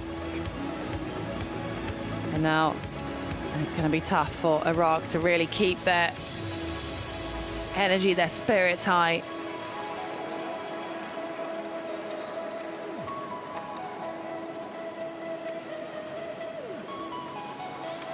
Haider Al-Ogaili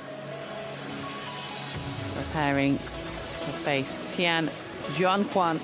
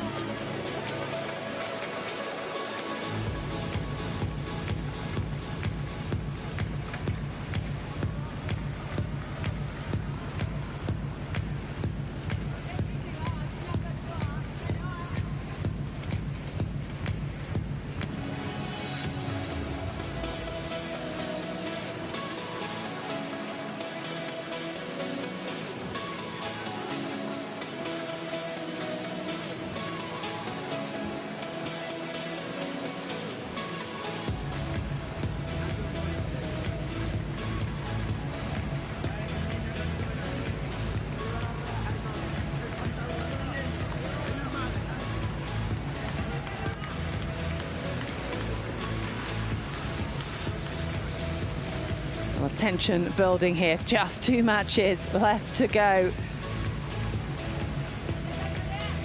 Neither team has ever won this event at the Paralympic Games. On guard. Ale.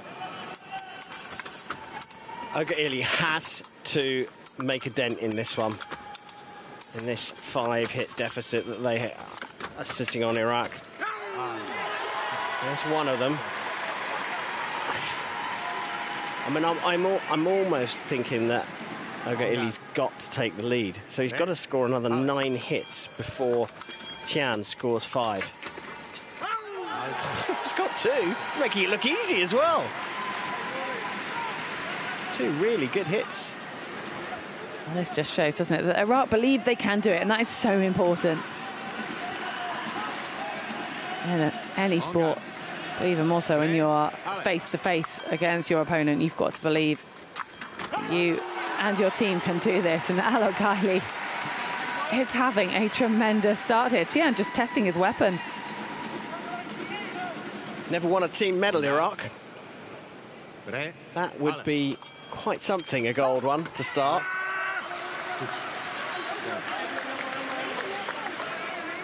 I mean, whatever the outcome, in the end, they will celebrate, but I think the celebrations for gold would be that much more exuberant. But interestingly, in the People's Republic of China, who have won so much, dominated so much, they have never won this men's team épée event. Yep, that when you said they gave me that stat, I was quite surprised, I have to say. And I also have to say, I think you have used the one adjective that perfectly sums up how Paris have hosted the Olympic and Paralympic Games with exuberance. It's been spectacular, hasn't it? It certainly has. A lot of that energy has come from inside this fencing hall, the Grand Palais. Oh, come on, it's the best venue in that across the whole Games. The Grand Palais with fencing as its feature piece.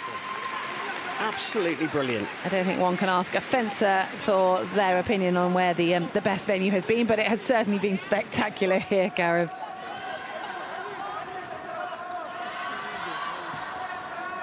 Alongside many other venues. I'm gauging it, though, on the basis of our colleagues. We all work across a number of different sports, and I think pretty much every one of our colleagues has been to the Grand Palais. They've had it at the top of their list. And I'm just assuming that's because the fencing's spectacular. Maybe I'm slightly biased in that. Well, it certainly, I mean, it was used and shone in the opening ceremony, didn't it, with the Absolutely. Marseillaise being sung from the rooftop, quite literally. Incredible, yeah, wasn't it? It was actually used as the World Championship venue for fencing in 2010 as well. So they had a bit of a dress rehearsal for these Olympic and Paralympic Games.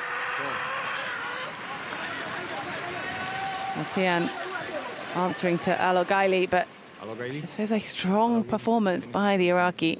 Just might be a little too late in the competition.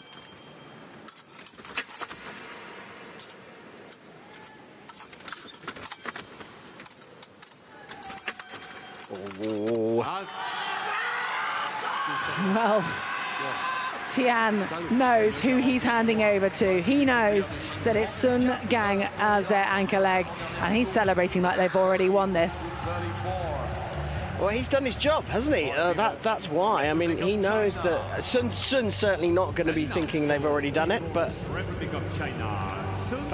fab stuff from Tian. Iraq have given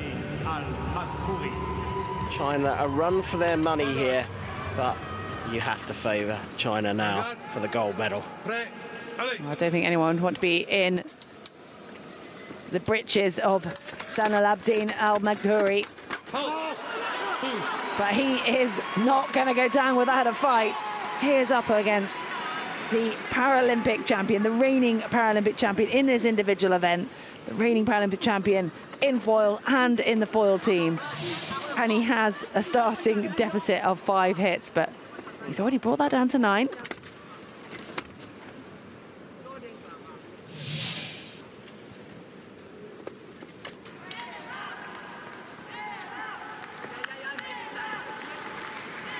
Well, that hit was actually off target and the wire attaching the shroud was unattached, hence why we're back to 0-0. Engage. Prêt. Allez.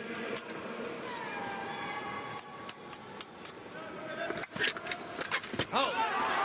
Push. One.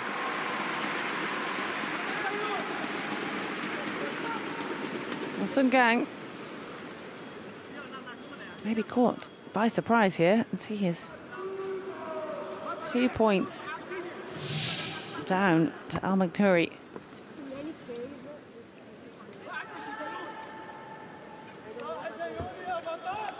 Well, that looked good from this angle.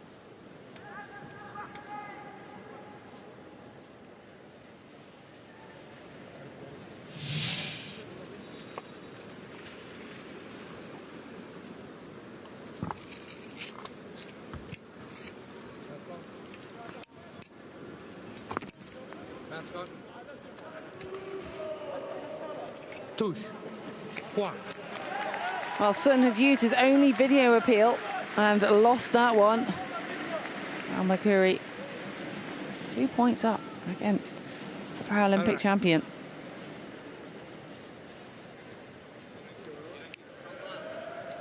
And to replace the shroud leads again. The movement around the piste is has been, well, with the way the Sun attacks, it's quite a thing that the whole frames can move, because they're not light. They're not light, these frames, and got a couple of chairs in them as well. Yes, specially adapted chairs for the sport that might be a little lighter than a regular chair, but yeah, everything moving around. I mean, that said, those chairs have to be pretty robust. So I don't think they can be that light, even with modern technology. You know, they've got that bar on the back, and they have to take such extreme force. I mean, the force that can move them up and down the piste. Yeah, absolutely. The score is 5. I mean, so much so that the athletes, when they can afford to, do bring a spare chair, because they do break under the extreme forces that get put through them.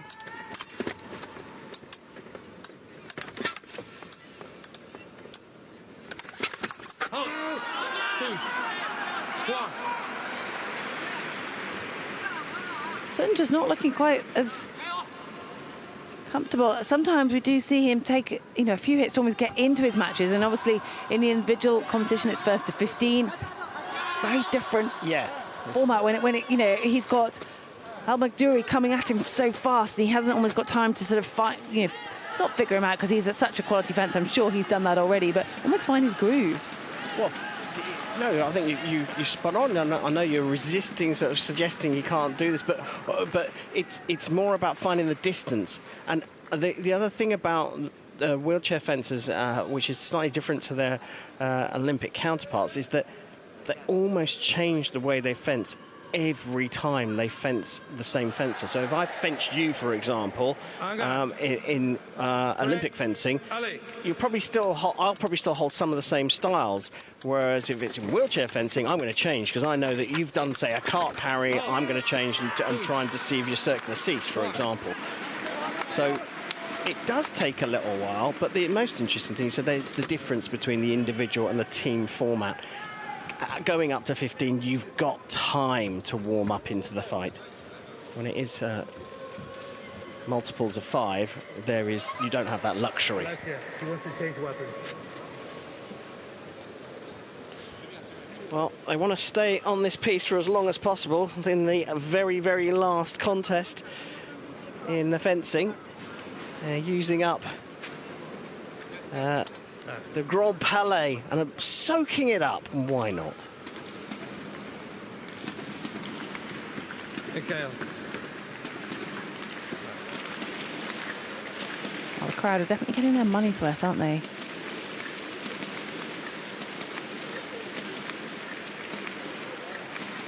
But this is actually, I have to say, quite a professional bit of strategic thinking here. I'm pretty sure that weapon was fine, but he's breaking the momentum of the particular leg. So he went 2 up, and then Sun's got 2 back against him. So Al-Makhouri is saying, okay, well, let's just slow things up a little bit here. Let's have a reset. He might forget what distance he's fencing at now. He might forget what I've been doing. And I've also got a chance to think about what I can do differently than I was doing before.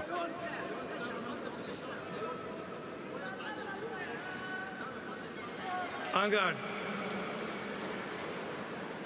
Prêt, allez.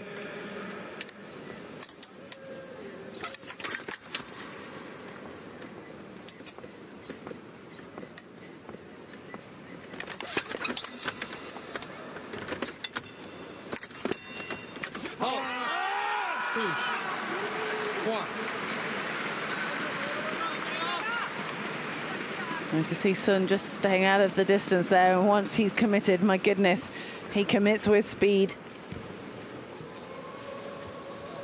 The phases, as they increase, so if there's an attack that misses, and then there's an action picked up from the other side and that misses, as the phases continue, Sun becomes more dominant. So Al-Makhouri is better off just avoiding the attack and then resetting and starting again, rather than doing this toing and froing with him.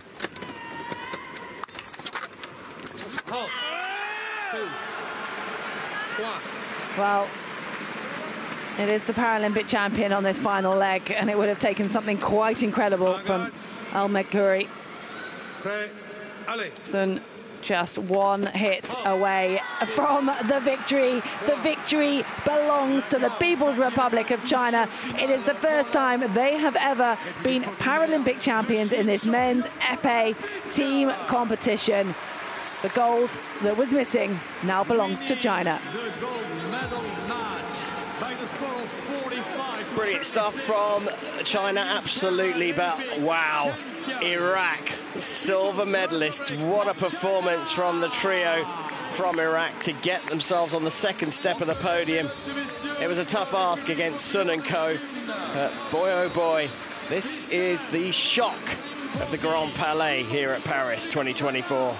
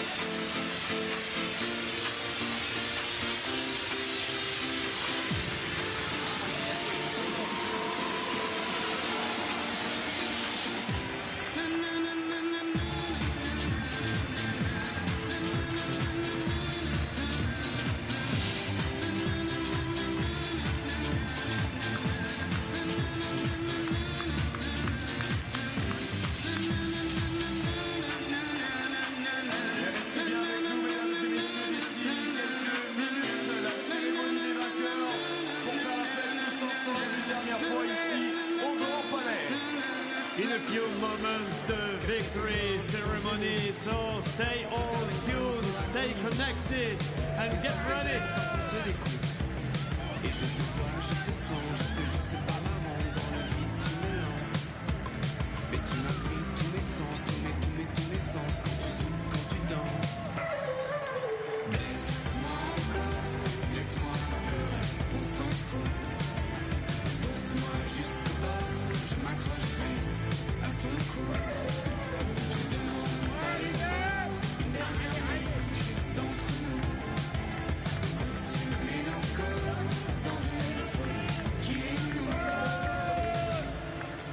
J'ai perdu 3 amours de vacances.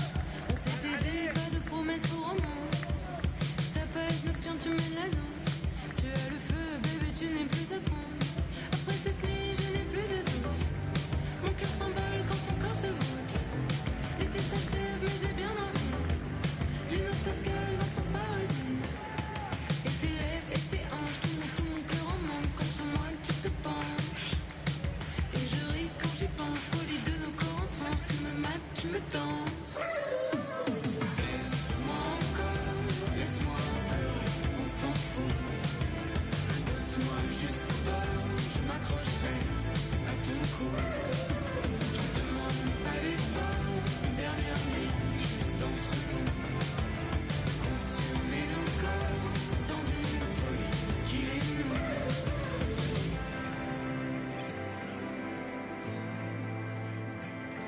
Je fais comme si de main rien à foutre, qu'après ton corps je changerai de route. Je fais comme si l'histoire était courte, mais dans mon âme j'avoue j'ai des doutes. Et je te vois, je te sens, je sais pas marrant, dans le vide tu me lances. Mais tu m'as pris tous mes sens, tous mes sens, quand tu zoukes, quand tu danses.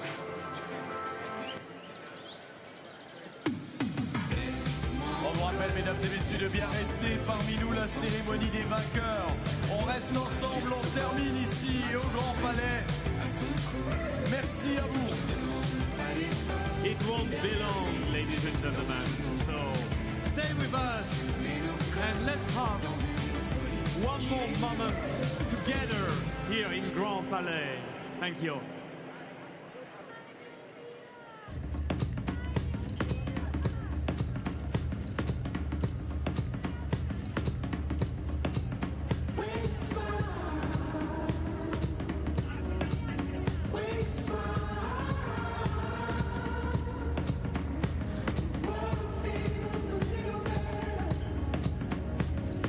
Just wanna see you smile when you try.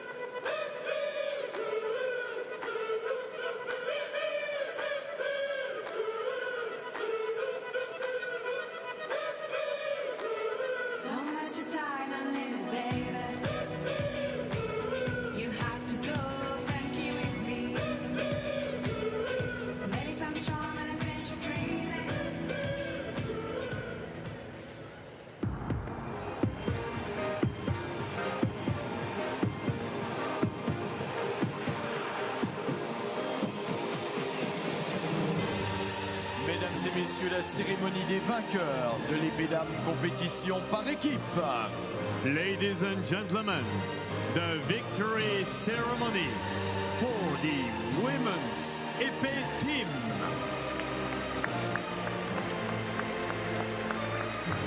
Veuillez accueillir les médaillés. Please welcome the medalists. History made here this evening in the Grand Palais. The final day, day 5 of the wheelchair fencing, day 10 of these Paralympic Games. And this, the medal ceremony for the women's Epee team event.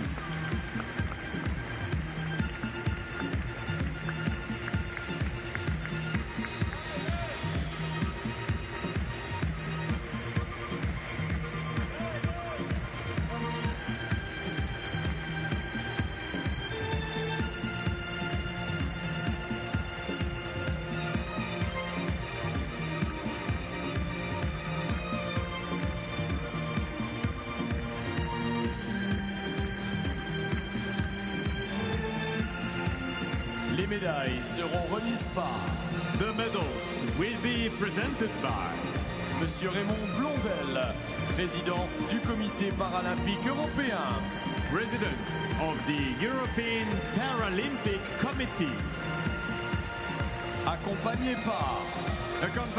by Mr. Udo Ziegler, secrétaire général de Wheelchair Fencing, Wheelchair Fencing Secretary General, médaillé de bronze représentant la Thaïlande, bronze medalist representing Thailand,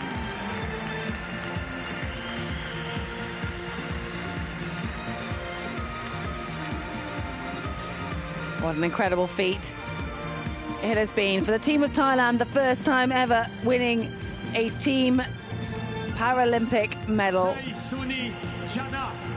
But certainly not the first time Seisuni Yana has had a medal around her neck.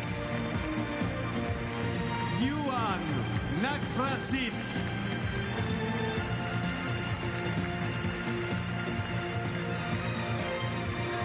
Afinia Thongdang. Anak Prasit and Thongdang, their debut Paralympic Games and an Olympic medal with it. And they have been led by the incredible woman that is Seisuni Yana. She won a gold medal 20 years ago. She's won a medal at every single Paralympics since then. And she made history in wheelchair fencing at these Paralympic Games by winning 3 gold medals across 3 different weapons, epee, foil and sabre, Paralympic champion. It has never been done before, men or women. And there's another first with Thailand on the podium for the team.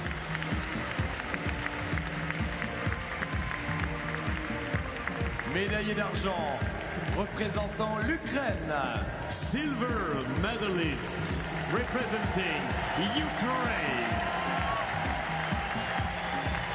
It was a silver 3 years ago for Ukraine, and the same team stuck together. They came back again to regain another silver medal in this women's team epee.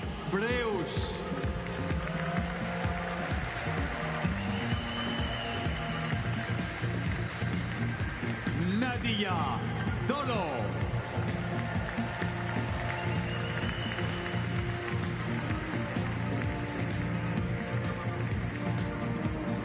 Olena Fedota Isayeva.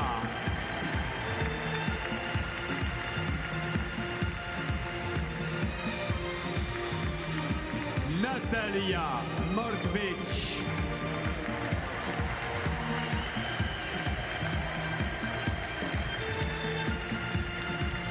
A wonderful feat for the team from Ukraine. Olena Fedota Isayeva picking up her second medal, a bronze in the individual epee, to add to this team epee silver.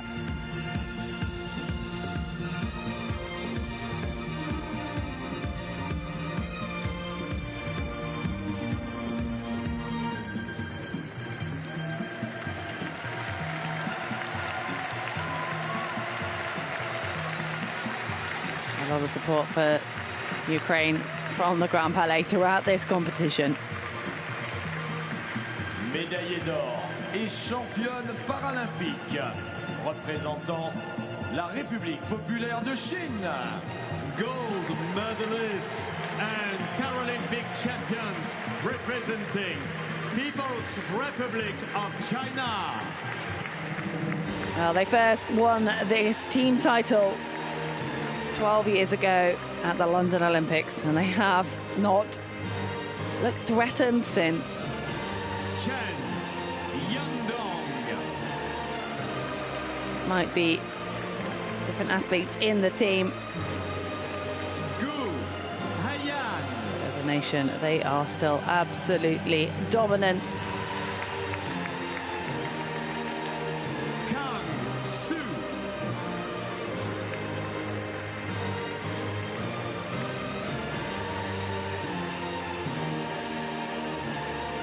Zhou Shufeng. Zhu was a member of the gold medal winning team back in Rio. They are most certainly used to being on this top step.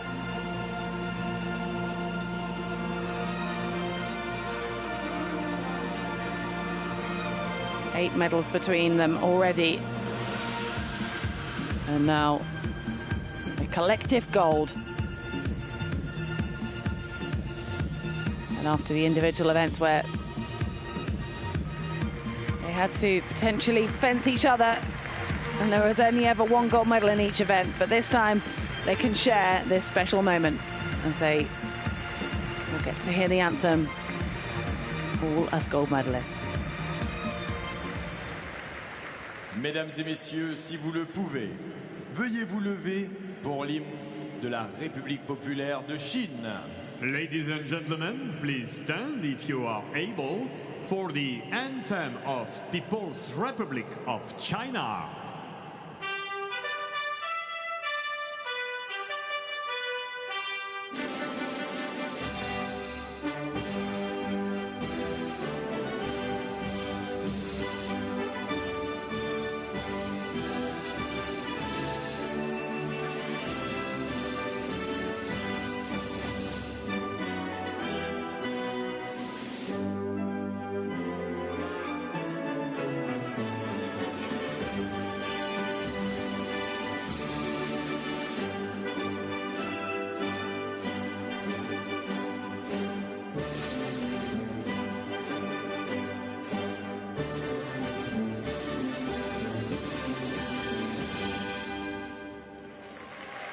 Mesdames et messieurs les médaillés paralympiques. Ladies and gentlemen, the Paralympic medalists. Well, coming into this last session here in the Grand Palais, the Republic of China had 8 gold medals, a total of 17. They have now made that 9. Ukraine moving themselves up the medal table as well, and Thailand, many thanks to Seisuni still sit in second place on that with 3 golds, a silver, and now this bronze.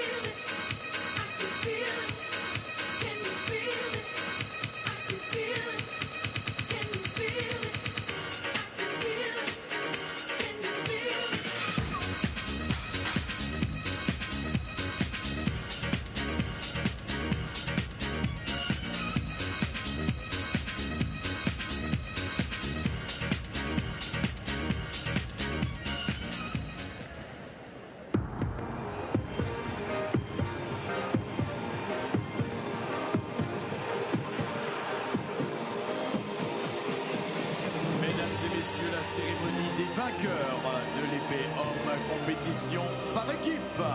Ladies and gentlemen, the victory ceremony for the men's Epee team.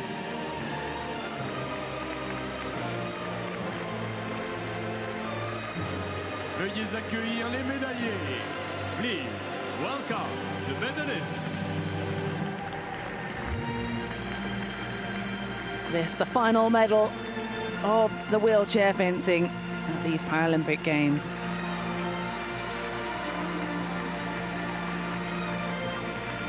A lot of history made in this gold medal match. And history being made on this podium.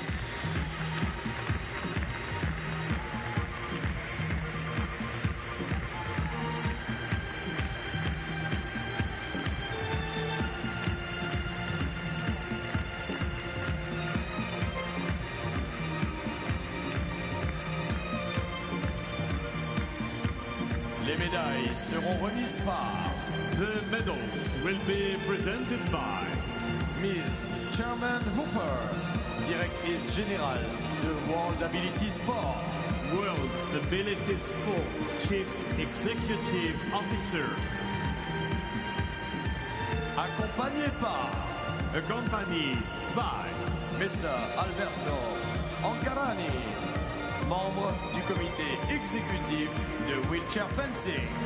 Wheelchair Fencing Executive Committee member. Médaillé de bronze, représentant la Grande-Bretagne. Bronze medalists representing Great Britain. While adding to their silver medal from the team foil, Great Britain claim that bronze medal. They came in with high hopes into this competition, and they leave with a huge locker of medals between them. Dimitri Gutierrez, the gold medalist in the foil and the épée individual. Piers Gilliver, 2 silvers in the individual competitions, silver in the team as well. And Oliver Lamb-Watson adding 2 more medals to his Paralympic medals he won 3 years ago as part of this team in Tokyo.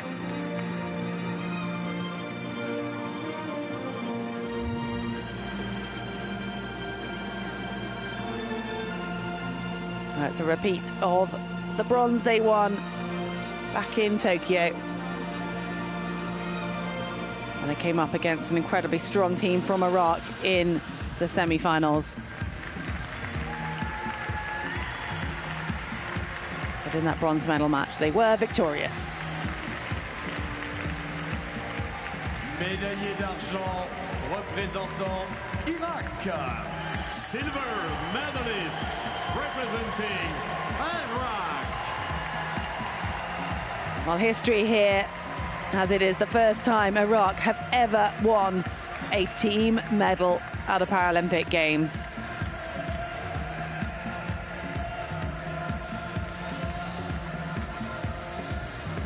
Is this man, Ammar Ali, who was the first ever medalist in wheelchair fencing for Iraq with that silver in the épée 8 years ago, and now he's joined by his teammates on the podium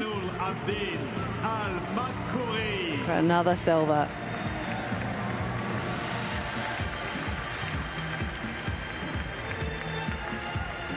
Haider Al-Ogaili.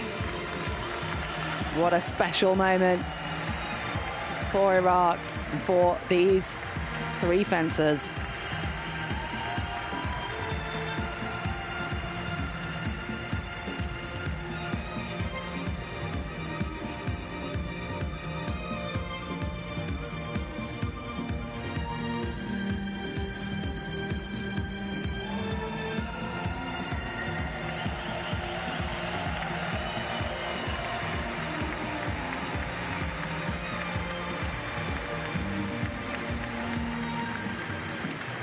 médaillé d'or et champion paralympique, représentant la République populaire de Chine.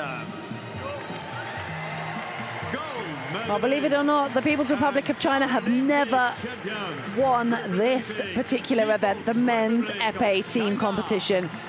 They've been runners-up the last two Paralympic Games, bronze medalists back in Athens.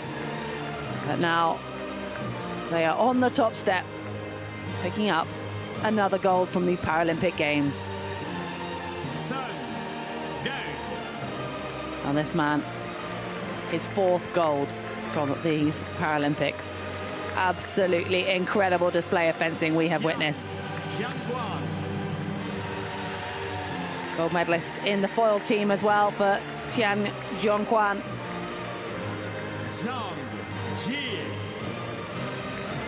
Zhang Ji has a bronze from the sabre. He finished an agonizingly fourth in the individual épée, so this gold medal will no doubt be eclipsing that.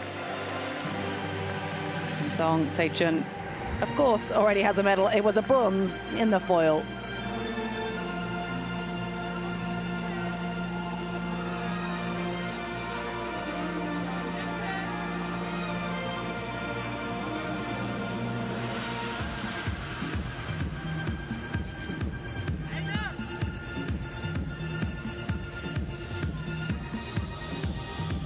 Well, it will be for the 10th and the final time that we hear the national anthem of the People's Republic of China.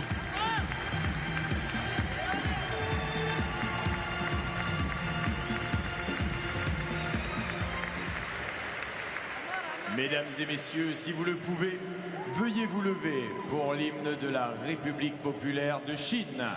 Ladies and gentlemen, please stand if you are able for the anthem of People's Republic of China.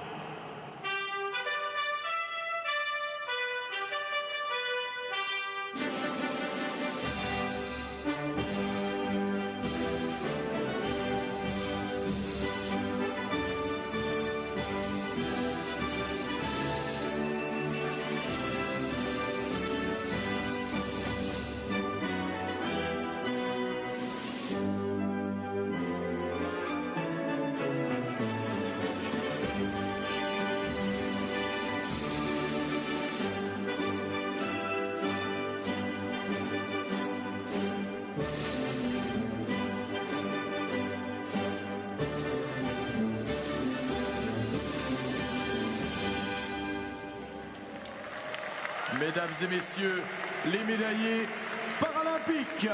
Well, the Grand Palais has become accustomed to the sound of that anthem.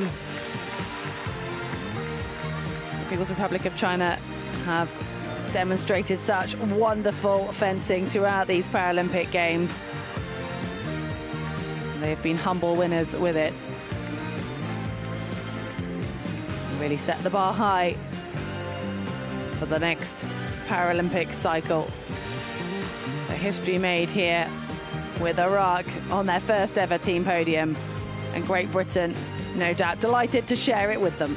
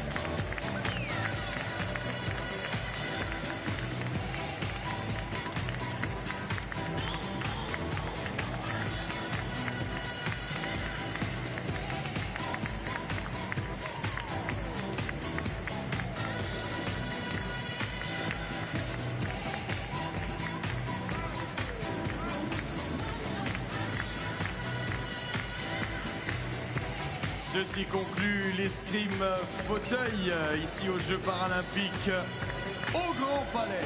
Nous espérons que vous avez apprécié cette compétition.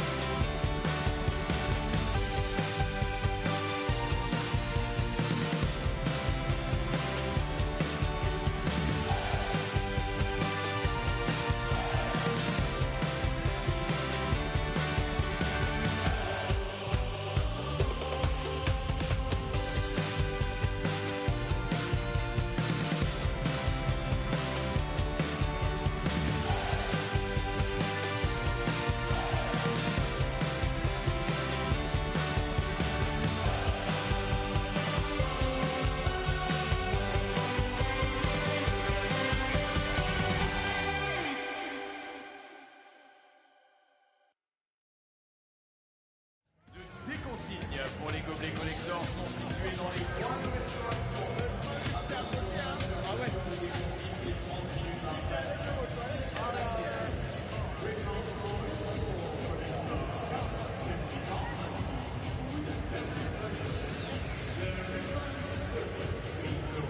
12 individual titles, 4 team titles have been decided here in the Grand Palais. China dominating the medal table with 10 of those, but history has been written thanks to one athlete, Sansuji Yana from Thailand, bringing home 4 medals for her nation. Iraq winning their first ever team medal, adding to the record books. It was an incredible 5th and final session for wheelchair fencing.